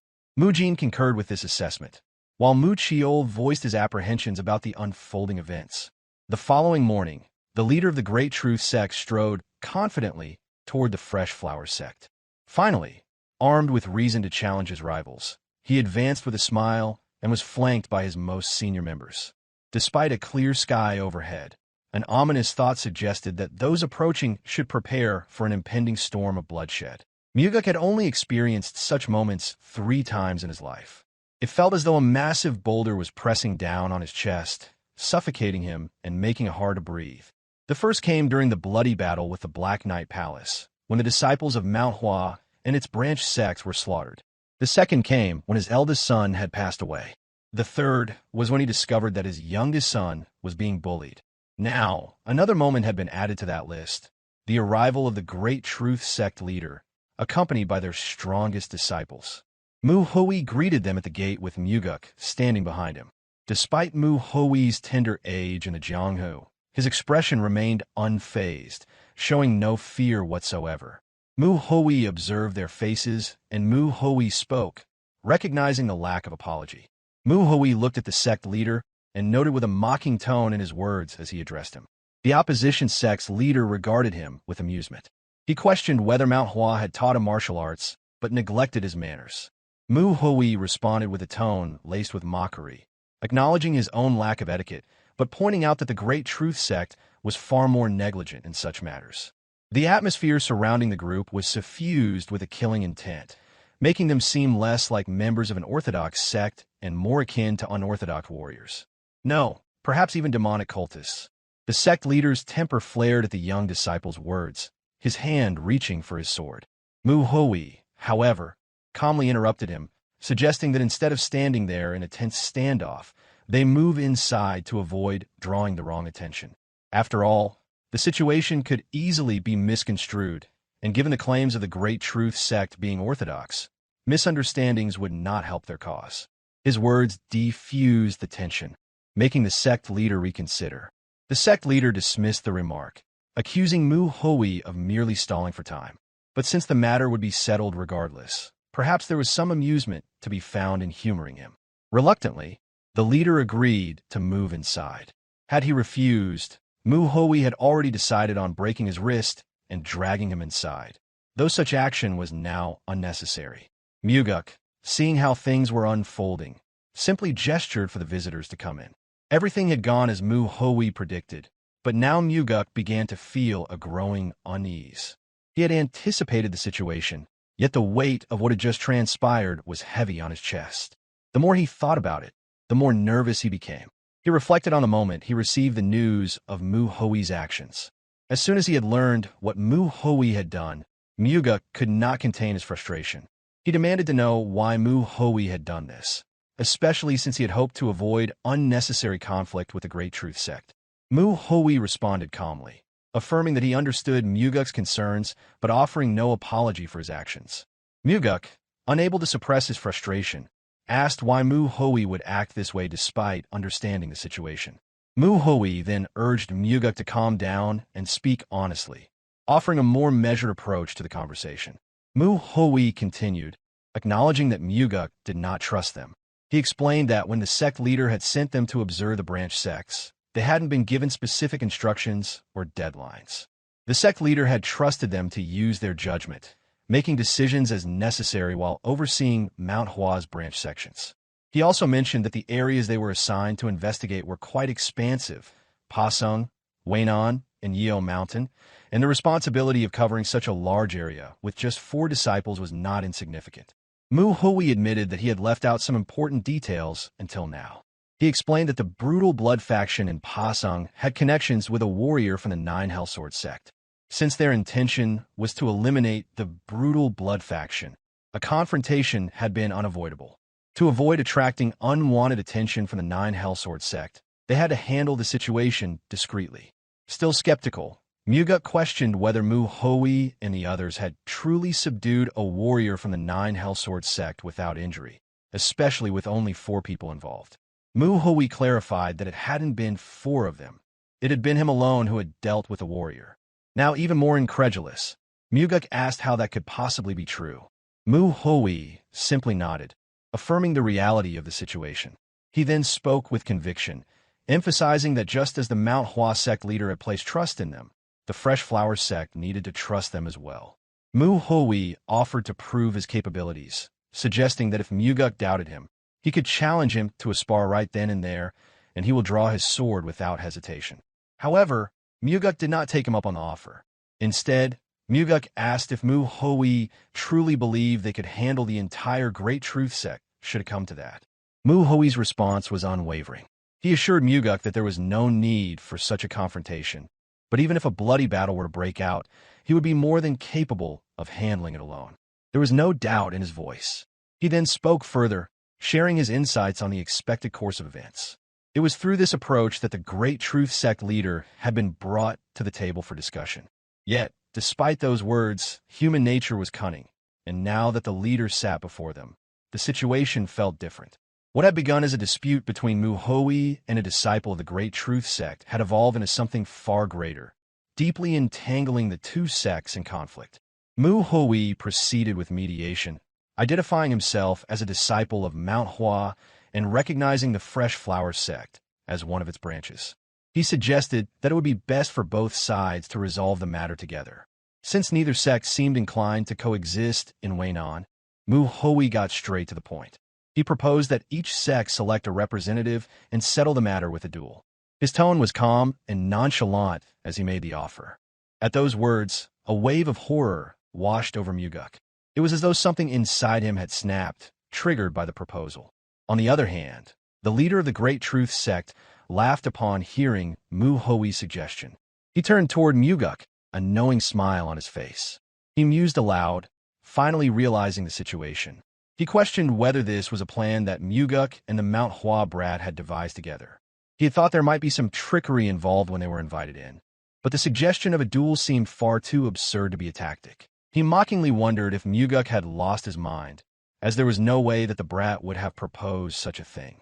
Mu Hui, hearing the leader's mocking expression, noticed the subtle shift in Muguk's demeanor when the leader mentioned the death of Muguk's eldest son. It was something Mu Hui hadn't known before. It became apparent in the way Muguk's gaze hardened. The leader's words seemed to strike a painful memory in Muguk, and Mu Hui understood the discomfort. Mu Hui's eyes remained fixed on Muguk, his concern growing as the leader mocked how Muguk had placed his faith in a young Manhwa disciple, thinking that the brat would resolve everything. The leader's words had indeed hit a raw nerve, and Mu Hui's voice, using the voice transmission technique, asked whether Muguk's son had been killed in a duel with the Great Truth sect. Mu Hui quickly apologized, realizing that he had unintentionally brought up a painful memory. He repeated his apologies through the transmission, but Muguk, though clearly affected, reassured him that it was his fault for not bringing it up earlier. He trusted Mu Hui and urged him to continue. Mu Hui gave a brief acknowledgement, expressing his gratitude before refocusing on the matter at hand. While there were things he hadn't been aware of, he understood the weight of the situation.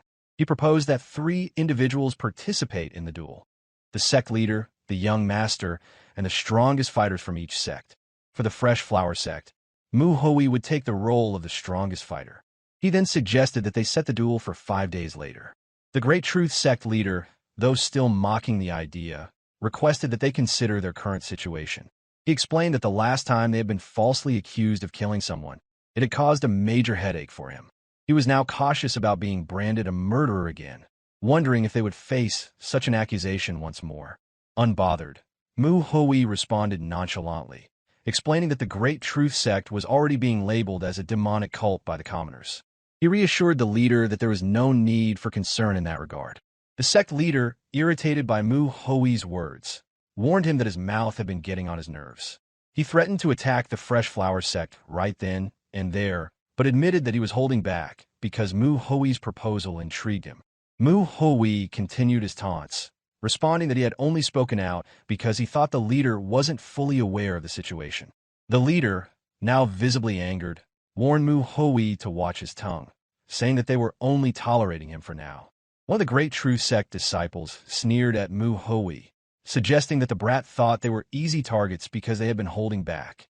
Mu Hui's gaze turned cold as he met the sneer, radiating enough killing intent to silence the disciple. The man, intimidated, stood nervously, unsure of the depth of Mu Hoi's strength. The Great Truth Sect leader, seeing the tense atmosphere, finally stood up and agreed to the proposal, stating that they would return in 5 days to settle the matter. Before leaving, he added that he hoped the duel would be fair and that no one would lose their life.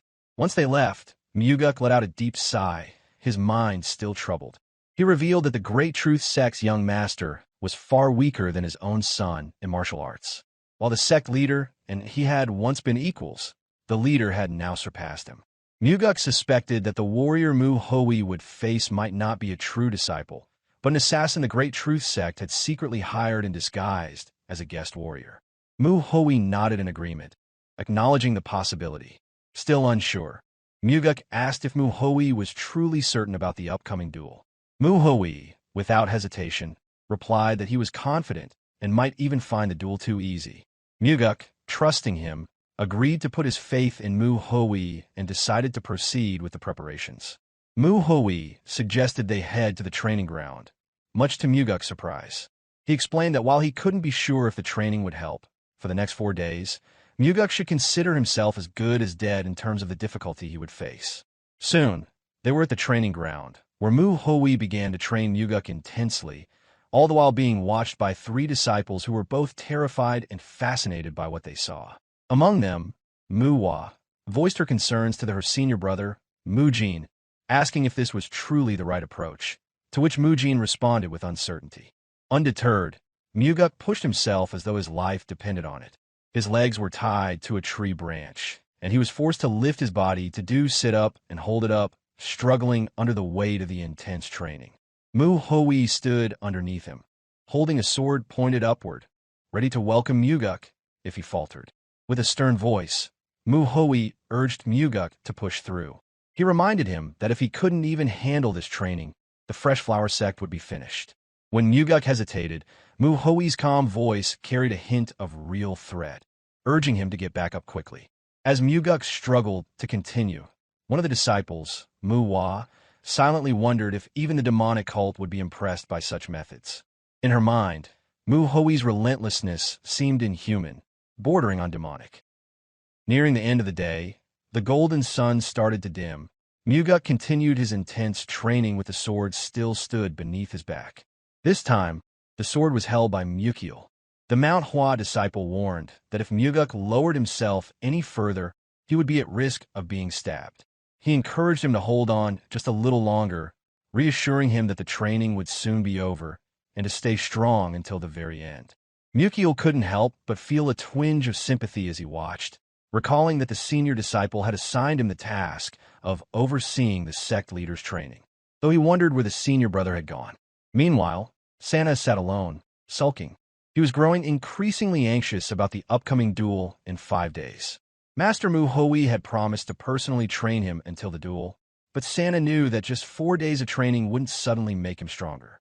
He voiced his frustration loudly, kicking a stone away from him in frustration.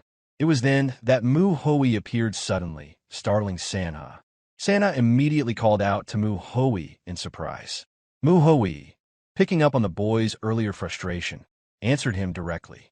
He explained that martial arts, as Santa had already stated, couldn't be mastered in just a short time with intense training. Growth took time, unless through a lucky encounter or a special elixir. However, that only applied to improving martial arts skills. That experience was different. How one used martial arts was a separate issue altogether. Mu Hoi then posed a question to Sanha, who was still trying to understand the lesson. Mu Hoi asked if Sanha was properly utilizing the martial arts he already possessed. Sanha snapped out of his daze, quickly replying that he knew his body best. Mu Hoi instructed him to watch closely and follow along, assuring him that this would be sufficient for now. Still confused, Sanha asked what exactly he was supposed to follow. Without further explanation, Mu Hoi suddenly sent a stone flying through the air with incredible speed, striking a tree with such force that the wood splintered from a considerable distance. Sanha watched in awe as Mu Hoi explained that he had infused the stone with energy slightly weaker than what children his age typically had. He pointed out that Santa's internal energy was much stronger than this, and so he should be able to control his energy at that level. Mu Hui then challenged Sanha to demonstrate how he could handle his internal energy. He promised that if Sanha succeeded, the training would be over for the day. If not, they would continue until he managed it, advising him not to worry too much. Still in disbelief, Sanha was instructed to begin throwing the stone. Later, the evidence of his efforts was visible on a tree within the sect, marking his progress. It wasn't perfect, but Mu Hui noted that Sanha had significantly improved. He decided to stop the training for the day and instructed Sanha to rest. As Mu Hui reminded him to get some rest, Sanha was utterly exhausted. He slumped his knees, his left hand, which had been used for the training, trembling in pain, blistered and red. Frustrated, Sanha muttered to himself that Master Mu Hui was a demon. He complained that Mu Hui had told him to rest, but the boy felt that no rest was possible with the intense training. His frustration was clear in his voice as he muttered that the sun had risen, but rest was still out of the question. No tears came, but his frustration were palpable. A few hours later, Mu Hui gathered Muguk and Sanha for the second day of training. He informed them that from now on, they would train together, as time was short. Mu Hui then asked if they remembered the lessons from the previous day, particularly the importance of using their bodies effectively. Both Muguk and Sanha nodded, sat on their knee before Mu Hui in acknowledgement. Mu Hui noted that Muguk's physical condition had greatly improved, likely due to his diligent training. His body, once stiff, had quickly regained its previous form. Mu Hui praised their progress and explained that today's training would build upon the foundation established the previous day. He unsheathed his sword and informed them that the focus for the day would be on finding their composure. Instead of further explaining, he felt it would be more effective to show them directly. With a firm instruction to take their positions, he prepared for the next phase of training. The three second-generation disciples, Manhwa, Mujin, and Mukyil, stood ready with their swords in hand, prepared to demonstrate their skills in front of their senior disciple. All the disciples of the Manhwa sect stood before their senior, Mu Hui, their attention fixed on him, with Sanha watching closely. The tension in the air was palpable. Muguk wondered to himself about the nature of the duel, his thoughts echoing his surprise. Both he and Sanha could sense the intensity of the situation. The three disciples, equally nervous, knew all too well the ruthless nature of their senior disciple, Mu Hui. Mukyil, Manhwa, and Mujin, the only ones who truly understood Mu Hui's fierce approach, couldn't hide their own anxiety. Manhwa spoke first, announcing her intention to go ahead. Following her, Mujin said to prepare for their moves. The three then took their stances. Without warning, Manhwa charged forward, her sword aimed at a fatal strike. However, Mu Hui remained still, using the scabbard of his sword to deflect her swift attack. When Manhwa tried again, swinging her hand downward to strike at his head, Mu Hui merely shifted slightly to evade the blow. Though a woman, Manhwa was also a warrior, and she didn't hesitate to fight back. In retaliation, Mu Hui kicked her ruthlessly in the chest, sending her flying backward. At that moment, Mujin appeared from behind, poised to strike. But Mu Hui was quick, swinging his sword upward to completely neutralize Mujin's attack. With calm precision, Mu Hui returned a series of sword strikes toward Mujin, each one pushing him back. Watching the scene unfold, Sanha, overwhelmed by the violence, whispered to his father, expressing concern about the dangerous nature of the training. Equally troubled, Muguk agreed, but decided to observe further, unsure of what exactly Mu Hui was trying to teach them. Mu Hui then delivered a precise strike with his sword scabbard to Mujin's chest, causing him to stagger back. Noticing the timing, Mukyil suddenly screamed for Mujin to duck. In that instant, Mu Hui's sword moved, and Mujin ducked just in time as Mukyil's sword narrowly missed him. With nonchalance, Mu Hui met the incoming sword with his own, calmly blocking it while letting out a small sigh. Mu Hui muttered that Mukyil's sword felt heavier than before, though it was still not enough. He added that it wasn't enough to stop him, as his blade moved along the length of Mukyil's sword and stopped, inches from his neck. Realizing his defeat, Mukyil admitted he had lost. Mu Hui then evaluated each of the disciples' weaknesses. He remarked that Manhwa's attacks were predictable and easy to counter. while Mujin was too passive in his approach. As for Mukiel, he hadn't yet fully adapted to his new sword technique. These were the major flaws that Mu Hui identified. He acknowledged that there were other issues to address, but emphasized that they should focus on the points he had just highlighted first. Turning his attention to Muguk and Manhwa, Mu Hui explained that today's training, and the entire training leading up to the duel, would follow this intense pattern. Still confused, Muguk asked for clarification.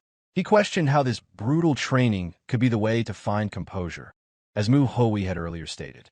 Mu Hui confirmed that the goal was indeed composure, but not in the way Muguk might have imagined. He asked Muguk if he had noticed anything unusual about the duel. Muguk, still uneasy, responded that the intensity was the most obvious difference. Muguk then exclaimed in disbelief, as if he understood something.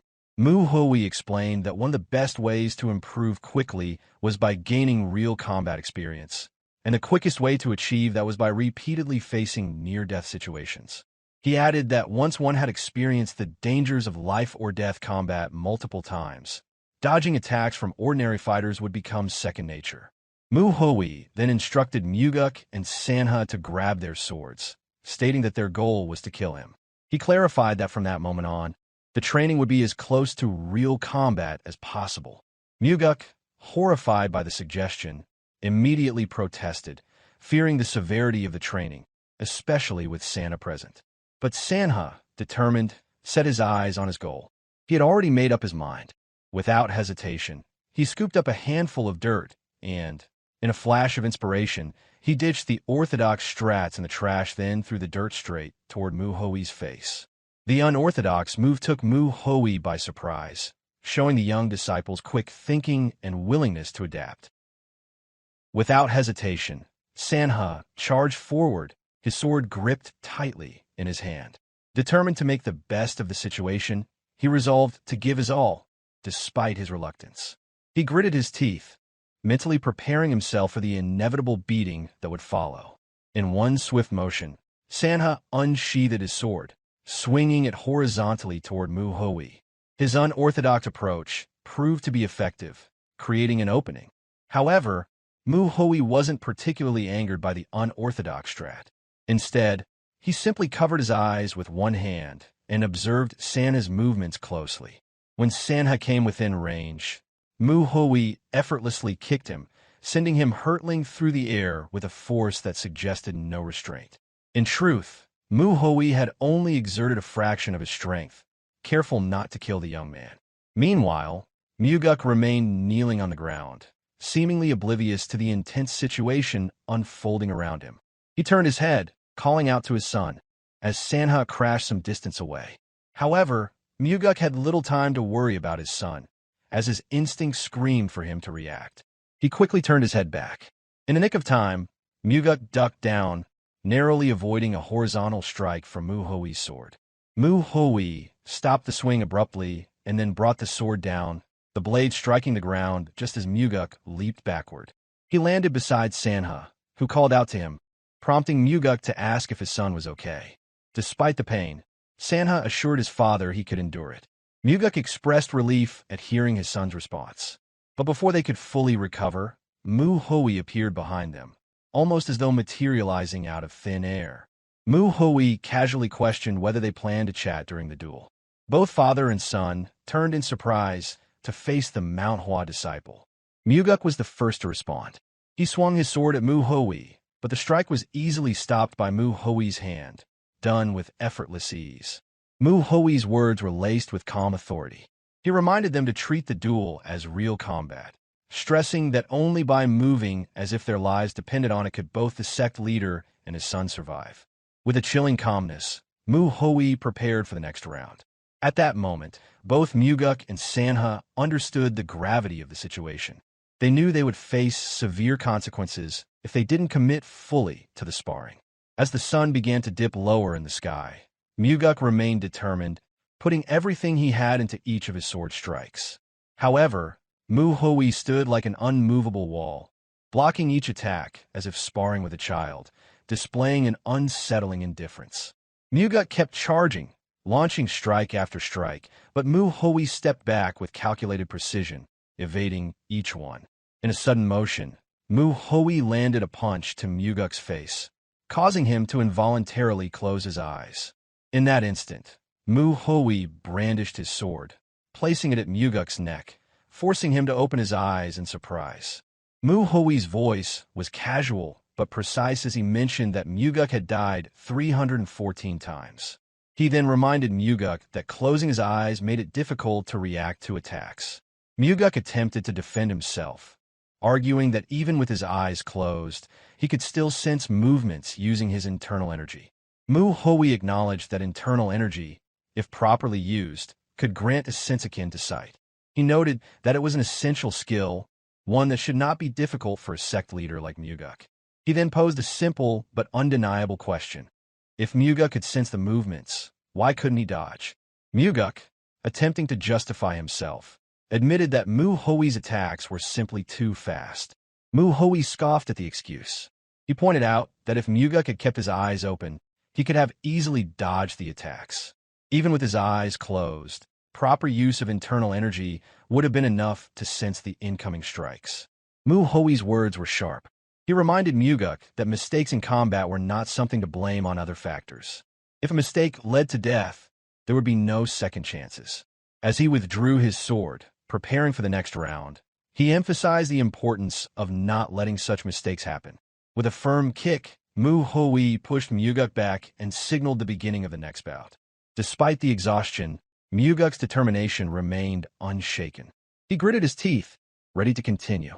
As the sun finally started to disappear behind the mountain range, Muguk charged once more toward Mu Hui, a renewed resolve in his movements. Meanwhile, Mu Hui stood in place, perfectly poised and ready for whatever attack Muguk would offer. Manhua lay on the ground, utterly drained from the sparring.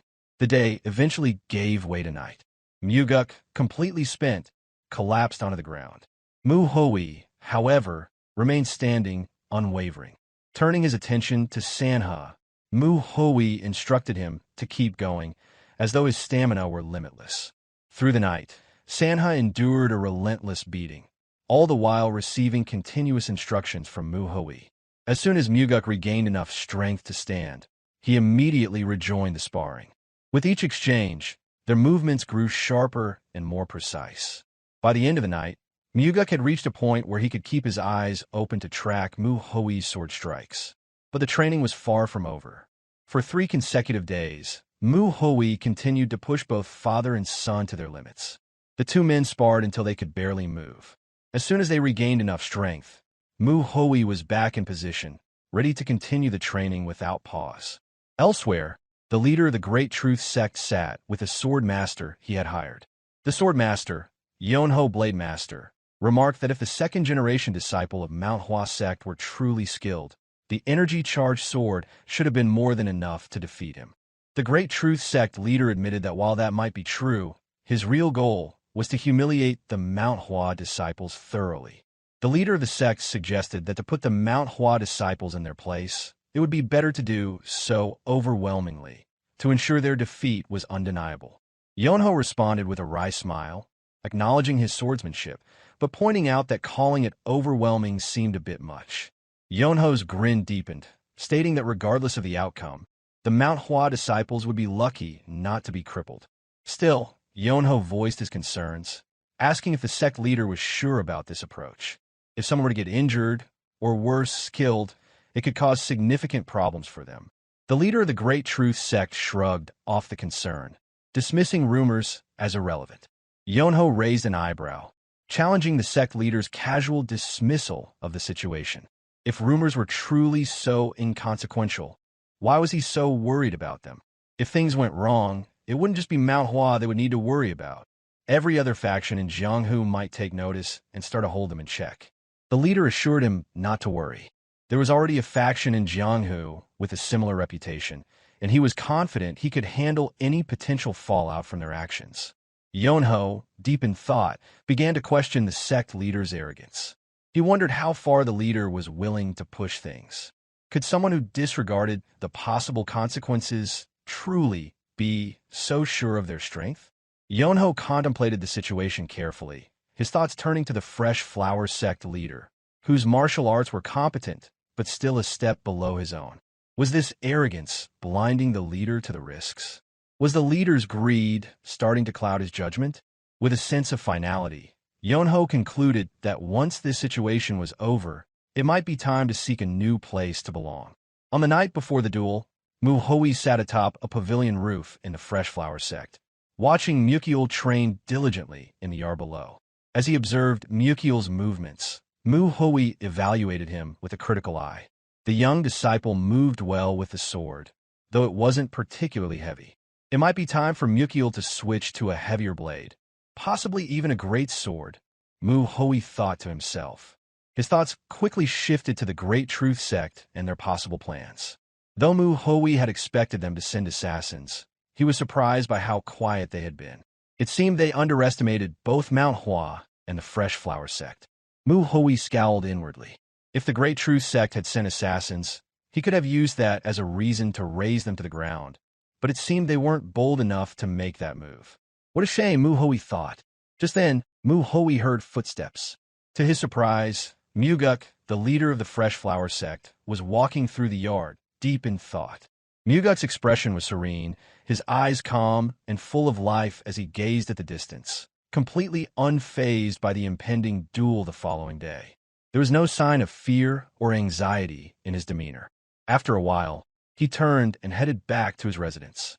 Muhoi, observing the scene, thought to himself that the sect leader didn't linger for too long. He simply looked at the moon before leaving, his thoughts no doubt on the duel. Muhoi reflected on the fact that Muguk's eldest son had died in a duel against the Great Truth Sect. In a sense, tomorrow's duel could be seen as an act of revenge. Muhoi wondered what that kind of revenge felt like, finally avenging a loss. As the night passed and the sun rose, the scene shifted to the arena where the duel would take place. The martial artists of the Great Truth Sect, upon seeing Santa's battered face, were surprised and curious. They couldn't understand what had happened to the young master of the Fresh Flower Sect, his face swollen and bruised, barely able to open his right eye. Sanha entered the arena unfazed, standing before the young master of the Great Truth Sect. Despite the obvious signs of his previous sparring with Muhoi, his sole focus was on himself. The Great Truth Sect's young master mocked Sanha, remarking on his pathetic appearance and claiming to feel sorry for him, though his words were laced with sarcasm.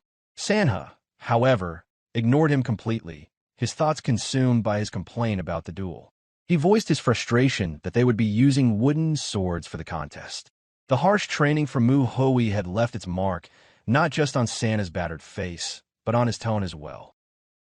The spoiled young master dismissed the concern with a smirk, remarking on how fortunate it was that the weapon in his hand was not a real sword.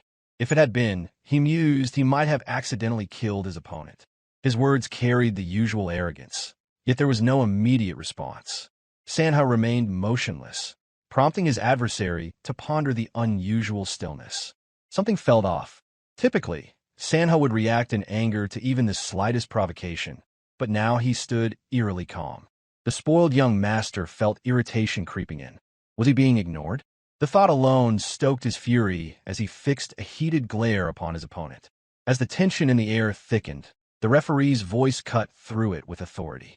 With a composed demeanor, Hyong Hongwon stepped forward, announcing his role as the observer and referee for the duel. He explained the nature of the fight, a comparison of martial skills where injuries were inevitable. However, should the situation grow too severe, he would intervene at his own discretion. Regardless of the outcome, all 3 rounds of the duel would proceed, a rule that all present were expected to acknowledge. The gathered disciples listened attentively, anticipation hanging heavy among them. Amidst the crowd, Muhoi lounged with ease. Despite having gone without rest since instigating the duel, his sharp presence remained undiminished. His attention, however, did not linger on the match between the 2 young masters. Having personally trained Sanha, he harbored no concern over the boy losing to a spoiled opponent. Instead, his gaze settled on an individual among the ranks of the opposing sect. Among the disciples of the Great Truth Sect sat the Blade Master, Yonho. All indications suggested that he would be the 3rd participant in the duel, taking the place of the strongest combatant. Muhoi seemed recognized him, yet he regarded his presence with nonchalance, quietly wondering why the Blade Master had come. Meanwhile, Hyong concluded his explanation, remarking on how much he had spoken before acknowledging that such an introduction was necessary. He requested understanding from those present, then swiftly moved to the main event. With a final declaration, he announced the beginning of the first duel. At that moment, the Great Truth Sect's young master surged forward, closing the distance between himself and his opponent with 2 rapid strides. A battle cry erupted from his lips, an eager proclamation of his intent to utterly crush his adversary. His wooden sword swung wide, aiming to land a decisive strike. Yet Manhwa remained still. The attack came from the very same boy who had tormented him daily, the same one who had tirelessly sought to stir conflict between their sect. But now, standing before him, Manhwa saw through it all. His movements carried unnecessary flourish. The gestures felt exaggerated, too grand, too overdone. In truth, they were precisely that. Mu Hui's past teachings echoed in Manhwa's mind, recalling the wisdom imparted to him. Fighters who lacked true strength often exaggerated their movements, hoping to create an illusion of dominance. They sought to intimidate, to make opponents shrink away in fear. That was their true objective. For those unfamiliar with martial arts or possessing only a shallow understanding, such intimidation might prove effective. But for those who had even a basic grasp of combat, the tactic was nothing more than a useless display. These lessons had shaped Manhwa, and now he stood before his opponent with unwavering resolve, his sword already poised for action. In the brief span of a single breath, Manhwa shifted. His hand drew back slightly before launching forward with precision, striking just below his opponent's chest. The impact reverberated through the spoiled young master's body, his insides twisting from a force. The strike had been executed with such speed that he failed to react in time. But Manhwa did not stop. Even as his first attack landed, his other hand was already in motion. His fist connected with the young master's face, sending him hurtling backward with ruthless force. Though Manhwa remained unaffected by his opponent's taunts, the power behind his strikes showed no mercy. A cheer erupted from the Fresh Flower Sect's ranks as one of the disciples voiced their confidence. As expected of their young master, they had never doubted his ability. Only after enduring the relentless blows did the spoiled young master realize the full extent of what had happened. Gasping for breath, he finally registered that Manhwa had not even moved from his original spot. The pain coursing through his body was undeniable, the sensation far too intense for him to comprehend. He struggled to accept that Manhwa's attacks could hurt this much. A chilling realization dawned upon him. His opponent was no longer the same person he once knew. Something about him had changed. His battered face remained familiar, his external appearance unchanged. Yet there was something different, something that eluded him. His thoughts drifted toward the possibility of Manhwa having consumed an elixir, much like he himself had done. Meanwhile, Manhwa's mind remained unclouded. The days spent training with the disciples of Manhwa under Mu Hui's rigorous guidance had been nothing short of hell. That period of relentless sparring had reshaped him entirely. Through those grueling experiences, he had come to understand just how weak someone like the spoiled brat before him truly was. The defeated young master, struggling to make sense of what had transpired, demanded an explanation. His voice rang with disbelief as he shouted accusations, questioning what trick had been used. How could someone grow this strong in such a short period? Before an answer could be uttered, Manhwa swiftly kicked his opponent's leg, knocking him off balance once again. The brat barely had time to stabilize himself before being thrown down again. Yet Manhwa remained indifferent. His resolve shone through his partially opened eyes, unwavering in its intensity. To him, this was nothing more than child's play, merely a minor scuffle compared to the battles where he had fought with his life on the line. The spoiled brat collapsed once more, his incompetence on full display. He had failed to inflict even the smallest injury upon Manhwa, yet he himself had been taken down repeatedly. Manhwa observed the fallen opponent, unimpressed. Despite the duel still being in progress, his adversary remained slow to rise, distracted by his own complaints. Gassian recognized something in Manhwa's voice, a warning, an impending strike. If this were a real battle, Manhwa remarked coldly, Gassian would already be dead. Panic overtook the fallen young master. Through teary eyes, he cried out, pleading for mercy. The arrogance once plastered across his face had vanished. leaving behind only raw, unfiltered fear. Santa showed no interest in his pleas. Without hesitation, his sword descended, carrying the same ferocity and mercilessness as before. Terror gripped Gassian entirely, his face drained of all color, his expression mirroring that of prey before a predator's final strike. The sword, however, did not touch him. It crashed onto the floor beside him, its edge harmless. And yet, the damage had already been done. The once proud young talent of Wynham had been reduced to nothing more than a trembling child, utterly broken. Santa scoffed at the fallen figure, his voice laced with disdain. Once, they had called him the greatest genius of Wynham. But from this moment forward, he would carry a different title, the biggest coward of Wynham. Witnesses from both sects stood in silent shock as the scene unfolded. Then, amidst the silence, something unmistakable occurred. Gassian, in front of all present, lost control, the humiliation complete. With no will left to fight, the observer made the official call. The first duel had ended in victory for the Fresh Flower Sect.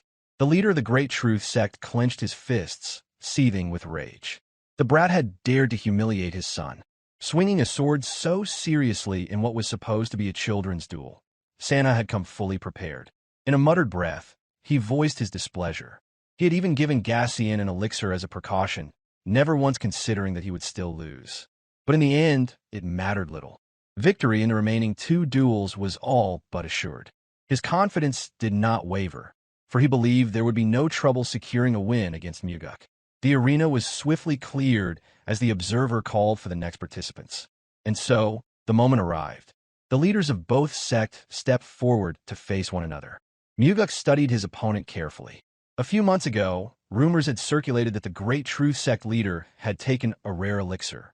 Now, standing before him, Muguk could confirm with certainty that the rumors were true. Yet even with this revelation, his expression remained unshaken. He had spent his time preparing for this very moment, and now, unnecessary thoughts had no place in his mind. Emotions were meaningless. He would face this battle just as he had faced training under Master Muhui. His opponent, however, took notice of Muguk's demeanor. The Great Truth Sect leader understood that his adversary must have realized the truth about the elixir.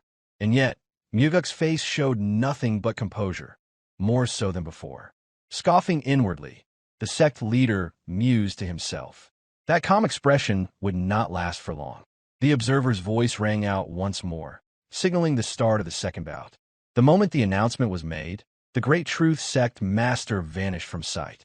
Yet, Muguk remained composed, his senses heightened as he extended his inner energy to feel his surroundings. He stood still, waiting for the inevitable strike. In a fraction of a second, a swift attack came from the side, aimed directly at his neck. Instinct took over as Muguk ducked just in time, the blade missing its mark by a hair's breadth.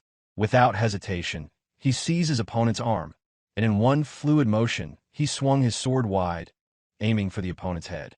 The Great Truth Sect leader reacted instantly, pulling his head back just enough to avoid a fatal strike. The blade barely grazed his cheek, drawing a thin line of blood, but he showed no sign of hesitation. In response, he retaliated with a powerful kick to Muguk's chest. However, Muguk raised his sword at the last moment, using its flat side to absorb the impact. Despite successfully blocking the kick, the force behind it sent him staggering back a few steps. A smug voice broke the tension. The Great Truth Sect leader admitted that he had been restraining his strength, cautious after a previous incident, but he now saw no need for such restraint. However, Muguk remained silent. The provocation meant nothing to him, and his unwavering focus stayed locked on his opponent. Declaring that he would fight with his full strength, the Great Truth Sect leader lunged forward once more. His movements carried greater power now, his attacks fueled by true intent. He brought his sword down with force, yet for all his strength his stance was flawed. Muguk read the movement with ease and met the strike head-on. As their blades clashed, Muguk felt himself slightly pushed back, but his footing remained firm. Sparks scattered from the collision of steel, and the sharp clang of metal echoed through the arena. The battle intensified, neither side relenting. Each exchanged blow reverberated through the air, the world around them silenced by the relentless rhythm of clashing swords. The wind itself seemed to vanish, replaced solely by the sound of their deadly contest. Muguk's keen eyes caught every flaw in his opponent's form. Each time the Great Truth Sect leader linked his techniques, small openings appeared. When he swung upward, generating a powerful sword wind, his right thigh became momentarily exposed. Every weakness, every gap in his defense stood out, thanks to the rigorous training Muguk had endured. Had the Great Truth Sect leader trained under Master Manhwa, these bad habits would have long been corrected. For a time, Muguk had believed that defeating his opponent would require either luck or an elixir. But now, with clarity born from relentless training, he understood something far more valuable. Master Manhwa had not simply beaten strength into him. He had given him the ability to see through his opponent. Confidence surged through him. The years of hardship, the grueling sessions of training, all had led to this moment. With unwavering resolve, Muguk lifted his sword, his grip tightening. Then, with a single step, he closed the distance in an instant. His blade cut clean through the opening in his opponent's side. A sharp gasp escaped the Great Truth Sect leader as blood sprayed from the deep wound, painting the battlefield in crimson. Somehow, even with blood spilled, the leader of the Great Truth Sect managed to steady himself. He planted his feet firmly on the arena floor, pivoted to shift direction, and attempted another attack. The leader swung his sword wide, aiming directly at Muguk. However, Muguk met the blade with equal force, effortlessly deflecting it with a scoff. The assault did not stop there. Using his left leg, the Great Truth Sect leader attempted a devastating kick, but once more, Muguk anticipated the move and countered it with his own kick. Harnessing the momentum, Muguk tightened his grip on the sword. Within the span of a single breath, he thrust forward. The Great Truth Sect leader narrowly reacted in time, pulling himself down to dodge the piercing strike. He flipped back several steps using his hand to create distance, trying to regain his footing. His mind raced. Every technique he launched had been neutralized with what appeared to be with ease.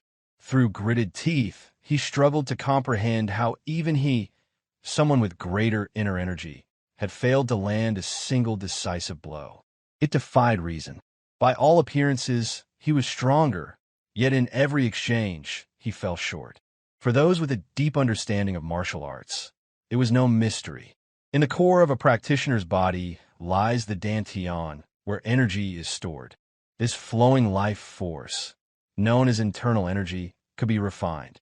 Through discipline, internal energy could be polished and condensed, becoming far more powerful, just as Muguk had done. Though his quantity of inner energy was less, its quality and solidity were superior. This process was the essence of internal arts, the foundational bedrock of all martial arts disciplines. Yet, many misunderstood this concept, confusing internal arts with the mere accumulation of inner energy. The Great Truth Sect exemplified this confusion as their leader continued to be countered by Muguk at every turn. If one were to focus only on the force and volume of internal energy, it might be described as internal energy force. However, internal arts went further, refining internal force through meditation and mental cultivation, aiming toward enlightenment. Possessing strong internal force did not equate to mastering internal arts. Muguk's martial prowess stood as proof. Time and again, Muguk intercepted and neutralized each of the leader's strikes. As the exchanges wore on, the Great Truth Sect leader began to lose composure. With precision, Muguk struck the sword, causing it to falter, though the Great Truth Sect leader managed to keep his grip. In one fluid movement, he caught the leader's arm, then, in a flash, surged forward, slicing through the right side of his body. The wound was severe enough to cause the Great Truth Sect leader to cough up blood, staining Muguk's blade in crimson. Despite the damage, Muguk did not stop. Though the grip of his sword hand wavered, he raised it again, ready to strike. Years of buried resentment boiled to the surface. With everything he had, he drove his blade forward, intent on ending the conflict once and for all. The Great Truth Sect leader failed to react in time. Death was certain, unless something interrupted. Blood splattered again. Disciples from the Great Truth Sect stared in shock, witnessing the unimaginable. Even the referee was left speechless, eyes wide and jaw slack as he struggled to process what had just occurred. Muguk's blade had halted mid-strike. The Great Truth Sect leader remained unaware of how close death had come. Standing to interfere between them, Mu Hui had stopped Muguk's sword with his bare hand. Though capable of raising the Great Truth Sect at any moment, Mu Hui recognized that this was the right course to take. His grip was absolute. Muguk's sword trembled, but Mu Hui's hand held firm, showcasing mastery so refined that his muscles seemed forged from steel. Mu Hui addressed Muguk not with reprimand, but with respectful acknowledgement as the leader of the Fresh Flower Sect, telling him to calm down, and that was enough. Tears streamed down Muguk's face. The resentment he carried, birthed from the schemes that cost him his firstborn son, was unbearable. For several breaths, he clenched his teeth and fought to compose himself. Pain still lingered, but the future of the sect mattered more. He finally pulled his sword, leaving Mu Hui's hand bloodied in the process. The Great Truth Sect leader collapsed to his knees as soon as Muguk's killing intent dissipated. With that, the Fresh Flower Sect secured its second victory as the referee announced the result. Cheers erupted from the Fresh Flower Sect side. One disciple declared with joy that there was no need to leave Waynon. The Great Truth Sect leader's mind spun with disbelief. Losing to Muguk was something he never imagined, yet it had happened. Even in defeat, his scheming had not ceased.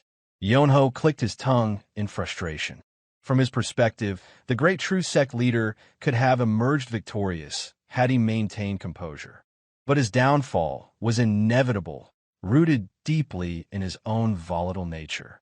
Now, Yonho pondered the possibility of facing Mu Hui, someone he had always regarded as nothing more than a child. Regardless of whether he won the upcoming duel or surrendered before it began, the Fresh Flower Sect had already secured victory in the dispute. Hyen's voice echoed as he announced that, with 2 duels already won, the Fresh Flower Sect had claimed overall victory. However, to honor the rules, the final duel would proceed. He then called for the next participants to step forward. Muguk turned to Mu Hui and offered an apology. He admitted that his emotions had gotten the better of him, which ended up causing harm. With the last duel being meaningless in terms of outcome, he suggested that Mu Hui simply surrender. However, Mu Hui dismissed the concern, stating that the blood on his hand was not his own. The sword had been soaked in blood, and he assumed it transferred to his hand when he caught the blade. It was the blood of the Great Truth Sect leader. Muguk was taken aback. The sword strike had been delivered with full force, yet Mu Hui had stopped it barehanded without a scratch. He had always known the young man was talented, but not to such a degree. While Muguk was still lost in thought, Mu Hui casually attempted to clean the blood from his hand. At that moment, the Great Truth Sect leader raised his voice, drawing their attention. He acknowledged his sect's defeat, but pleaded for Muguk's understanding, asking for a favor despite the outcome. Muguk scoffed, unimpressed by the plea. Still, the leader persisted, offering to hand over all rights now that they had lost. Calm and composed, Muguk responded with disdain. To think the man who had so desperately tried to drive them out of Waynon would become so pitiful when truly tested. It was laughable. There was no scenario in which the Fresh Flower Sect would accept his empty words at face value. Then, without warning, Mu Hui transmitted a silent message, requesting to handle the remainder of the situation himself. Muguk gave a subtle nod, fully entrusting the matter to the young martial artist. Mu Hui addressed the Great Truth Sect leader with mockery, remarking on the sheer thickness of his skin and the second-hand embarrassment it brought. He then made a proposal. If the Great Truth Sect could win the final duel, they would be allowed to stay in Waynon. However, should the Fresh Flower Sect win, the Great Truth Sect would not only leave, but also offer something more, thus giving true meaning to the final duel. The Great Truth Sect leader agreed, and said he would offer the sect's rights if they lost. But Mu Hui immediately rejected the notion.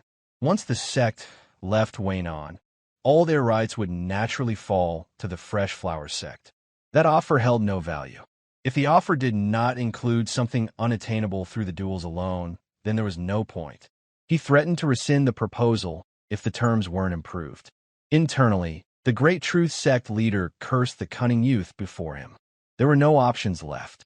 At last, he offered 5 great merit pills. Mu Hui accepted with satisfaction, remarking that the sect leader should have made that offer from the beginning. As the leader of the Fresh Flower Sect, Muguk formally accepted the terms. He reiterated the condition. Should the Great Truth Sect win the final duel, they would remain in Waynon. If they lost, they would relinquish 5 great merit pills and leave Waynon behind. Yonho stepped into the arena, acknowledging that with the new stakes, he could neither afford to lose nor concede. As he drew his sword, he added a warning. Facing his blade technique would prove difficult for a young martial artist, and surrendering now might be the wiser choice. But Mu Hui showed no hesitation. Instead, a thrill surged within him as he answered the provocation with calm defiance. No martial art in this world was truly easy to overcome. After all, within himself, Mu Hui felt a rush of exhilaration. Since awakening in this new body, he had long awaited an opportunity like this. At last, he could fully test his martial skills against a true martial artist, the Blade Master, Yonho. Tiger-repelling swordsman was a nickname given to Yonho because of his remarkable ability to repel even tigers with his sword. Mu Hui recalled meeting him in his past life as Dako Hien. Yonho had once challenged him to a duel, and Mu Hui remembered it clearly. Yonho had been a capable swordsman from Shanxi. Though he had held his own longer than Mu Hui expected, it only took 3 moves before Yonho was unable to continue the fight. Mu Hui reflected that, had his sword not broken back then, he could have endured at least 10 more moves. Now, facing Yonho again, Mu Hui wondered how much his opponent had improved over the years. Hyen's voice echoed across the arena, announcing that both sides were ready for the duel. The sparring would begin. As soon as the duel started, Yonho vanished from sight. At least, that was how it seemed to the spectators. However, to Mu Hui, his opponent's movements were as clear as daylight, despite the incredible speed. Observing from the sidelines, Muguk was stunned. He had expected the tiger-repelling swordsman to be strong, but Yonho's speed far surpassed even the great sect leaders. Muguk's attention shifted to Mu Hui. Muguk assumed for Mu Hui, who was known for his martial arts, seemed to struggle to follow Yonho's movements. This duel was proving to be more dangerous than he had anticipated. Having found his angle, Yonho struck from the side with explosive speed. However, Mu Hui followed his opponent's movements effortlessly, deflecting the sword attack with ease. Yonho's face revealed a hint of surprise as he saw that Mu Hui had managed to block the strike. Without hesitation, Mu Hui responded. He thrust his palm upward with force, executing the falling blossom palm. The impact sent Yonho staggering several steps back. Sensing the opening, Mu Hui closed the distance with the same speed Yonho had used earlier. Yonho realized this fight would not be as easy as he had initially thought. Mu Hui's barrage of attacks pushed Yonho's swordsmanship to its limit, while Mu Hui also tested his own martial arts. The spectators were left in awe by the sheer speed of the exchange. One spectator wondered aloud whether this was truly a sparring match. It didn't look like they were merely exchanging sword strikes. Instead, it seemed like light was being produced with every swing. Muguk, who had a deeper understanding of martial arts, recognized the truth. He realized the flashes of light were not light at all, but sparks created by the collision of their swords. As expected, the tiger-repelling swordsman was no slouch. On the other hand, Manhwa watched the duel, confused. She had expected far more from Yonho, the renowned tiger-repelling swordsman. The reality in front of her was not what she had envisioned. He seemed far weaker than she had expected. She then wondered why her senior brother was holding back. In the arena, Yonho managed to block most of Mu Hui's lightning-fast strikes. Though he was a seasoned martial artist, a few attacks grazed him. Blood spurted from a wound on his leg, and another appeared on his hand. He acknowledged that Mu Hui was no ordinary opponent. This rookie had exceeded his expectations, but Yonho still felt confident. This level of skill, however impressive, was not enough to defeat him. Determined to end the duel, Yonho gathered his inner energy and poured it into his sword. The sword erupted with power as he unleashed the 4 sons of ferocious fangs, a technique designed to deliver a decisive blow. His sword surged toward Manhwa with a roar of energy. Manhwa, maintaining his calm composure, stepped back, prepared for the incoming attack. The sword technique came at him relentlessly, but he raised his own sword with ease, ready to block the powerful strike. He thought to himself that Yonho had used this very technique when he attacked him in his past life. Back then, Manhwa's sword had shattered Yonho's sword technique with a single blow. Now, Manhwa gathered his inner energy into his sword, wanting to see if his understanding of Manhwa's swordsmanship held up. Time seemed to crawl as Manhwa's sword changed its form, the color of plum blossoms tinging the sword. With a rotational movement, Manhwa swung his sword, and the radiating plum blossom followed the sword's trace, deflecting another barrage of attacks from the 4 sons of ferocious fangs. His sword completed a full circle, the sword energy swirling before him and clashing with Yonho's sword energy. Watching closely, Manhwa noticed that her senior brother might have performed the falling plum returning circle. But Wujin thought differently. The technique felt unlike the falling plum returning circle they knew. Once the circle formed, the swirling energy severed Yonho's sword energy. Wujin concluded that Manhwa's technique felt more aggressive. The falling plum returning circle was fully performed, and the whirlwind of Manhwa's sword energy bloomed into a massive plum flower, consuming the 4 sons of ferocious fangs and charging straight for Yonho. The members of the Great Truth Sect were in shock. Their eyes widened in disbelief as the radiating plum blossom filled the entire arena. Yonho stood helplessly, unable to defend against the attack that, despite its refined and profound origins, was now being charged toward him aggressively. Like a wave of tsunami, Manhwa pressed forward, the technique fully bloomed. With a feeble attempt, Yonho raised his sword to defend, but the countless sharp inner energy petals, shaped like plum blossoms, cut through his defense. Soon, his inner shield was completely crushed, and he lost consciousness. Manhwa stood silently as Yonho staggered to his knees, eventually collapsing helplessly. Manhwa felt disappointed, muttering to himself that Yonho was far too weak for any kind of testing. Hyen's voice rang out, announcing that the match was over.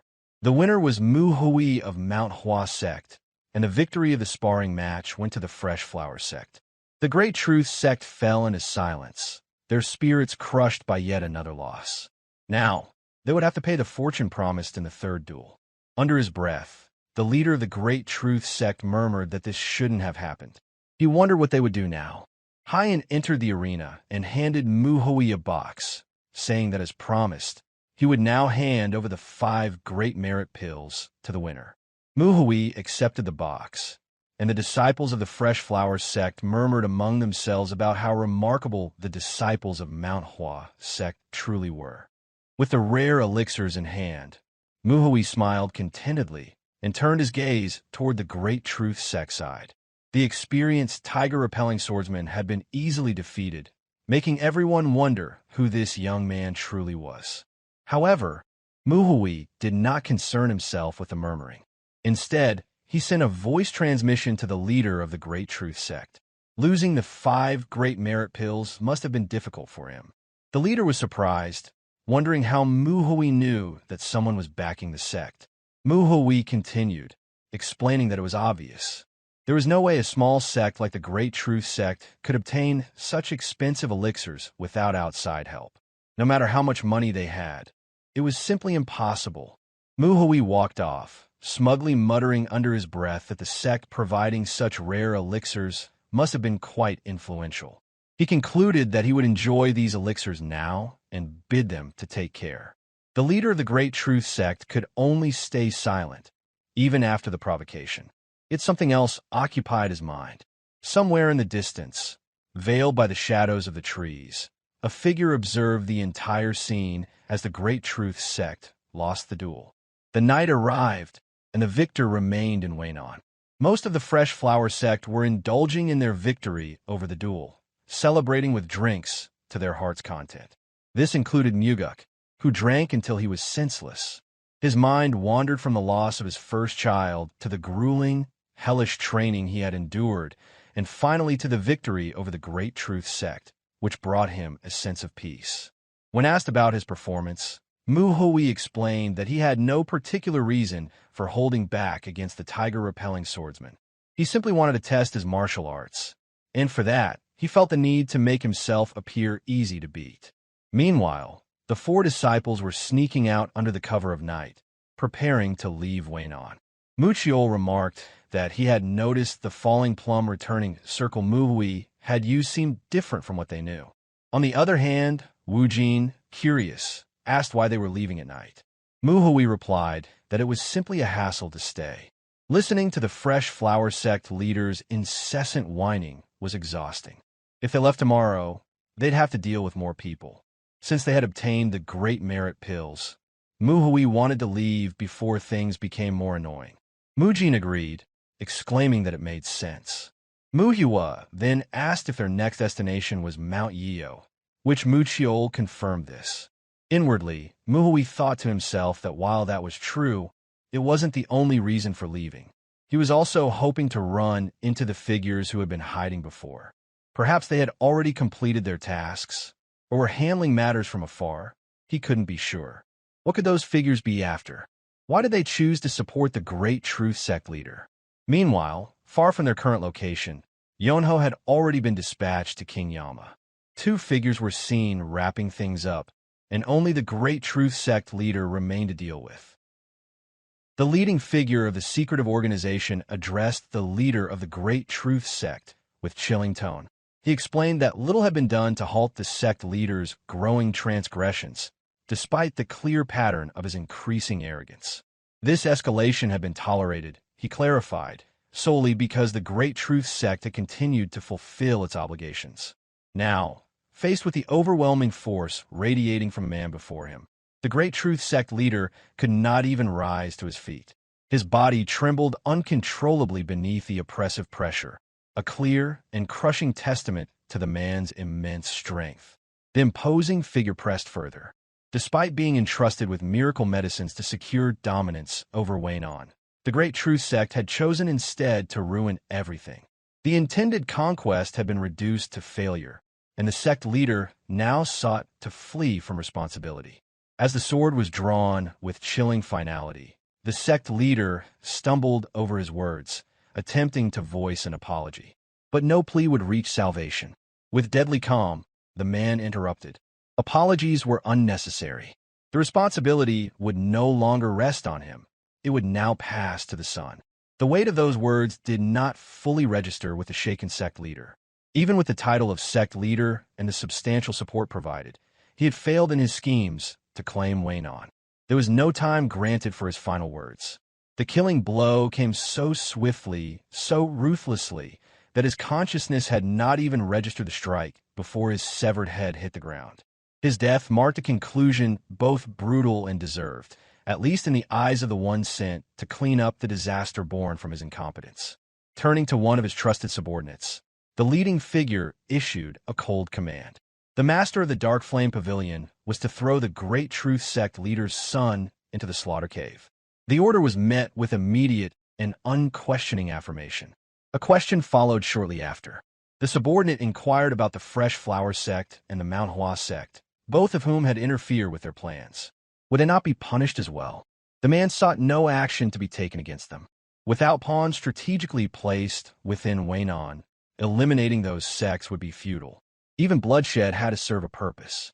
Drawing his sword again in thought, he admitted it was unfortunate, but their organization would need to withdraw its influence from the region, at least for now.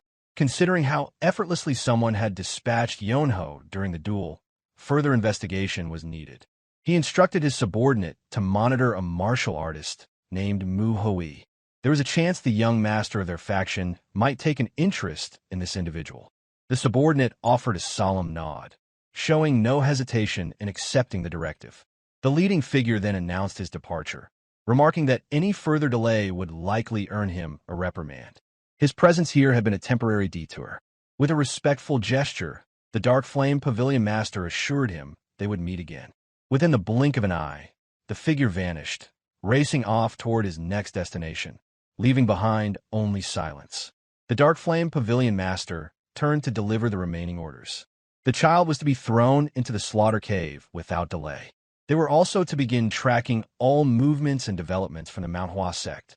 His agents, cloaked and hidden in shadow, affirmed their orders immediately. One retrieved the unconscious survivor, the last remaining member of the Great Truth Sect, and prepared to carry out the task. The next morning, Manhua and 3 disciples from the Manhwa Sect arrived in Lushan. It was the final location identified by their sect leader. Known for its renowned hot springs, Lushan sparked visible excitement in Manhua. She had been thrilled when Manhua mentioned they had a special stop to make upon arriving. That excitement had driven them to travel without pause throughout the night from Waynon. Her anticipation quickly turned to disappointment when they arrived, not at an inn or bathhouse, but at a blacksmith's workshop. After an exhausting journey, she had imagined steam and comfort, not hammers and iron. The reality of their destination struck her with almost comedic absurdity. Still, the sense of disbelief only deepened when she finally saw what Manhua had obtained from within. Manhua arrived carrying a massive sword, one that at first glance seemed entirely unsuited for the Manhwa Sect's signature sword technique. The sheer size and weight of the weapon prompted curiosity, particularly for Manhua, who found herself questioning its purpose. Manhua clarified that the weapon was a greatsword, substantially larger and heavier than the standard blades wielded by their sect. He further explained his reasoning, stating that since Manhua had trained with the intent of delivering more weight on his strikes, this greatsword had been selected specifically for him. Upon presenting the weapon to Manhua instructed him to use it in training. With time and effort, it would build greater physical strength and reinforce the power behind his sword techniques. Beyond that, Manhua distributed several other swords among the group, noting that they would serve well enough until each of them received their own plum blossom sword. The blades had been sharpened and were more than serviceable in the meantime. While the others received their weapons with appreciation, Manhua remained captivated by the greatsword in his hands. The unique weapon had seized his full attention. Still uncertain, Manhua voiced her concerns to her senior. Would the sect leader allow the use of a greatsword, especially one that deviated from tradition? Manhua responded calmly, stating that it would depend entirely on Manhua's efforts.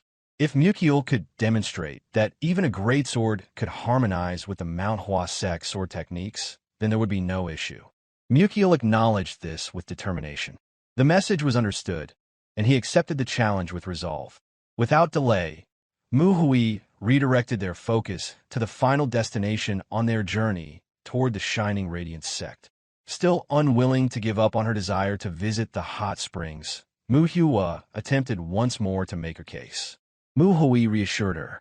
Once their mission with the Shining Radiance Sect was complete, they could indeed visit the hot spring. Soon after, they arrived before the gate of the Shining Radiance Sect. The sect leader, Kong Boilim, awaited them at the entrance. Upon seeing them, he expressed a warm welcome. News of their accomplishments in Pasung and Waynon had already reached him, and he offered high praise for their achievements, declaring that the Manhwa disciples had proven themselves truly exceptional. As the second-generation disciple of the Manhwa Sect, Manhua responded with a respectful greeting. Manhua, Mujin, and Manhua followed suit, offering their own respectful bows. Despite their courtesy, Kong Boilim did not raise his hands in return. Instead, he bowed his head solemnly and apologized. Having lost his right arm in the Shangxi massacre, he asked for their understanding regarding his inability to return the traditional greeting. With the formalities set aside, he invited them inside, eager to speak further in a more relaxed setting. Within the halls of the Shining Radiance Sect, the 4 disciples were soon seated with drinks served before them. Kong Boilim voiced his amazement once more. They had repelled the brutal Blood Faction and the Great Truth Sect, an impressive feat for any martial artists, let alone 4 second-generation disciples. Manhwa modestly downplayed the praise, suggesting that the sect master was far too generous in his compliments. Yet Kong Boyum insisted. Even had he still possessed both arms, he admitted he would not have been able to accomplish what they had. Wu Jin then offered a respectful remark, stating that the sect leader had already surpassed them by participating in the Shangxi massacre. Manhwa added her agreement, emphasizing that they stood where they were only because of his sacrifice, and it was through such efforts that their own deeds had become possible. Kong Boyum laughed, dismissing their praise as exaggerated. He remarked that the missing arm made him appear more heroic than he had been, and in truth, he had felt more like a hindrance than a help during the chaos. He then recalled the true reason he had survived. He had been saved by the Phantom Swordsman. This statement stirred Manhwa. Being the very Phantom Swordsman himself, he could not recall having saved Kong Boyum during the battle. Confused, he inquired further. Kong Boyum affirmed the memory without hesitation. In the moment he had lost his arm and stood at death's door, the Phantom Swordsman had appeared and slain the demonic martial artist that threatened him. He was certain this mysterious savior had likely aided others in similar ways. For Manhwa, the memory remained elusive. And yet, as the one who had unknowingly become that savior, he could only assume the encounter had been a coincidence lost in the fog of war. Kong Boyum remained steadfast in his belief. The Phantom Swordsman may have appeared to charge recklessly across the battlefield, but his movements had been deliberate. Every strike targeted only the enemy's weak points, and it was impossible to deny that he had been saved. The timing had not been coincidental, which the Phantom Swordsman had clearly seen the danger and intervened with precision. Manhwa found the praise overwhelming, yet chose to remain silent. Kong Boyum continued, acknowledging that the swordsman had no personal connection to him. Still, he reasoned that the intervention was meant to preserve as many lives as possible. It had been a calculated act of mercy, not chance. With a soft chuckle, Kong Boyum expressed that he felt undeserving of the disciple's gratitude. Having survived due to another's intervention, it felt inappropriate to receive thanks himself. Nonetheless, he offered his own appreciation to the disciples of the Manhua sect, and added that if the Manhua Sword Saint or the Phantom Swordsman were to see them now, they would undoubtedly feel proud. For the 3 disciples, still early in their journeys across the wide world of Murim, those words were taken with sincere optimism. Although Manhwa felt awkward under such heartfelt sentiments, he held his silence. Shifting the tone, Kong Boyum brought the conversation back to the present. With references to Pa Sung, Weinan, and now Lushan, he assumed their current journey involved oversight of Manhua's outer sects. Manhwa's attention snapped back into focus, just as Kong Boyum offered an unexpected apology. With some visible hesitation, the sect leader explained that the Shining Radiance sect had no current problems requiring attention. He disliked allowing problems to grow unattended, and with no conflicts present, he regretted having nothing to report. Manhwa reassured him. The absence of conflict was, in fact, a good thing. That only made the apology more puzzling. He wondered why the sect master felt any need to express regret over peace. Kong Boyum nodded in appreciation, but encouraged honesty. He suspected that Manhwa might be feeling disappointed, having traveled so far, only to discover there was no one to challenge. Manhwa and Wu Jin were confused, unsure how to interpret the remark. Sensing this, Kong Boyum clarified his meaning. There was no need to be shocked. He, too, had once been a man of the Murim, and he understood their desires and instincts well. Only Manhwa grasped the subtle implication behind the words. Inwardly, he acknowledged the sharpness of the man before him. Kong Boyum's insight revealed a deeper understanding. Manhwa quickly shifted the conversation, her tone brightening with excitement. She declared that this was a fortunate turn of events. Lushan was famous for its hot springs, and now they could finally enjoy the healing waters and wash away their exhaustion. But Kong Boyum dismissed the idea almost immediately. The disappointment was mutual. Even Manhwa, though silent, could not hide a flicker of dismay. Inwardly, he questioned the reasoning. Why deny such a simple pleasure? Kong Boyum provided an explanation. Though he wished he could show them the springs, a murderer remained at large. While he did not doubt their skill, He felt there was no reason for them to be exposed to danger unnecessarily. The first-generation disciples from a Zhongnan sect were already tracking the culprit, and capture was only a matter of time. There was no need for the manhua disciples to involve themselves. Muhui listened attentively as the sect leader promised that if the criminal was caught before their departure, he would personally guide them to one of Lushan's finest springs. With the conversation concluded, Kong Boyuem rose from his seat and encouraged them to rest. If they grew restless, he welcomed them to demonstrate the manhua sword technique to the younger disciples of the sect. The 4 disciples rose and offered their thanks respectfully. Yet Mu Hui remained troubled. Something in the sect leader's words lingered with him. Based on what had been said, the murderer had likely been loose for some time. And yet, the sect leader carried himself with ease, as if it held little importance. It seemed inconsistent. The same man who claimed to dislike unresolved problems now seemed content to leave such a grave matter unattended. From the perspective of the Phantom Swordsman, the situation fell off. There was an unshakable sense that the sect leader was making efforts to keep the manhua disciples within the sect's grounds longer than necessary. Suspicion began to take root. Kong Bohem, leader of the Shining Radiance sect, was hiding something, and Mu Hui resolved to watch closely until the truth revealed itself. The following morning, Mu Hui continued to reflect on what the leader of the Shining Radiance sect might be concealing. He had decided to remain at the sect for a while, believing that staying longer would eventually provide him with the clues he needed. There was no need for haste, especially since the sect leader had mentioned that the murderer was still being pursued in Lushan. On the other hand, a more immediate concern was overseeing the training of his juniors. When he spoke with them, Mu Hui expressed his apologies for not being able to supervise their training earlier. Mu Hua reassured him, saying that it was fine and that she was simply overjoyed. It felt like a dream to her that their senior disciple no longer beat them repeatedly. However, deep inside, Mu Hua cursed, realizing that the brief moments of leniency from her senior brother were some of the only happiness she had felt in a while. Mu Hui did not dwell on it, and the sparring began, starting with Mukiel. He wielded his new greatsword, swinging it with power, aiming for a heavy, devastating strike. Despite everything Mukiel could muster, Mu Hui effortlessly blocked the blow. Though unharmed, Mu Hui was still pushed back by the sheer force behind Mukiel's strike. He was pleased to see how much stronger Mukiel had become since switching to the greatsword. The movements had become heavier and undeniably stronger. However, Mu Hui could tell that these improvements were solely from Mukiel's solitary training. Going on the offensive, Mu Hui vanished from sight. In the blink of an eye, he appeared beside Mukiel, as though he had materialized from thin air, placing his sword against his junior brother's neck.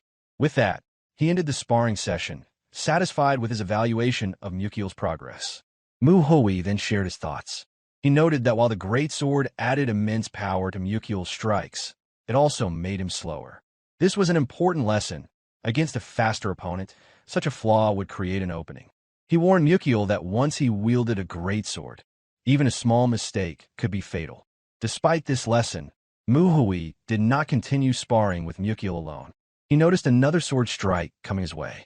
It was Mu Hua, whose face showed determination as she aimed to repay her senior brother's previous attacks. She attempted a feint using her sword scabbard. Mu Hui dodged with practiced ease. He saw through the feint immediately and anticipated that a real strike would follow. Sure enough, her sword posture was a deliberate misdirection, and her true strike came aimed at his leg. Mu Hui read the movement clearly. Mu Hua then launched a kick, but Mu Hui blocked it effortlessly, recognizing her impressive ability to mix feints with real attacks to confuse her opponent. However, he knew that against a martial master like him, such tactics wouldn't be enough. Mu Hua's expression shifted to one of surprise, realizing that all her attempts had been effortlessly dodged or blocked. She knew that this would soon be followed by a devastating counterattack from her senior brother. Mu Hui's face grew serious as he assessed her strikes. Though her strategy was brilliant, the force behind her attacks was insufficient. She wasn't as difficult to deal with as she appeared. With that in mind, Mu Hui struck his sword down, forcing Mu Hua to retreat in panic, aware of the ruthless nature of her senior brother's counterattack. Mu Hui understood, however, that Mu Hua was not easy to deal with. Her sharp senses allowed her to evade his strikes, making her a formidable opponent. Meanwhile, Manhwa couldn't help but think of her senior brother as something akin to a demon. No, a real demon. Manhwa thought further about Manhwa's abilities, noting that since she hadn't specifically trained her senses, her talent seemed purely natural. If she learned to hone that talent, she would become truly impressive. However, before focusing on that, he found her behavior and training perplexing. She seemed to treat it like a game, jumping back to dodge as if she were simply playing tag with her senior brother. She was in a state of panic, calling out for Manhwa to stop, fully convinced that she had narrowly escaped death from his counterattack. But Manhwa closed the distance in an instant, his sword halting just an inch from her neck. He instructed her to learn how to remain calm, explaining that she wouldn't be able to defeat an enemy if she allowed herself to panic so easily. After delivering his advice, Manhwa moved on to the last disciple he needed to spar with. At this point, Mujin still struggled with the inner conflict of having to kill another person. Manhwa noted that Mujin was not quite like Manhwa, but he possessed excellent senses and a level of calmness similar to Mukil, a rare talent for someone of his age. In a pure duel, Mujin was a step above both Mukil and Manhwa, but his fatal flaw rendered those advantages meaningless. With that in mind, Manhwa charged forward with a sword strike, eager to see how Mujin would defend. With practiced ease, Mujin deflected the strike. Instead of launching another attack, Manhwa chose to give Mujin an opening, curious to see how he would respond. Turning sharply, Mujin attempted a counterattack with a swift sword movement. But as Manhwa watched his senior brother, his eyes widened in surprise. He was startled to realize that his senior brother had not reacted. His mind was flooded with worry, fearing that Manhwa had been too slow to counter and might truly be injured. In that brief moment, Mujin's sword froze in mid-air, while Manhwa calmly regarded it. He was disappointed that Mujin had failed to overcome his indecisiveness. Manhwa muttered to himself, wondering who was worrying about whom at that moment. Using inner energy, Manhwa gripped Mujin's sword, pulling it from his grasp. As he did so, he elbowed Mujin in the stomach, leaving him no space to mount another defense. While Manhwa had allowed Mukil and Manhwa's sparring sessions to end without injury, he showed no such mercy with Mujin. He was ruthless, ensuring that Mujin would understand his lesson. From the sidelines, Manhwa watched with a look of sympathy, feeling the pain Mujin must be experiencing. Mukil voiced his agreement, remarking that Manhwa's strike on Mujin seemed harsher than those on them. Manhwa understood that Mujin had already recognized his own weakness, that he feared hurting others more than death itself. For this reason, Manhwa chose to beat him, knowing that if Mujin failed to overcome his indecisiveness, it could cost him far more than just a spar. If Mujin faced a true enemy and hesitated like this, he would be defeated, and not only would he be in danger, but his allies would be as well. Manhwa saw this as a serious issue. If Mujin couldn't overcome his fear, he would have to be excluded from future missions. He was confident that Mujin understood this as well, perhaps better than anyone else, which was why Manhwa did not offer any further instructions, only punishment for his indecision. After the sparring ended, Manhwa announced that his guidance had come to an end. He believed that each of them was now aware of their personal issues. He reminded them that there were no shortcuts to improvement and that honest training was the fastest way to develop their skills. Manhwa instructed them to continue their training, and Manhwa and Mukil both responded affirmatively. Inwardly, Manhwa thought that Mujin wouldn't be able to overcome his hesitation passively. Thus, he needed to take the initiative himself. The day quickly gave way to night. While the others rested, Manhwa continued his training in the training grounds. He balanced his sword on its tip, carefully concentrating his inner energy to ensure it did not sink into the ground. Just then, he lifted his gaze and saw a figure approaching. It was Kong Boyuem. The sect leader remarked that it seemed fitting for Manhwa to be training late into the night, as most people neglected physical training.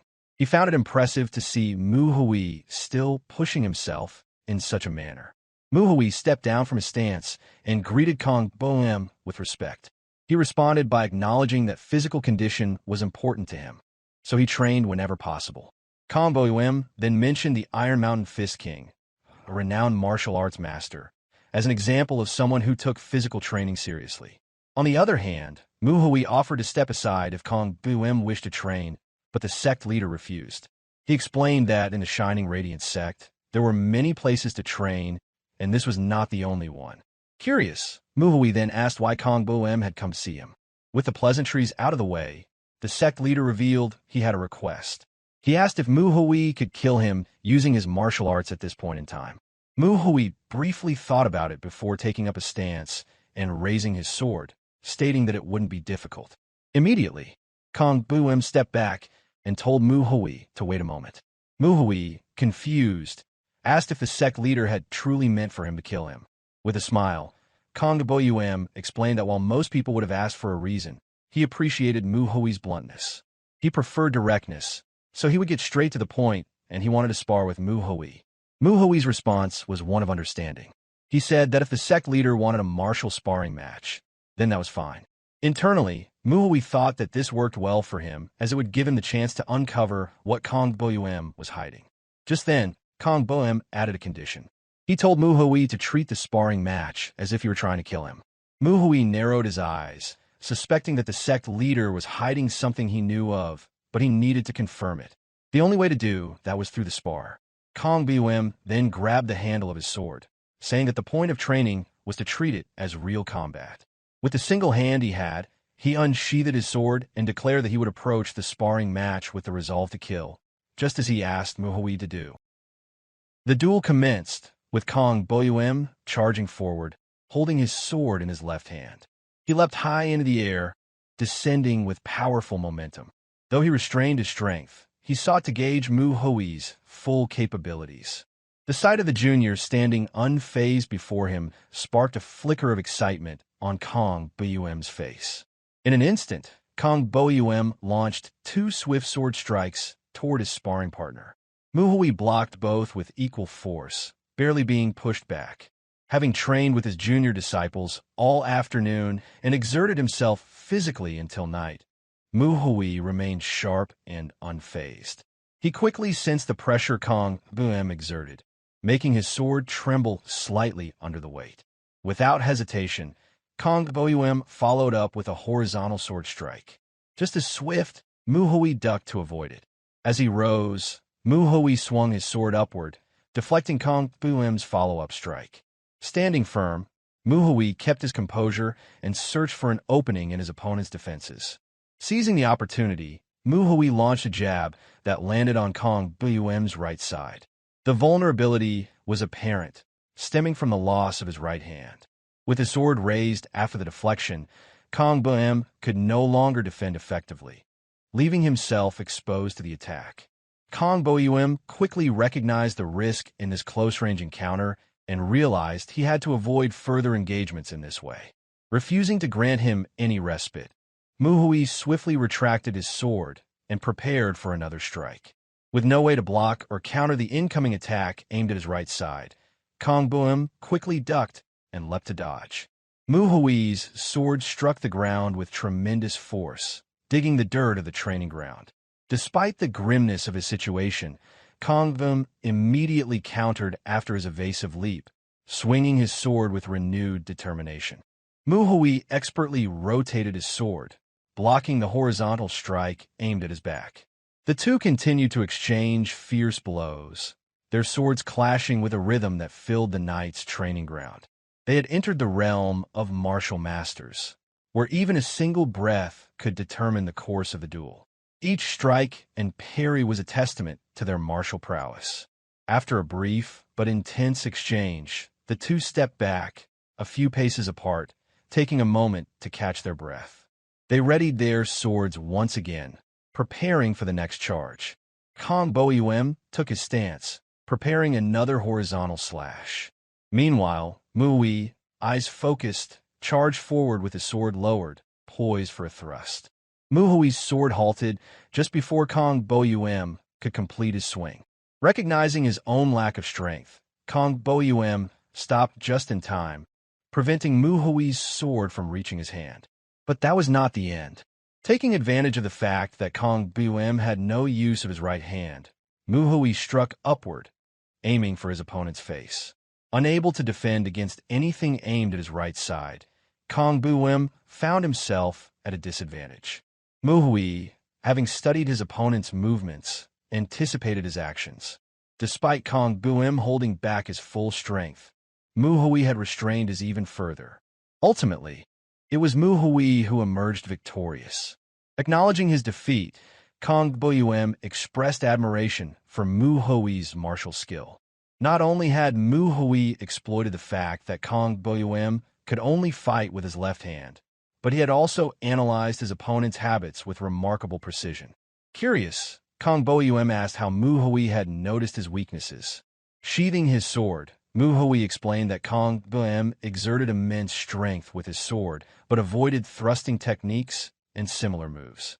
It seemed as if he were desperately trying to hide the unfamiliarity of using his left hand, which Muhui had seized upon. A light chuckle escaped Kong Buim as he admitted that Muhui's observation was absolutely accurate. Kong Buim swung his sword up and down, expressing how switching to his offhand had halved his skill. He continued, acknowledging the struggle of continuing to train despite the difficulty. Muhui nodded in understanding, agreeing that it made sense. He pointed out how the shift in angles and timing could throw off an entire sword technique, noting that it was impressive that Kong Buim could fight as well as he did under such conditions. Muhui then offered a suggestion, stating that Kong Buim put too much force into his sword strikes. More precisely, his power distribution was off.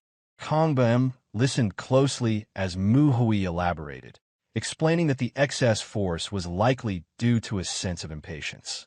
Muhui added that, in his opinion, Kong Buim's strength was more than sufficient. Instead of relying on raw power, he recommended focusing on precise thrusts in training. Kong Buim's face lit up at the suggestion of focusing on precision. It was exactly what he needed, realizing that a strong attack meant little if it did not land. Just then, Muhui startled Kong Buim by revealing that he knew Kong Buim had held back, not using his full strength for his sake. Kong Buim admitted that he had not used his full strength, but he had been quite serious during the sparring match. On the other hand, he noticed that Muhui had not even exerted half of his power. Muhui confirmed this, adding that had he become more serious, Kong Buim would have been seriously injured. Kong Buim let out a nervous laugh, admitting that he had indeed felt it during the sparring match. He then added that it seemed he had taken up too much of Muhui's time. He had asked for the match out of the sudden, yet Muhui had given him such valuable advice. With that, Kong Buim expressed his gratitude and left the training ground. Muhui stayed behind, his thoughts turning inward. He realized that Kong Buim had made it sound like the sparring match was simply for training his left hand, but that wasn't the only reason.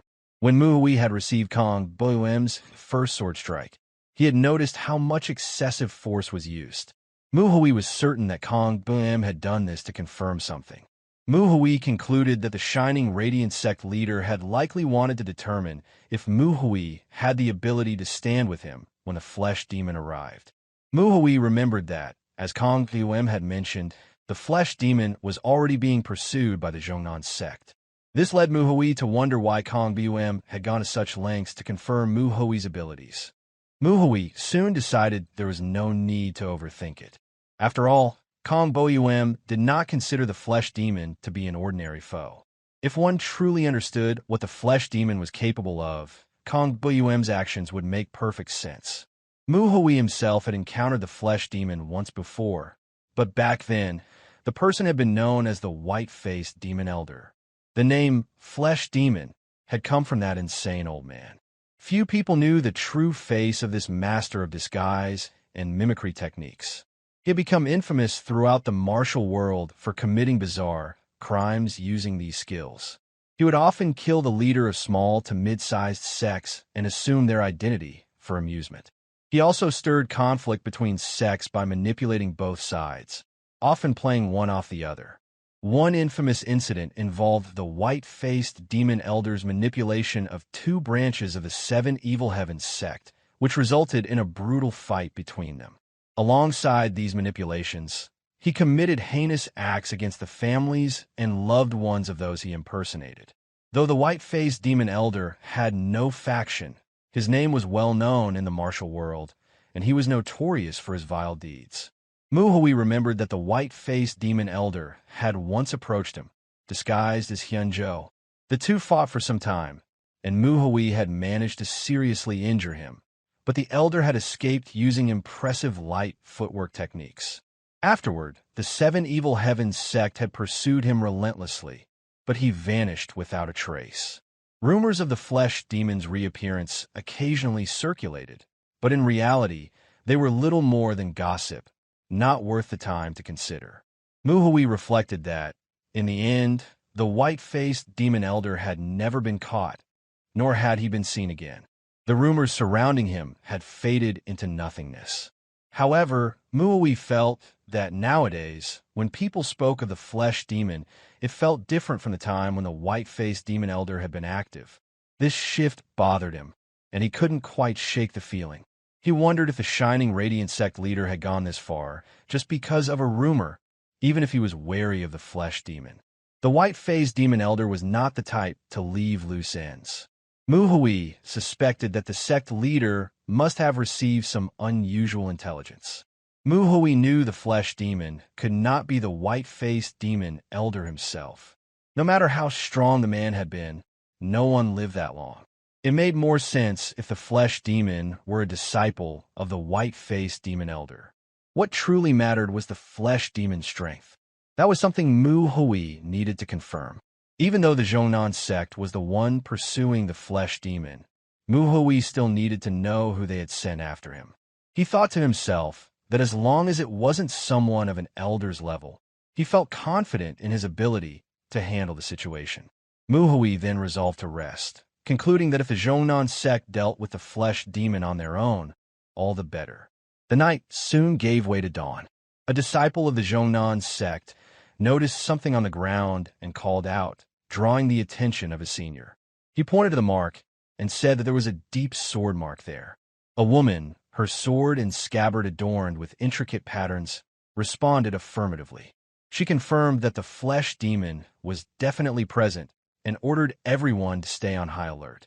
She added that they could never know when or in what form the flesh demon might strike.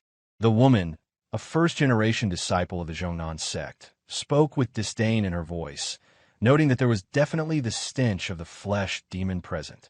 From a rooftop, Muhui observed them carefully. With a quick glance, he recognized them as first-generation disciples of the Zhongnan sect. Muhui thought to himself that if there were 3 first-generation disciples present, it meant that the flesh demon was likely at an elder's level. He concluded that, given this assumption, they were in serious trouble. Within the prestigious sect, such as Manhwa and Zhongnan, the selection of the first disciple to become the next leader was a matter of great significance. The first disciple was chosen not only to inherit the leadership, but also to ensure the future strength of the sect. This role had an immense impact on the sect's overall power. Currently, Manhwa's first disciple hailed from the Hyun generation.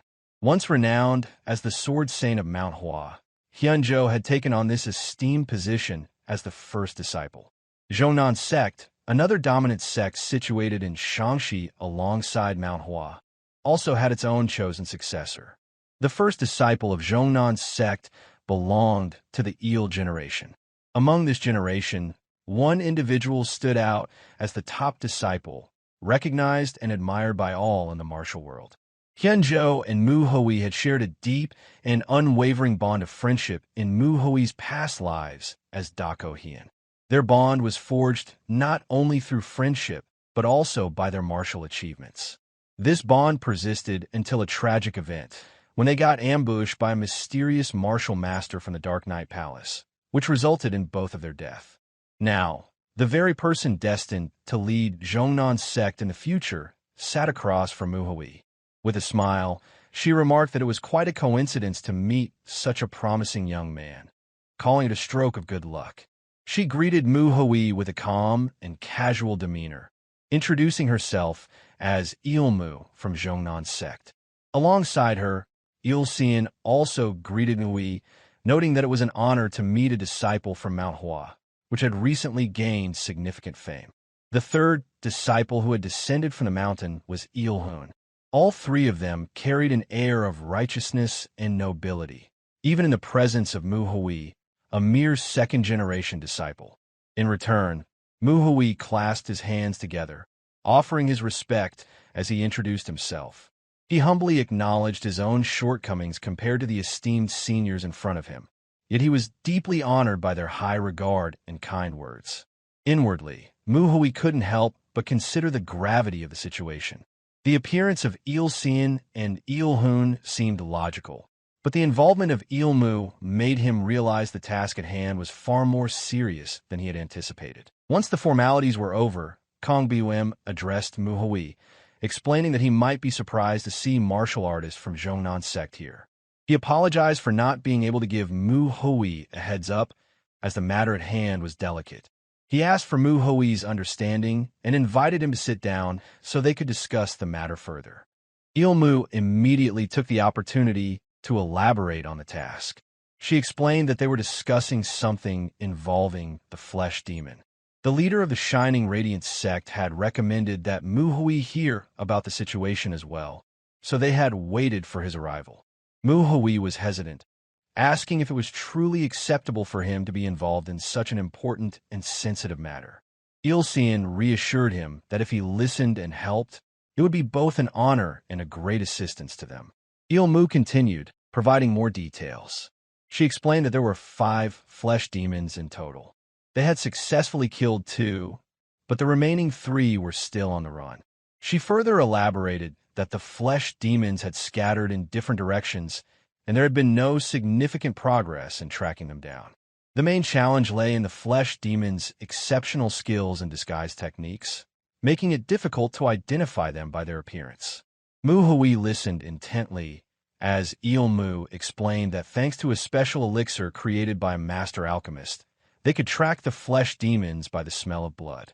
This unique ability had allowed them to make progress in the search. However, she noted that the scent of blood, while helpful, was not without its drawbacks. Although they could smell it clearly, pinpointing the exact source of the scent within a certain range was difficult. Without needing further clarification, Kong Boyum understood the implications of Ilmu's words. He asked her directly, and Ilmu confirmed that there was indeed a flesh demon currently hiding within the Shining Radiance sect.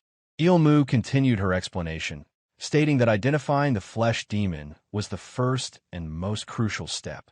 She mentioned that although it was difficult to pinpoint exactly who the demon was, that was why they had sought the help of the sect leader. With a slight chuckle, Kong Bum responded, expressing uncertainty about whether a one-armed man like him could help, but reassured them that he would do whatever he could. He then asked what he should do. With a serious expression, Ilmu replied that the first thing they needed to do was identify the flesh demon. Ilsean, who had been silent until then, took over the explanation. He explained that they had investigated the places where the flesh demon had recently attacked. In every instance, all the alcohol had been completely emptied. This led them to deduce that the flesh demon had a particular fondness for alcohol and secretly wanted to reveal itself. Muhui nodded thoughtfully, understanding the situation. He remarked that despite knowing they were being pursued, the demon left behind traces, suggesting arrogance or overconfidence. Ilsean affirmed Muhui's observation, adding that this overconfidence was exactly what they intended to use to their advantage. He elaborated that the plan was to create a festive atmosphere, a feast where everyone would drink together, hoping that it would flush the flesh demon out. Ilhun chimed in, offering his own input. He suggested that if the flesh demon was indeed as arrogant as they thought, it would surely react to a provocative action. Acknowledging the plan, Ilmu reached into her robes and pulled out something wrapped in parchment paper. She unwrapped it, revealing a small pill. She explained that this was a sleep bomb, which would release a smoke that caused everyone in its vicinity to fall asleep. If the flesh demon was among them, they would be able to subdue it instantly by putting everyone to sleep. Aware that his standing in the martial world was lower than the first disciple of Zhongnan Sect, Kong Buyuem quickly agreed with the plan. He understood the urgency and said that if the flesh demon was already inside, They could not afford to waste any more time. He announced to those present that tonight they would hold a gathering where everyone would drink together. As the day turned to night, preparations for the feast began. Jars of alcohol were placed on every table, and an array of generous food was laid out to lure out the flesh demon. Kongbum raised his cup and toasted to the heroes of Manhwa who had fought valiantly in Pasung and Weinan, as well as to the righteous warriors of Zhongnan. The disciples of the Shining Radiance Sect raised their cups in unison, joining in the merrymaking of the feast. The atmosphere was lively, with each cup of alcohol raising the spirits of those gathered. The disciples of the Shining Radiance Sect remained blissfully unaware of the plan unfolding beneath their celebration. Even Muhui, surrounded by an abundance of food and drink, found it hard to resist. His mouth watered as he fought the urge to indulge in the feast before him. Despite his hunger, Muhui remained vigilant. He reminded himself that with everything prepared so nicely, no one would suspect anything out of the ordinary, let alone the presence of the flesh demon. He thought to himself that he needed to be careful not to cause any misunderstandings that might make things difficult for everyone. Just then, his gaze shifted to Manhwa, who, without a hint of hesitation, took an entire jar of alcohol to her lips and drank it down without any shame. She even dared to express how amazing the liquor was. Muhui felt a surge of anxiety. He feared that the disciples of Zhongnan's sect might see this as a potential indication that he was the flesh demon. He quickly glanced at the table beside theirs, where the disciples of Zhongnan's sect were sitting. Despite the elaborate food and drink laid out before them, none of them had touched a single item. At that moment, Ilmu noticed Muhui's glance. She looked back at him, offering a gentle and serene smile, with no hint of suspicion on her face. Muhui felt a wave of relief wash over him. He quietly reassured himself that the disciples of Zhongnan's sect did not seem to harbor any suspicion toward him or Manhwa. On the other hand, Muchiol and Mujin remained vigilant, holding off on eating and drinking too much, maintaining a steady pace. When Muhui returned his gaze, he couldn't help but think that he had already told Mujin multiple times to stop touching his nose. They continued drinking until the time came for the sect leader to leave. Muhui glanced back just as Kong Boem rose from his seat. As he prepared to depart, Kong Boem spoke, mentioning that he would take his leave for tomorrow's training and advised everyone not to mind him and to continue enjoying themselves. Muhui thought to himself that with the sect leader leaving the table, it was now up to them to begin searching for the flesh demon. But as Kong Boem left, the disciples of Zhongnan's sect cast a sharp, calculating gaze after him. It was still possible that Kong Boem was the flesh demon, an impostor currently posing as the sect leader. Meanwhile, the disciples of the Shining Radiance sect kept drinking, the liquor flowing without stopping. The atmosphere grew more relaxed and free with the departure of the sect leader. Even Muhui's juniors, Manhwa, Mujin, and Muchiol, had all passed out from their excessive drinking. Along with them, the disciples of the Shining Radiance sect were all unconscious, victims of the banquet's excesses. The only ones left were the 3 disciples from Zhongnan's sect and Muhui. Ilmu quietly observed the situation, stating through the voice transmission that no one was standing. This meant that either the flesh demon was not present or they had noticed their plan and was pretending to be asleep. Muhui glanced at the scene, suggesting that perhaps Kong Boem, who had left earlier, was the flesh demon. Ilmu quickly confirmed Muhui's suspicion. A wave of shock washed over Muhui as Ilmu stated with absolute certainty that Kong Boem was the flesh demon. Ilmu added that while they could be sure of Kong Boem's true identity, they could not rule out the possibility of other flesh demons being disguised among them. She resolved to stay behind, just in case there were more to deal with. She then ordered 2 of her junior disciples to handle the one disguised as the Shining Radiance sect leader. Muhui offered to assist with subduing the impostor, suggesting he would fight alongside them, assuring Ilmu that there would be no major issues and reminding her not to let her guard down. In a swift and precise movement, Muhui, Ilsean, and Ilhun disappeared from their seats and made their way to confront the shining radiant sect leader.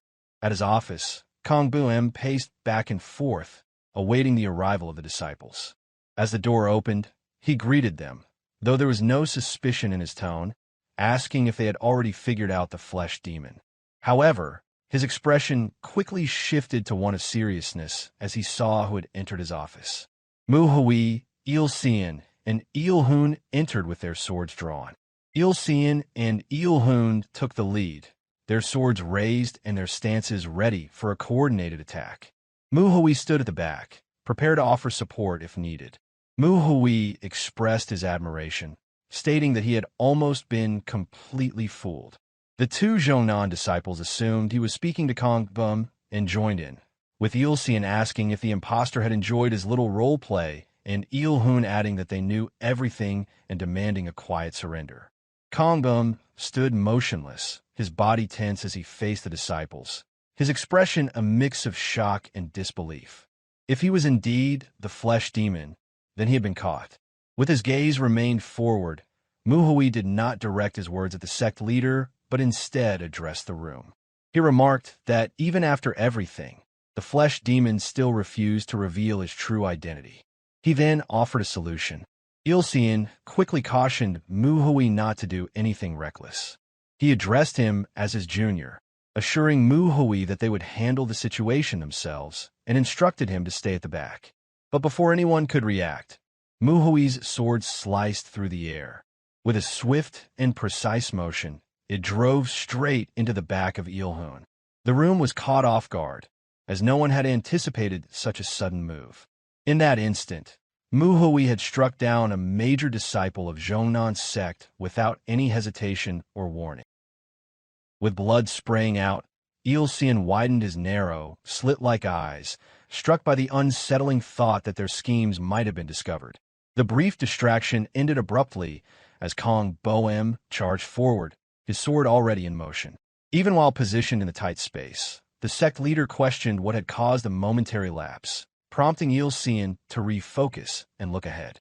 With a single decisive sword strike, Kong Bu-em sent Il Xian crashing violently through the window. With a casual air, Mu Hui delivered a swift kick to Il Hun as well, doubting that a single strike could have killed him. The two fell hard onto the shining radiant sect's inner yard. From above, Mu Hui looked down at them and remarked on how absurd it was to try tracking flesh demons by sin alone. Such an approach was utter nonsense.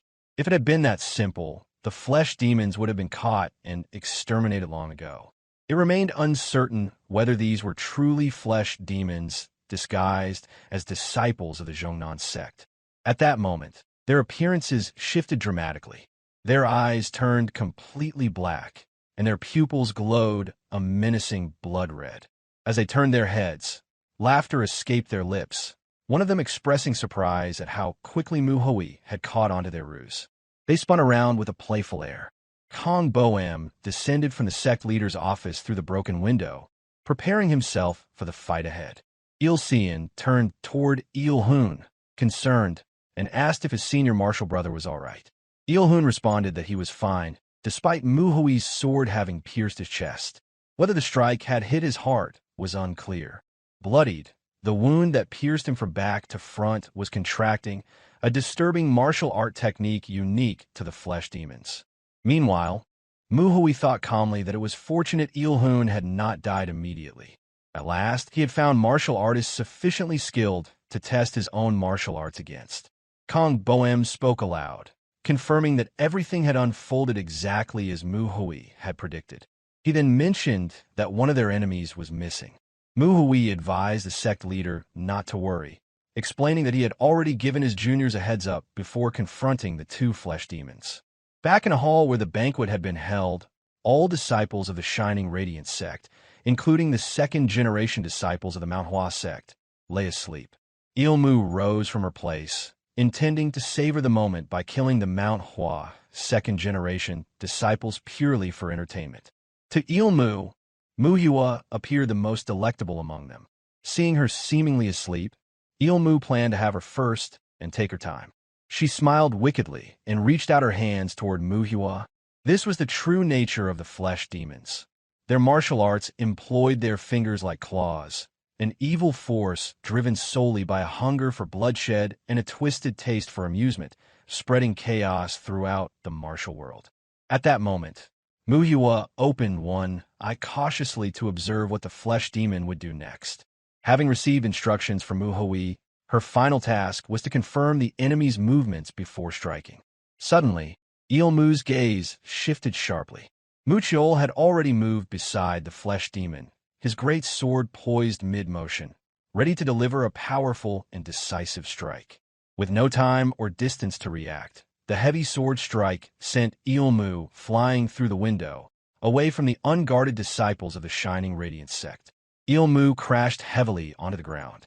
Though her bearing appeared chaotic for a brief moment following the heavy strike, she quickly regained control and landed firmly on her feet.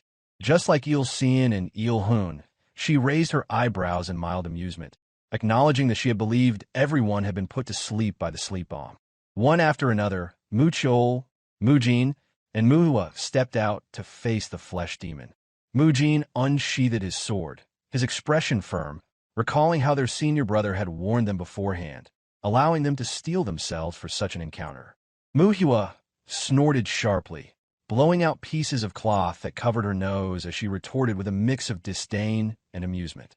She remarked on how utterly pathetic and disgusting the flesh demons were, pointing out their feeble attempt to sneak into the Shining Radiance Sect and the crude sleep bomb used to knock everyone out. At that moment, Ilmu's eyes narrowed as she realized all the disciples of the Manhwa sect had cleverly blocked their nostrils with cloth strips soaked in some protective substance, rendering the sleep bomb ineffective.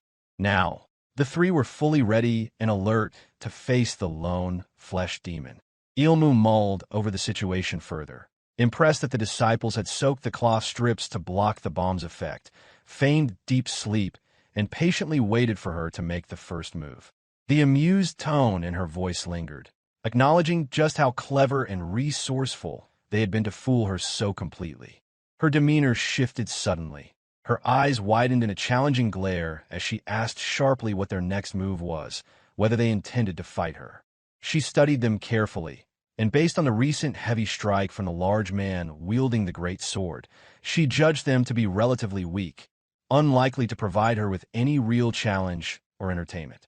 She admitted openly how much she despised boredom and warned them not to waste their lives foolishly before offering a proposition. Her gaze locked onto Manhwa, instructing the others to leave her alone and promising to spare them all if they agreed to her terms. At that moment, her eyes darkened ominously, pupils glowing bright blood red, as she emphasized that she would indeed let them go if they surrendered Manhwa to her. Meanwhile, the battle edged closer to the sect leader's office. Kong Boam swung his sword fiercely, but the flesh demon, disguised as Ilsean, caught Kong Boam's hand mid-swing. It was obvious to Ilsean that Kong Boam wielded only one hand, making the downward sword path easy to predict. Ilsean laughed maniacally, mocking how predictable his opponent's move was. With his free hand, he launched a swift claw strike for a counterattack. Kong Boam reacted quickly with a powerful kick, sending Ilsean flying backward to create distance between them. Ilsean spat out blood in distress from the blow, but immediately recovered. Kong Boam followed with a downward vertical slash, but Ilsean sidestepped just as swift, causing the strike to miss its mark completely. With a screech, Ilsean steadied himself and swung his hand once more, launching another attack. Kong Boam wasn't fast enough to fully dodge or block it fully. He raised his sword in a desperate attempt to defend, but the strike proved too powerful. The flesh demon's claw tore through the air, wounding the sect leader's chest. Despite the injury, the ferocious evil's tenacity showed as blood sprayed from the wound. Elsewhere, however, Ilhun still could not land a single hit on Manhwa. More ferocious than his junior, every attack Ilhun launched was effortlessly blocked or dodged by Manhwa with practiced ease. In the final exchange, after deflecting another strike, Manhwa immediately followed with a devastating fist blow. His strength overwhelmed Ilhun, pushing him several steps back with just one punch. Yet Ilhun remained alert, noticing that his opponent wasn't finished. Muhui swiftly followed the punch with a brutal knee strike to Ilhun's stomach, sending him stumbling further back. With a heavy thud, Ilhun collapsed to one knee, coughing harshly as he spat out a mouthful of blood. Calm and composed, Muhui observed how much worse Ilhun's martial skills was compared to his initial expectations. He noted that Ilhun hadn't hidden his true skill and wondered why they were capable of disguising themselves as Zhongnan's Sect disciples so effectively. Muhui knew well that the transformation martial technique, composed of reversal and bone compression techniques, required direct visual contact with the target to be employed properly. The situation could only mean one thing. The flesh demons had previously encountered disciples from the Zhongnan Sect and imitated them.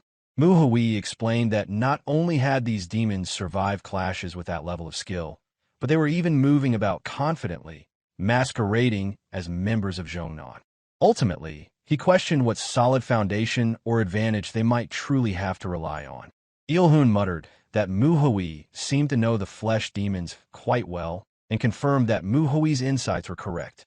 He revealed they had faced one of Zhongnan's top disciples, a formidable warrior before whom two of their own had fallen in battle.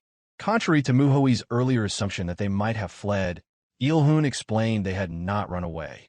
Instead, they had killed several disciples of the Zhongnan Sect. Muhui countered, already having gauged their true strength, asking pointedly about the absurd lies they spun. Ilhun let out a hollow laugh, cursing Muhui for his arrogant attitude. Then, shifting his gaze to the sword hanging from his waist, he questioned how to explain such a weapon's presence. It was at that moment Muhui's focus sharpened, realizing the sword was indeed one belonging to a Zhongnan Sect disciple. Only after a careful, closer look did he fully understand that the weapon was no mere expertly crafted imitation. Ilhun smugly remarked that Muhui was well aware, as was he, that few blacksmiths could forge a sword worthy of a prestigious sect like Zhongnan, let alone one as convincing as the one the enemy carried. He added that forging such a blade would take far longer than simply stealing it from genuine Zhongnan disciples. He elaborated, affirming that the sword truly was from Zhongnan, implying the enemy had stolen it. Yet Muhui remained puzzled. Given their martial skill, how could they have slain Zhongnan Sect's first-generation disciple? The thought was bewildering, and he found no answer. Ilhun stood up with a bitter laugh, noting that he had seen Muhui's disbelief and proposed an alternative perspective. He asked if Muhui's martial prowess was on par with his fellow disciples. The question shocked Muhui, causing his thoughts to race. Ilhun explained that, just as Muhui was far stronger than he and others of their peers, so too did martial skill levels vary widely among flesh demons. He mentioned their senior, recalling how their master had admitted she had surpassed him in his youth. Suddenly, everything clicked for Muhui. Among the two flesh demons currently in the yard, none possessed the skill to defeat Zhongnan Sect's top disciple. The realization of his own grave miscalculation settled heavily upon him. Ilhun muttered that it was their senior who had mercilessly slaughtered the Zhongnan Sect disciples.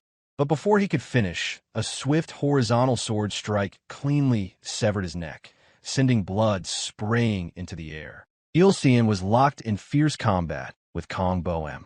He stammered as he turned his head slightly, noticing his senior brother had been slain. Ilsean's mind reeled at the sight, while Kong Boem's eyes widened in stunned surprise. Then, in a blur, Muhui completed another precise sword strike. Ilsean's head rolled lifelessly across the ground as his body collapsed with a heavy thud. Kong Boem could hardly believe what he witnessed. He noted that the flesh demon hadn't even reacted to the attack and turned his head sharply, asking what martial arts could produce such speed. But the ground was already empty.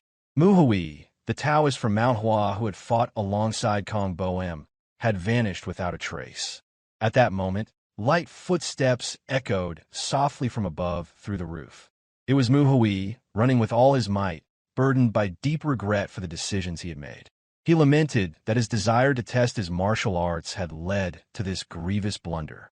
Engaging with the two flesh demons had consumed far too much time.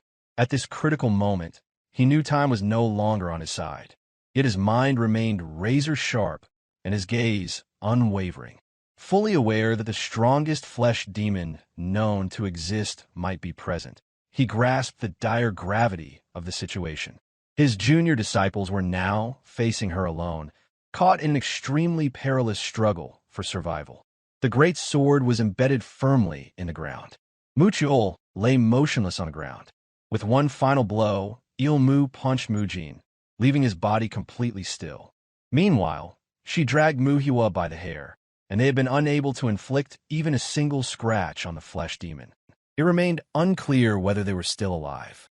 Back when Ilmu offered the 3 manhua disciples the chance to leave Muhua behind, promising to spare the rest of them, Muhua, Mujin, and Mutuol stood their ground fearlessly against the flesh demon, still unaware of the true and terrifying strength this particular monster possessed. Muhua unsheathed her sword with resolve and suggested that she should charge in first, as Ilmu seemed to like her. Mutuol raised his greatsword, preparing to follow closely behind, while Mujin warned her cautiously to be careful. Without hesitation, Muhua darted forward with a swift movement that left no trace of her advance.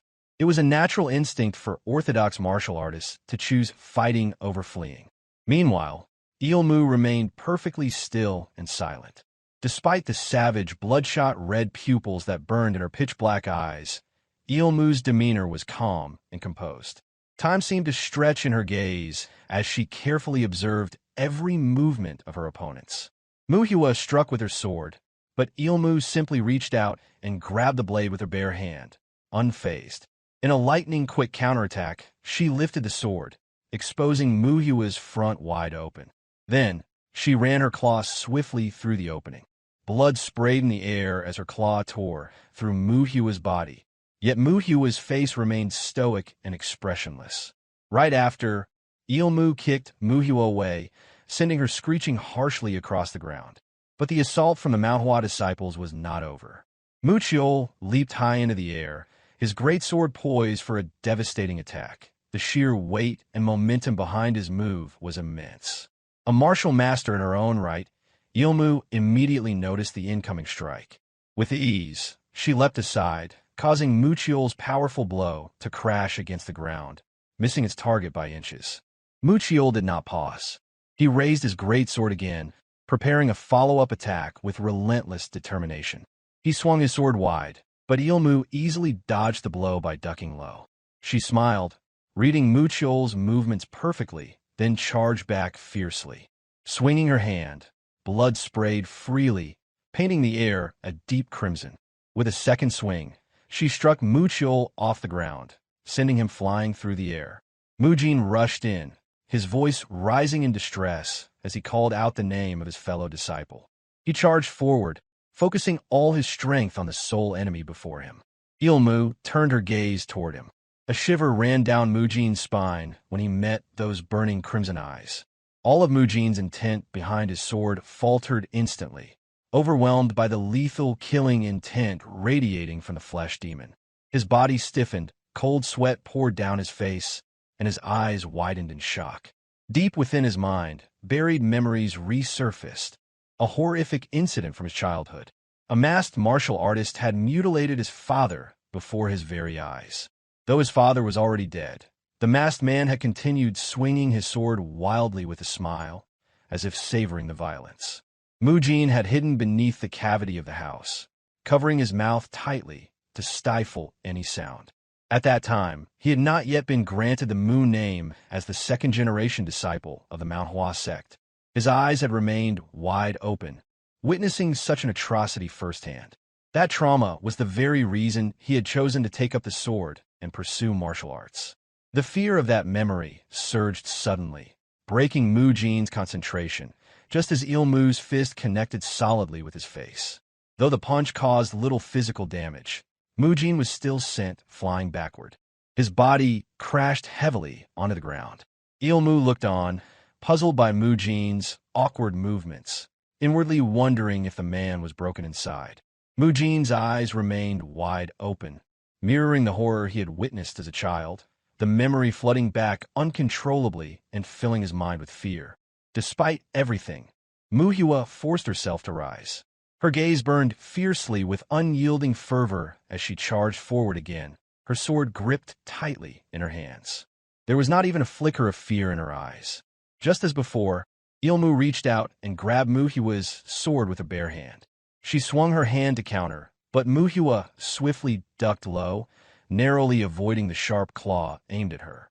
Ilmu immediately followed up with a brutal strike, her knee shooting through the air and colliding hard with Manhwa's abdomen. The impact was devastating, and in that instant, Manhwa lost consciousness, vomiting a handful of blood onto the ground. Ilmu gripped Manhwa's hair firmly with her right hand, pulling the sword by its blade as Manhwa's strength drained from her body. Muchiol came charging in from behind, wildly swinging his greatsword with desperate force. Ilmu was quicker, ducking low to dodge the attack just as it came. Then, savage and precise, wielding the manhua sword by its blade, Ilmu unleashed 4 consecutive strikes, targeting Muchiol's hand, chest, abdomen, and leg. Each attack landed with ruthless accuracy. Blood sprayed freely from every point Ilmu struck on Muchiol's body.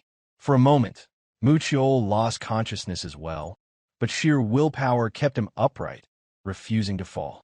Petrified by the deep-rooted fear festering inside his heart, Mujin could do nothing but cry out in distress, his voice trembling with helplessness.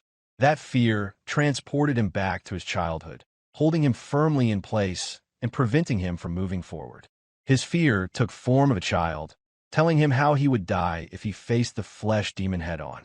The terror in his childlike mind described a monster so overwhelming that even Manhwa and Muchiol, attacking together with all their might, had failed to draw a single drop of blood from it. His fear urged him to flee, trying desperately to convince him that he had no other choice. Like a helpless ant before an unstoppable human footstep, even if he drew his sword, he was powerless. His fear whispered that he would be crushed beneath the monstrous footsteps. That was why he had looked away, avoiding the truth until now. The reason Mujin hesitated and felt powerless was his belief that he hadn't trained enough, a lie he told himself to bury the fear deep within his heart. He convinced himself that he lacked courage due to his lack of preparation. He was scared, but that fear was his own fault. Those lies gave him a reason not to act. Then Muchiol, barely holding on, pulled back toward his side. His eyes still wide with fear, he gasped aloud, alarmed by the injuries of his fellow disciple. With labored breath, Muchiol suggested that the flesh demon they faced may be far stronger than Manhwa, their senior disciple. He urged Mujin to retreat, insisting that they could not all die in this place. Muchiol vowed to hold the demon back, insisting Mujin return to the main sect to report the events. From a distance, Ilmu remarked on their persistence with a cold tone. The fear within Mujin's heart echoed once again, resounding with Muchiol's command to run. It was the rational decision. It was acceptable to run and survive. Mujin looked down at the ground, stained deep crimson with blood, the vivid sight sinking heavily into his mind. He wondered quietly in his thoughts how Muchiol could still stand firm against such a monstrous foe, despite the heavy blood loss he had suffered. He questioned himself, pondering if Muchiol was also undertrained like himself, yet possessed the courage and determination to face the demon unflinchingly. He found himself surprised by the relief he felt rather than anger in response to Muchiol's words. Other memories surfaced from his past, pulling him back to the time when he had asked Manhwa why he continued hesitating. Manhwa had returned the question with calm honesty, saying that if Mujin himself did not know the reason, how could Manhwa possibly understand? Manhwa then suggested that perhaps Mujin had been lying to himself all along. He told Mujin that if even recalling those memories was too frightening, it was because he had buried them deep within his heart. As time passed, Manhwa explained it was possible Mujin had even forgotten what had caused that fear or why it had taken root. Manhwa added that if this was the case, maybe remembering why Mujin had first picked up a sword would help him find clarity. After all, Manhwa said there was no action without a reason behind it. Manhwa advised Mujin to reflect on this himself and dismissed him gently, returning to his own training. It was then that Mujin began trying to think on his own, seeking the true reason he held a sword in his hands. He recalled the bloody scene when he had hidden beneath the cavity of the house, his eyes wide open as he witnessed the horrors unfolding before him. He remembered the pools of blood that soaked the ground and drenched the people around him. Back then, he was just a powerless child, the sole survivor of that day, who had ultimately decided to pick up a sword and